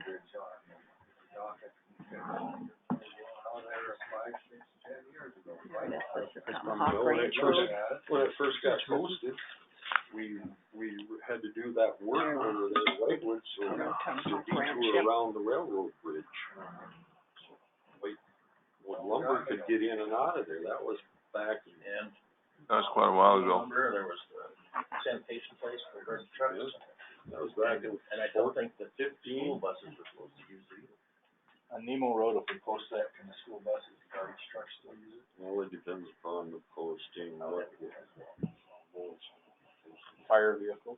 fire trucks, yeah. Yep. So you see, that's an important, those two bridges are very important. The outcome of this, is somewhat critical. Tomahawk Ranch. So going on into year 2024. Asphalt mill and overlay on the Nemo Road from, that would be like phase 2 from the Merritt Estes Road on up, the road up to approximately around the Tomahawk Ranch Road. I don't know if that's gonna show up on your map there, Bruce. Doesn't even exist. He had it for a second. It was a different one. It was Tomahawk Lane. Yep. Go down to Merritt Estes. Yep, you're right there. Okay. Right there. Yep. So from Merritt Estes on up through Nemo. There it is, right there. Right there. About it, right up in there somewhere. And that's about 3.77 miles. And that estimated cost on that is $1,650,000. Every year the costs are gonna go up. That's one factor. And factoring in the fact that this material will probably be coming out of Rapid City since the Centennial Quarry plant is closed, unless they bring in a portable. But, so we're getting further away from the hot mix plant in Rapid City, so the further you haul the mix, the more it's gonna Well, cost. there's no hot mix plant at Johnner's at Well, Industrial Park, and exit Yeah, I don't know if Johnner's gonna be, bidding in the future on our paving projects. I'm assuming so, but. So that's a big project for project number 2, and this is install asphalt pavement on Maitland Road. This is from where we ended off last summer, project up, south of Christensen Drive up to the Forest Park Lane, 1.5 miles. And I've estimated that at $750,000. Why don't they do that on the gravel basis? Well, because last year's public meeting, we shoved it from 2023, or 2022, wasn't it, to 2024. I, for one, have never supported paving that road. I don't. Well, then you need to tell these people that, and so they need to hear it. I'm glad to do that. Okay. The crossroad. Forest Park's way back there. Shouldn't be too far off. No, it doesn't go up This Christmas. is from Kellogg's Bridge up to the first development, before I keep Kellogg's. Right here, right? Project number 3, an asphalt mill and overlay on Mineral Place Road, that's over there west of Spearfish, between Oliver and, Hillsview. That pavement is getting alligatored. How'd we end up with that road? Kinda goes back into that development? No, this is the one that goes from the turnoff to Collier's to the. It's the bend. It's the bend. It was Homestake Road back in the day. Okay, so I was creation. wrong on that Yeah, record. you're thinking going north. Yeah. That's in a homeowners. I'm learning. Project 4, asphalt mill and overlay on Winterville Drive. That should be city. $87,500. That, it's hanging in there. We did some patching on it last summer. Is that from the canyon to the campground? Yeah. Yep. Turn. I got that one. So you go all the way to the base of the hill? We go all the way to the, whatever that street is, the. Canyon. Canyon Street. That runs into the campground. Oh, yeah, there it is. Okay, Winterville Road, that's Project number, 5 is a chip seal fog seal on the North Rochford Road. That's the 4.25 miles from, from the Dumont. Phase 3, is that the old phase 3? Yeah, Dumont parking lot on up to, about the Hannah Road, isn't it? 4.25 miles. 6 is the route and crack seal on Hannah Road. That would be the 1/2 mile of pavement that we put down last summer. Route and crack seal that. And project 7 is the, route and the crack seal of the new pavement that we put down last year on the Maitland Road. Number 8 is a route and crack seal on the North Rochford Road. That would be the northern segment of the North Rochford Road. Then project 9 is the graveling. Excuse me, on 7 there, this asphalt last year, that was supposed to be a 50/50 road there in the city and county, are they gonna chip seal half of it? No, they're not. We're working on that. Well, and hold my breath. 8 is the route and crack seal on, okay, I said that one. Graveling the road, magging, striping again. 12 is the route and crack seal on the 3.4 miles on the Acorn Ridge Road. 13 is the route and crack seal on West Highway 14, out from the city clear out to the Wyoming line. 14 is replacement repairs of culverts and small bridges. 15 is to build a new bridge on the Whitewood Service Road. That is one we got the grant on. It's currently it's east of the Acorn Ridge Road, or south of the Acorn Ridge Road. That will turn into a box culvert. And our 20% share of that is estimated approximately at this time at about $200,000. Is that one, on a bid tab yet? No, that has not been bid out yet. Next spring? Probably fall? Probably be next October? Probably be next fall. Rose is right now in designing some plans for the project. Project 16 is an asphalt mill and overlay on the Crook City Road from Whitewood city limits south. Now, this project was originally in your 2023's plan, last year's plan, and it's bumped back to 2024. That's why it's in yellow. Same way with project 17, building a new bridge on the Elmore Road, one that we got a grant for on 20. That one was, last year was in 2023. I bumped that back. They just did the foundations work on it here, 2 weeks ago, when they were out to drilling and doing their geotech work. So it's bridge preservation grant on the bridge down on the Nemo Road. This is one we got the grant for, awarded in just this year, February. We got a preservation grant. This is the one down by, right by the Benchmark Road, where the Benchmark Road joins the Nemo Road. 4 miles north of Nemo. On the, excuse me, if I might, on 17 there, that's a federal bridge there. Did they inspect it to be not in good shape? Yeah, it's a FEMA bridge. It's been posted for years. In the last 10 years, it's had a posted low rating on it. It's run right off the road when you cross the creek going into Elmore. Yep. 18 is the bridge preservation one that we were awarded the grant on. We're hoping to get that, well, the paperwork is out now as far as we need to get a little right of way to be able to get underneath of it and get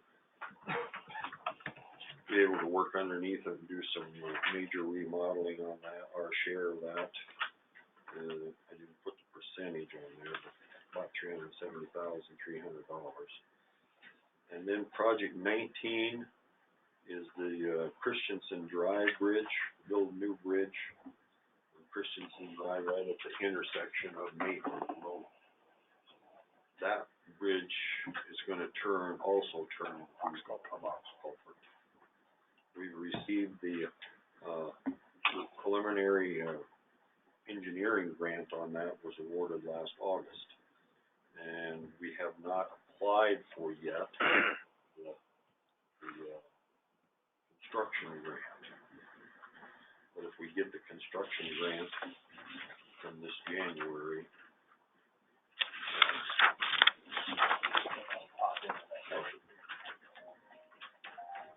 any questions there? That brings the total to estimated cost of $6.2 million. Okay. 2025, we're coming up the Nemo Road, from the Tomahawk Ranch driveway. And we're gonna make it up to the Old Ridge Road, just a little bit west of the Old Ridge Road. About 3.65 miles in length.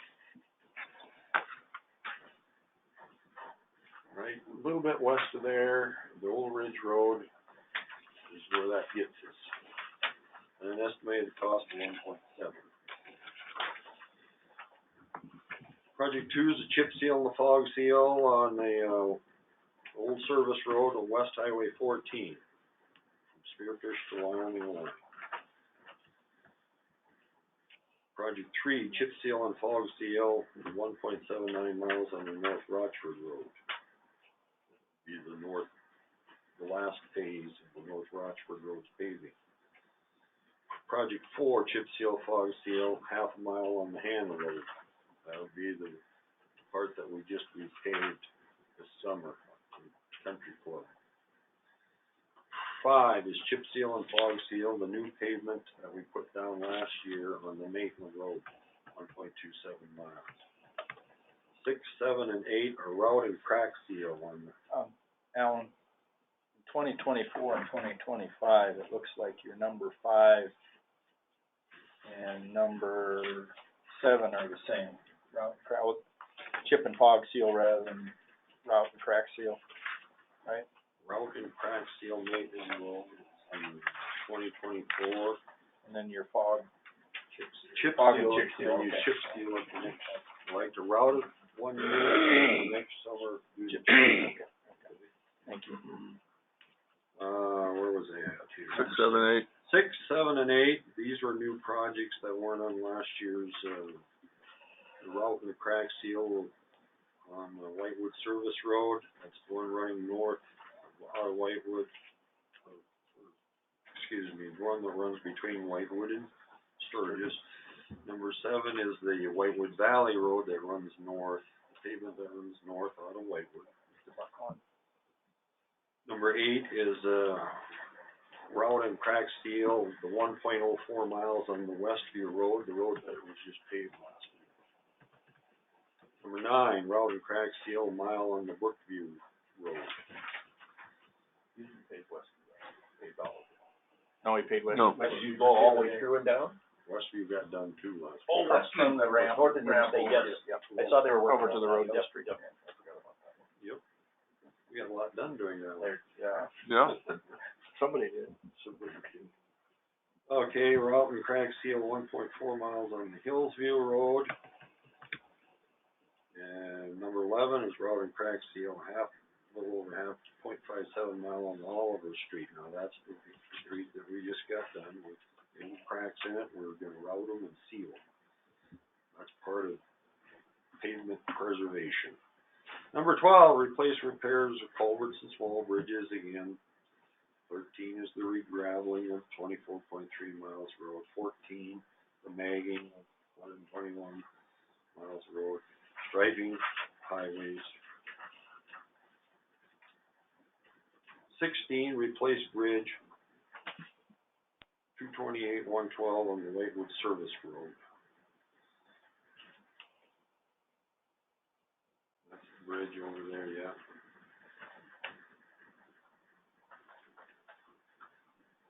Seventeen, build new bridge on the Nemo Road if big grant is awarded in 2023. This is if these bridges get posted this fall, and Get the 10 points.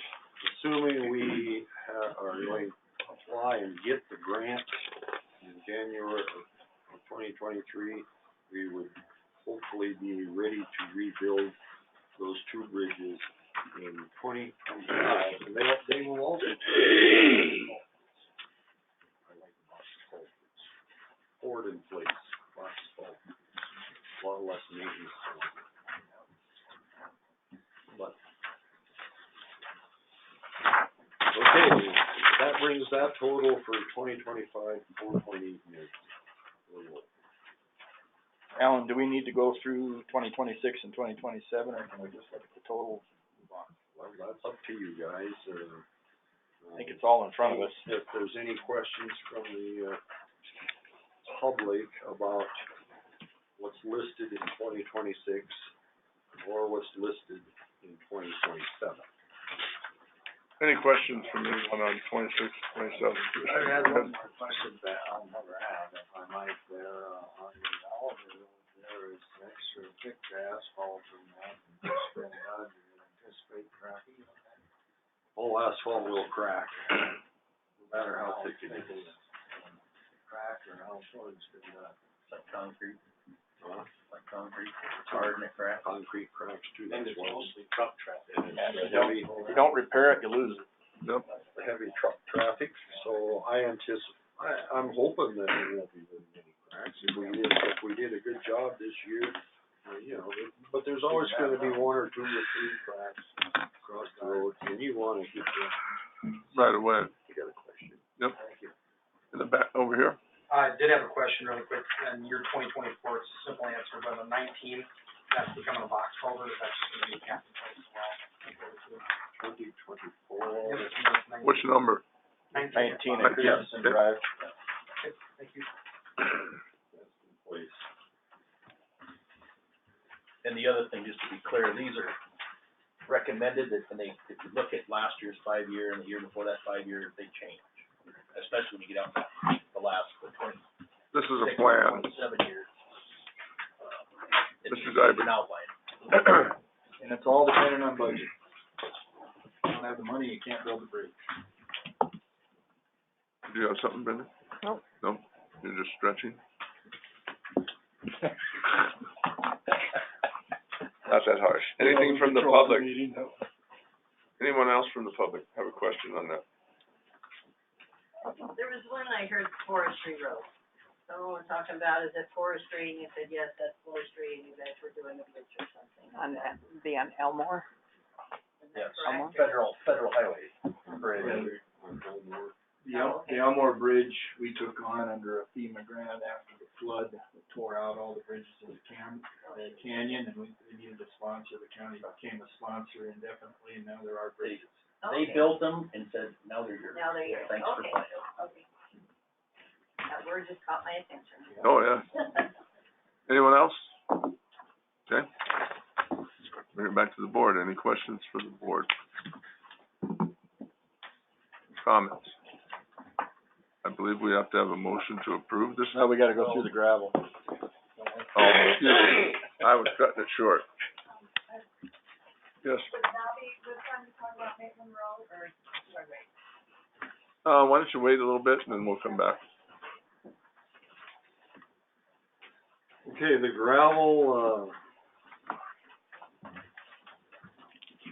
graveling list is,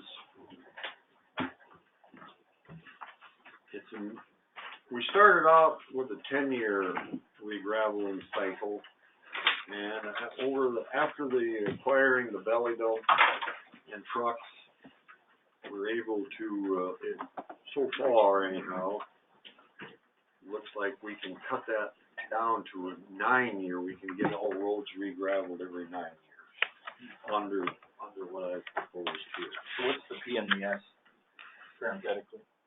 PNS is primary, secondary. Thank you. Secondary roads are the F. So, that is a list of the 2023, the Rough Lot Falls Road, Upper Two Bit Road, Canner Road, Eden Road, Kirk Road, 123rd Avenue, 195th Street, the Whitewood Valley gravel, Jackson Road, South Rapid Creek Road, and Mount Roosevelt Road. Now, we're actually hoping to, finish up our 2022's list, and we might be able to tackle, we're planning on tackling this Mount Roosevelt Road yet this fall, or yet after we get done with Two Bit. So there might be some other roads on here that if the weather holds, we may be able to get to yet this fall. I think the Roosevelt one would be good because of the city development back there, like affordable housing. It'd be a good one. That's before we'll take care of the affordable housing, that's at the end of the asphalt, we'll be doing the gravel, and there at the monument. Yeah, we go beyond, where they turn into a development, we go on beyond. That. Yeah. That's not paved from the lodge to that point, is it? It is, Oh, it is. that's all city, the city that takes care of that. Okay. Thank you.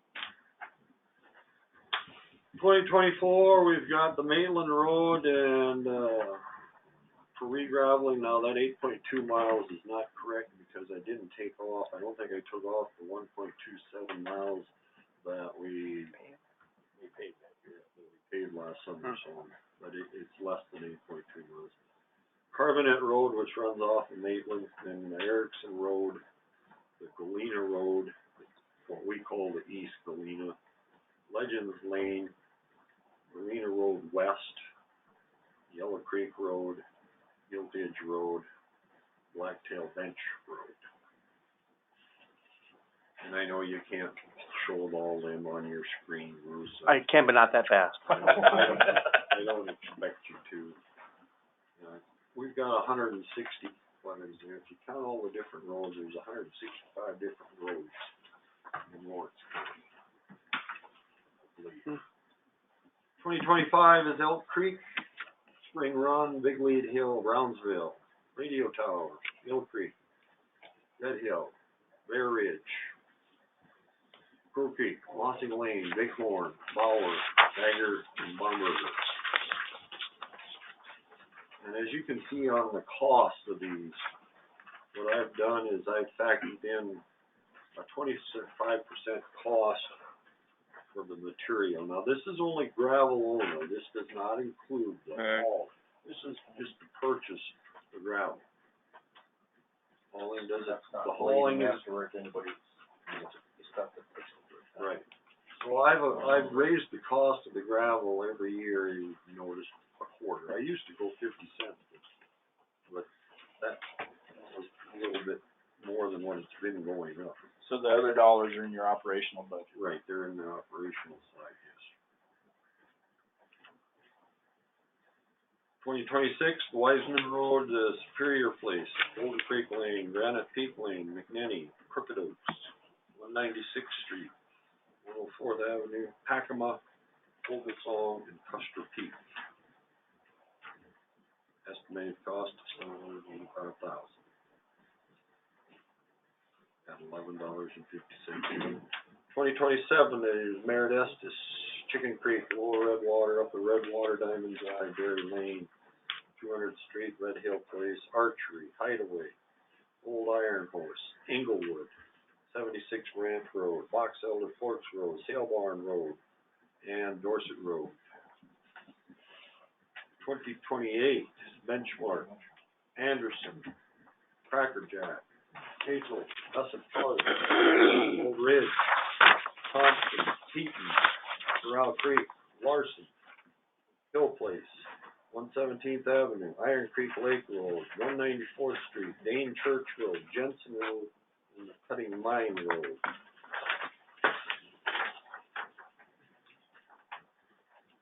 $2029, Erskine Gulch, Lookout Mountain Road from Johnson Lane to Hardin Road, from Johnson Lane North to Hardin Road. 114th Place, 100th Place, North Sail Barn Road, Rudat, Custer Crossing, Rochford, Homestake, and Red Hill. 25 miles total, an estimated cost of $859,000. Here again, this is in the year 2029, quite a few years out. 2030, listed Moeller, Crow Creek, or Crow Peak Bench, Juso, Terry Summit, Frosty Meadows, Amiot, Howard, Fager, Cleopatra, Coyote Lane, Danville Creek, Elmore, Hardin, Dermott, Merritt, Mitchell, Kerwin, Tendo, Lookout Mountain Road from Hardin Road north to the bridge. Tinton Road, McWigan, Hill Street, North Tinton, 108th Avenue, and Ridley. And then in the year 31, I should say, 2031, South Rainbow, Centennial, Rimrock, Folso, Old Dust, Cherry Gulch, Gibson, Woody Flats, Highway 385, Jones Road we call it, Grizzly Gulch, Camp Comfort, Brookfield, Creekside Loop, Johnson Lane, Lookout Mountain Road from Industrial Valley North to Kerwin. These are all roads that we gravelled here just this year or late last fall. Estimated cost of $862,000. These funds, gravel cost of $5.75. Go ahead, Randy. So Alan, on 2027, you've got Dairy Lane. 2028, at Iron Creek Lake. 2030, you have Our Road and Datum Creek. That would be the opportunity to fix those up to standards and either take them off our system. Or put them to minimum maintenance. And they don't qualify as minimum maintenance roads, by legal term. The driveways don't, like Dairy Lane. We'd have to just take them off our system on public hearing. Yep. Occasional intermittent traffic, I think is. Occasional intermittent, Dairy Lane gets traffic up and down over the Yeah, it's 5 residences. With their CUP back there, I think they might be willing to do that as a plan. Well, that's the time to take that opportunity, is when you have them up to standards. There's more than just that. So now I think, since I'll quit talking, and I think we need to start listening to. Alan, can I ask you one more question? Okay. Rough Lock Road, it's Game and Fish, right? Yep. And we have an agreement to maintain that for them. We maintain it, it's on our system. This year they did pay us, what, $8,000 or $6,000 for bagging. Okay. So they are participating? They are. This is the first year they participated as far as the bag. Okay. The last time we re-gravelled it, they did participate in some of that cost as well. So they've been a partner? Not all of it. Thank you. Anyone else? Richard?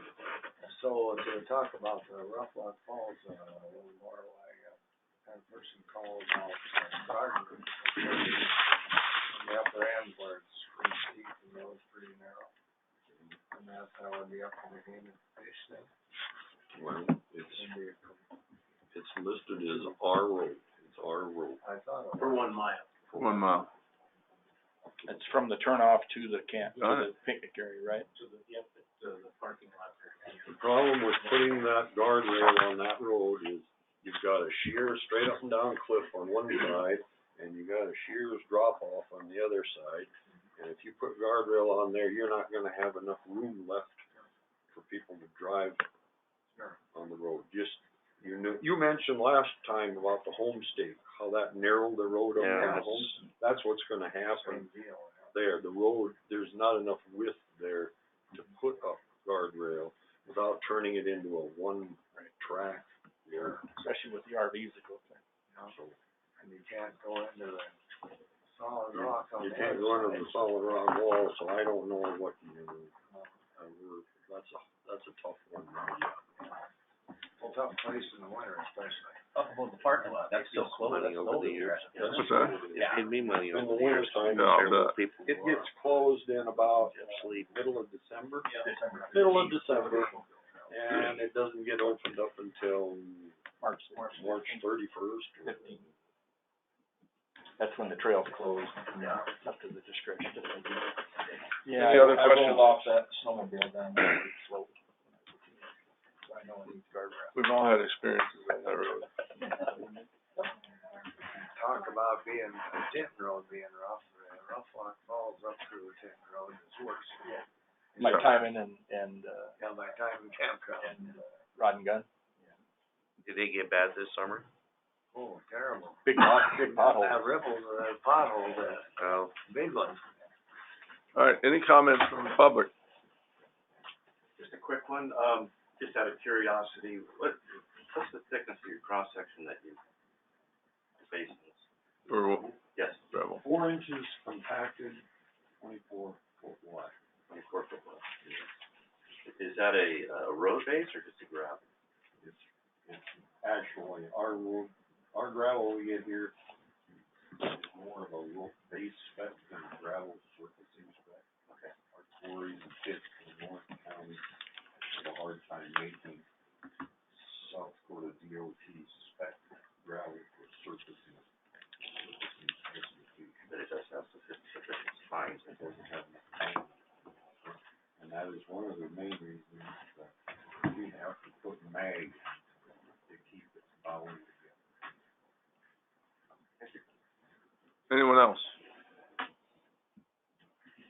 Okay, my name is Jane Lockwood, I live at 3734 Maitland Road in Spearfish, and I'm here to talk about Maitland Road. I've been here the last 8 years, to talk about Maitland Road. I just want you to finish what you started. 7 years ago, the residents of Maitland Road brought up the need to pave Maitland Road. It satisfied beyond, requirements to pave Maitland Road. I think it's the busiest gravel road in the county, and it has been for 8 years. It was studied and determined that without major road improvements, that you could pave the first section of Maitland Road, which is made from the Spearfish side. This put on the 5-year plan. We patiently waited year after year as other questionable projects proceeded. But then it was finally our turn. The county did a great job on the first section last year. It's incredible. This was the year to finish the project. The mag quarry is still there. Our vehicles are still rotting. When it rains, the roads are still slippery and become potholes immediately because of the traffic. And the traffic has increased exponentially. And then we found out we were canceled. But then we found out we were just delayed for 2 years. Most people have realized that meetings, petitions, letters, emails, showing up seem worthless and a waste of time because the county plans are not kept. Please, I ask sincerely, just finish the project.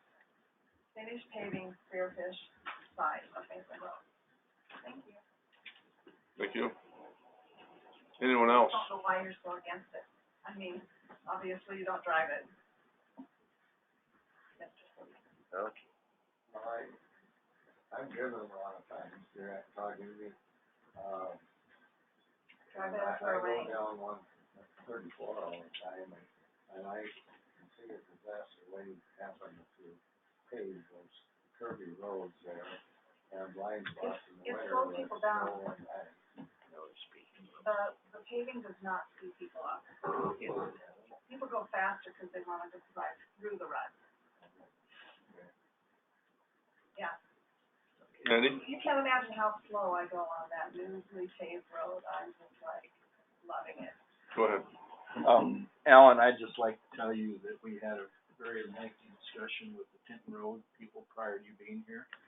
And we have those, and I think we could put those right into the minutes with this public meeting. And that would I can do give that. most of the concerns for the Tinton group that we discussed in your absence. If I could just add one thing to that. Go ahead. The only other thing we would ask, Tom Fitch from 1939 Astor, the only other thing we would ask is your suggestion was a good one, sir, in terms of, we're just looking for the next step for helping to pull this together between the county and Forest Service and USDOT, if that's actually the right people. So what is the recommendation for taking that next step from here? Is there a consensus that we just please, enlighten us what the. Go ahead, Randy. There's gonna be a, Natural Resource Committee, Orange County Natural Resource Committee coming up in the next week, 10 days. Okay. And I believe Steve Kozel will be there. Okay. And so what we can do as a committee is to ask him to give us a protocol. Okay. And he can report back to it, and then maybe we can I would suggest we get a work group together with maybe one commissioner or somebody from the Forest Service and yourself, and then engage those people to see what our options are. I'm all about that because I have asked Alan about the Central Federal Highways, and Alan and I haven't heard beat from him since we did Exit 8, really, have we? Or Van Ocker would be the last one that they did. Right. But I think we just need to find that communication. So would you be on that? So I think that meeting will be posted, so maybe you can come to that and we can work through that. But I will be at that meeting, as far as I know. So. Okay, that's great. Thank you very much. Thank you very much. I think that's the start. Okay. Because we'll have him in the room and we can and we have engaged with Forest Service, so we're continuing that engagement, but this is very helpful. So thank you. Excuse me. Randy Caldwell, 2044, Astor Road. I sent the letter and then Bruce received a letter from me. I also forwarded the same letter with the same verbiage to the Forest Service.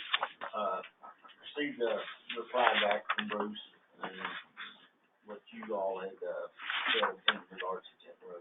But I never heard a thing from the Forest Service. They never even acknowledged that excuse me. That's him calling. That's your one chance. No, I thought I'd turn that thing off. In fact, I did, but I don't know what happened with my son. Didn't hear the Army going on. But and I never heard anything back from them. They never even replied to me. May I, Mr. Chairman? Go ahead. Well, we've been working on the forest plan revision for about 3 months, and the county hasn't heard anything either. So, at our meeting, maybe we can open that line of communication. It may be helpful. Thank you guys for Thank you your. for Yeah. your time. Anyone else? Yes. Just very briefly, I got printed material off the website. Our road, South Rapid Creek Road, was on the agenda. Yesterday I spoke to Mr. Long. Promptly took my call. He answered all my questions, and I really appreciated it. There was somebody that pick up the phone when I just fell out of the blue and do what he could to answer questions that may not even make much sense, because I don't know what it is. Thank you. Could we have your name and address for the record? Sorry, Lenny Braun, 10281 South Rapid Creek Road. So you don't, Alan, they don't have to approve it today, then? No, this is This is our requirement. usually we've held this meeting in late September. So after that meeting, there was only one meeting left in October before we decided to be finalized in September. So now we're in a position where you have at least 3 more commissioner meetings between now and the deadline to get this finalized. And the budget will be approved on September 6th, which should probably be important in this consideration as well. Yeah. The 2023 budget, that's why we wanted it earlier, so we could consider the budget. There's a public hearing set for that on the 6th. Any other comments or questions? I just have one. Go ahead. You'll see that the dollars in these improvements are several million.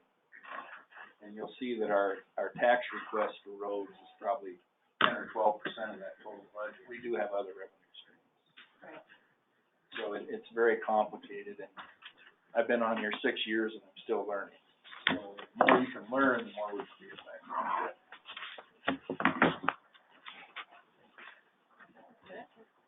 Thank you for coming. Very much appreciated. Tin Road is. Thanks, everybody. Anything else from commissioners? The one comment I'd like to make Randy Aldrich from St. John's Township. We should not allow him to retire. Yeah, yeah, agree with you. We need him. Thank you. Wow, you bet. Amen, I got it. All right, Move to adjourn. thank you. We're done. I'll be closing the meeting now. Thank you to everyone. There you go, Gertrude up.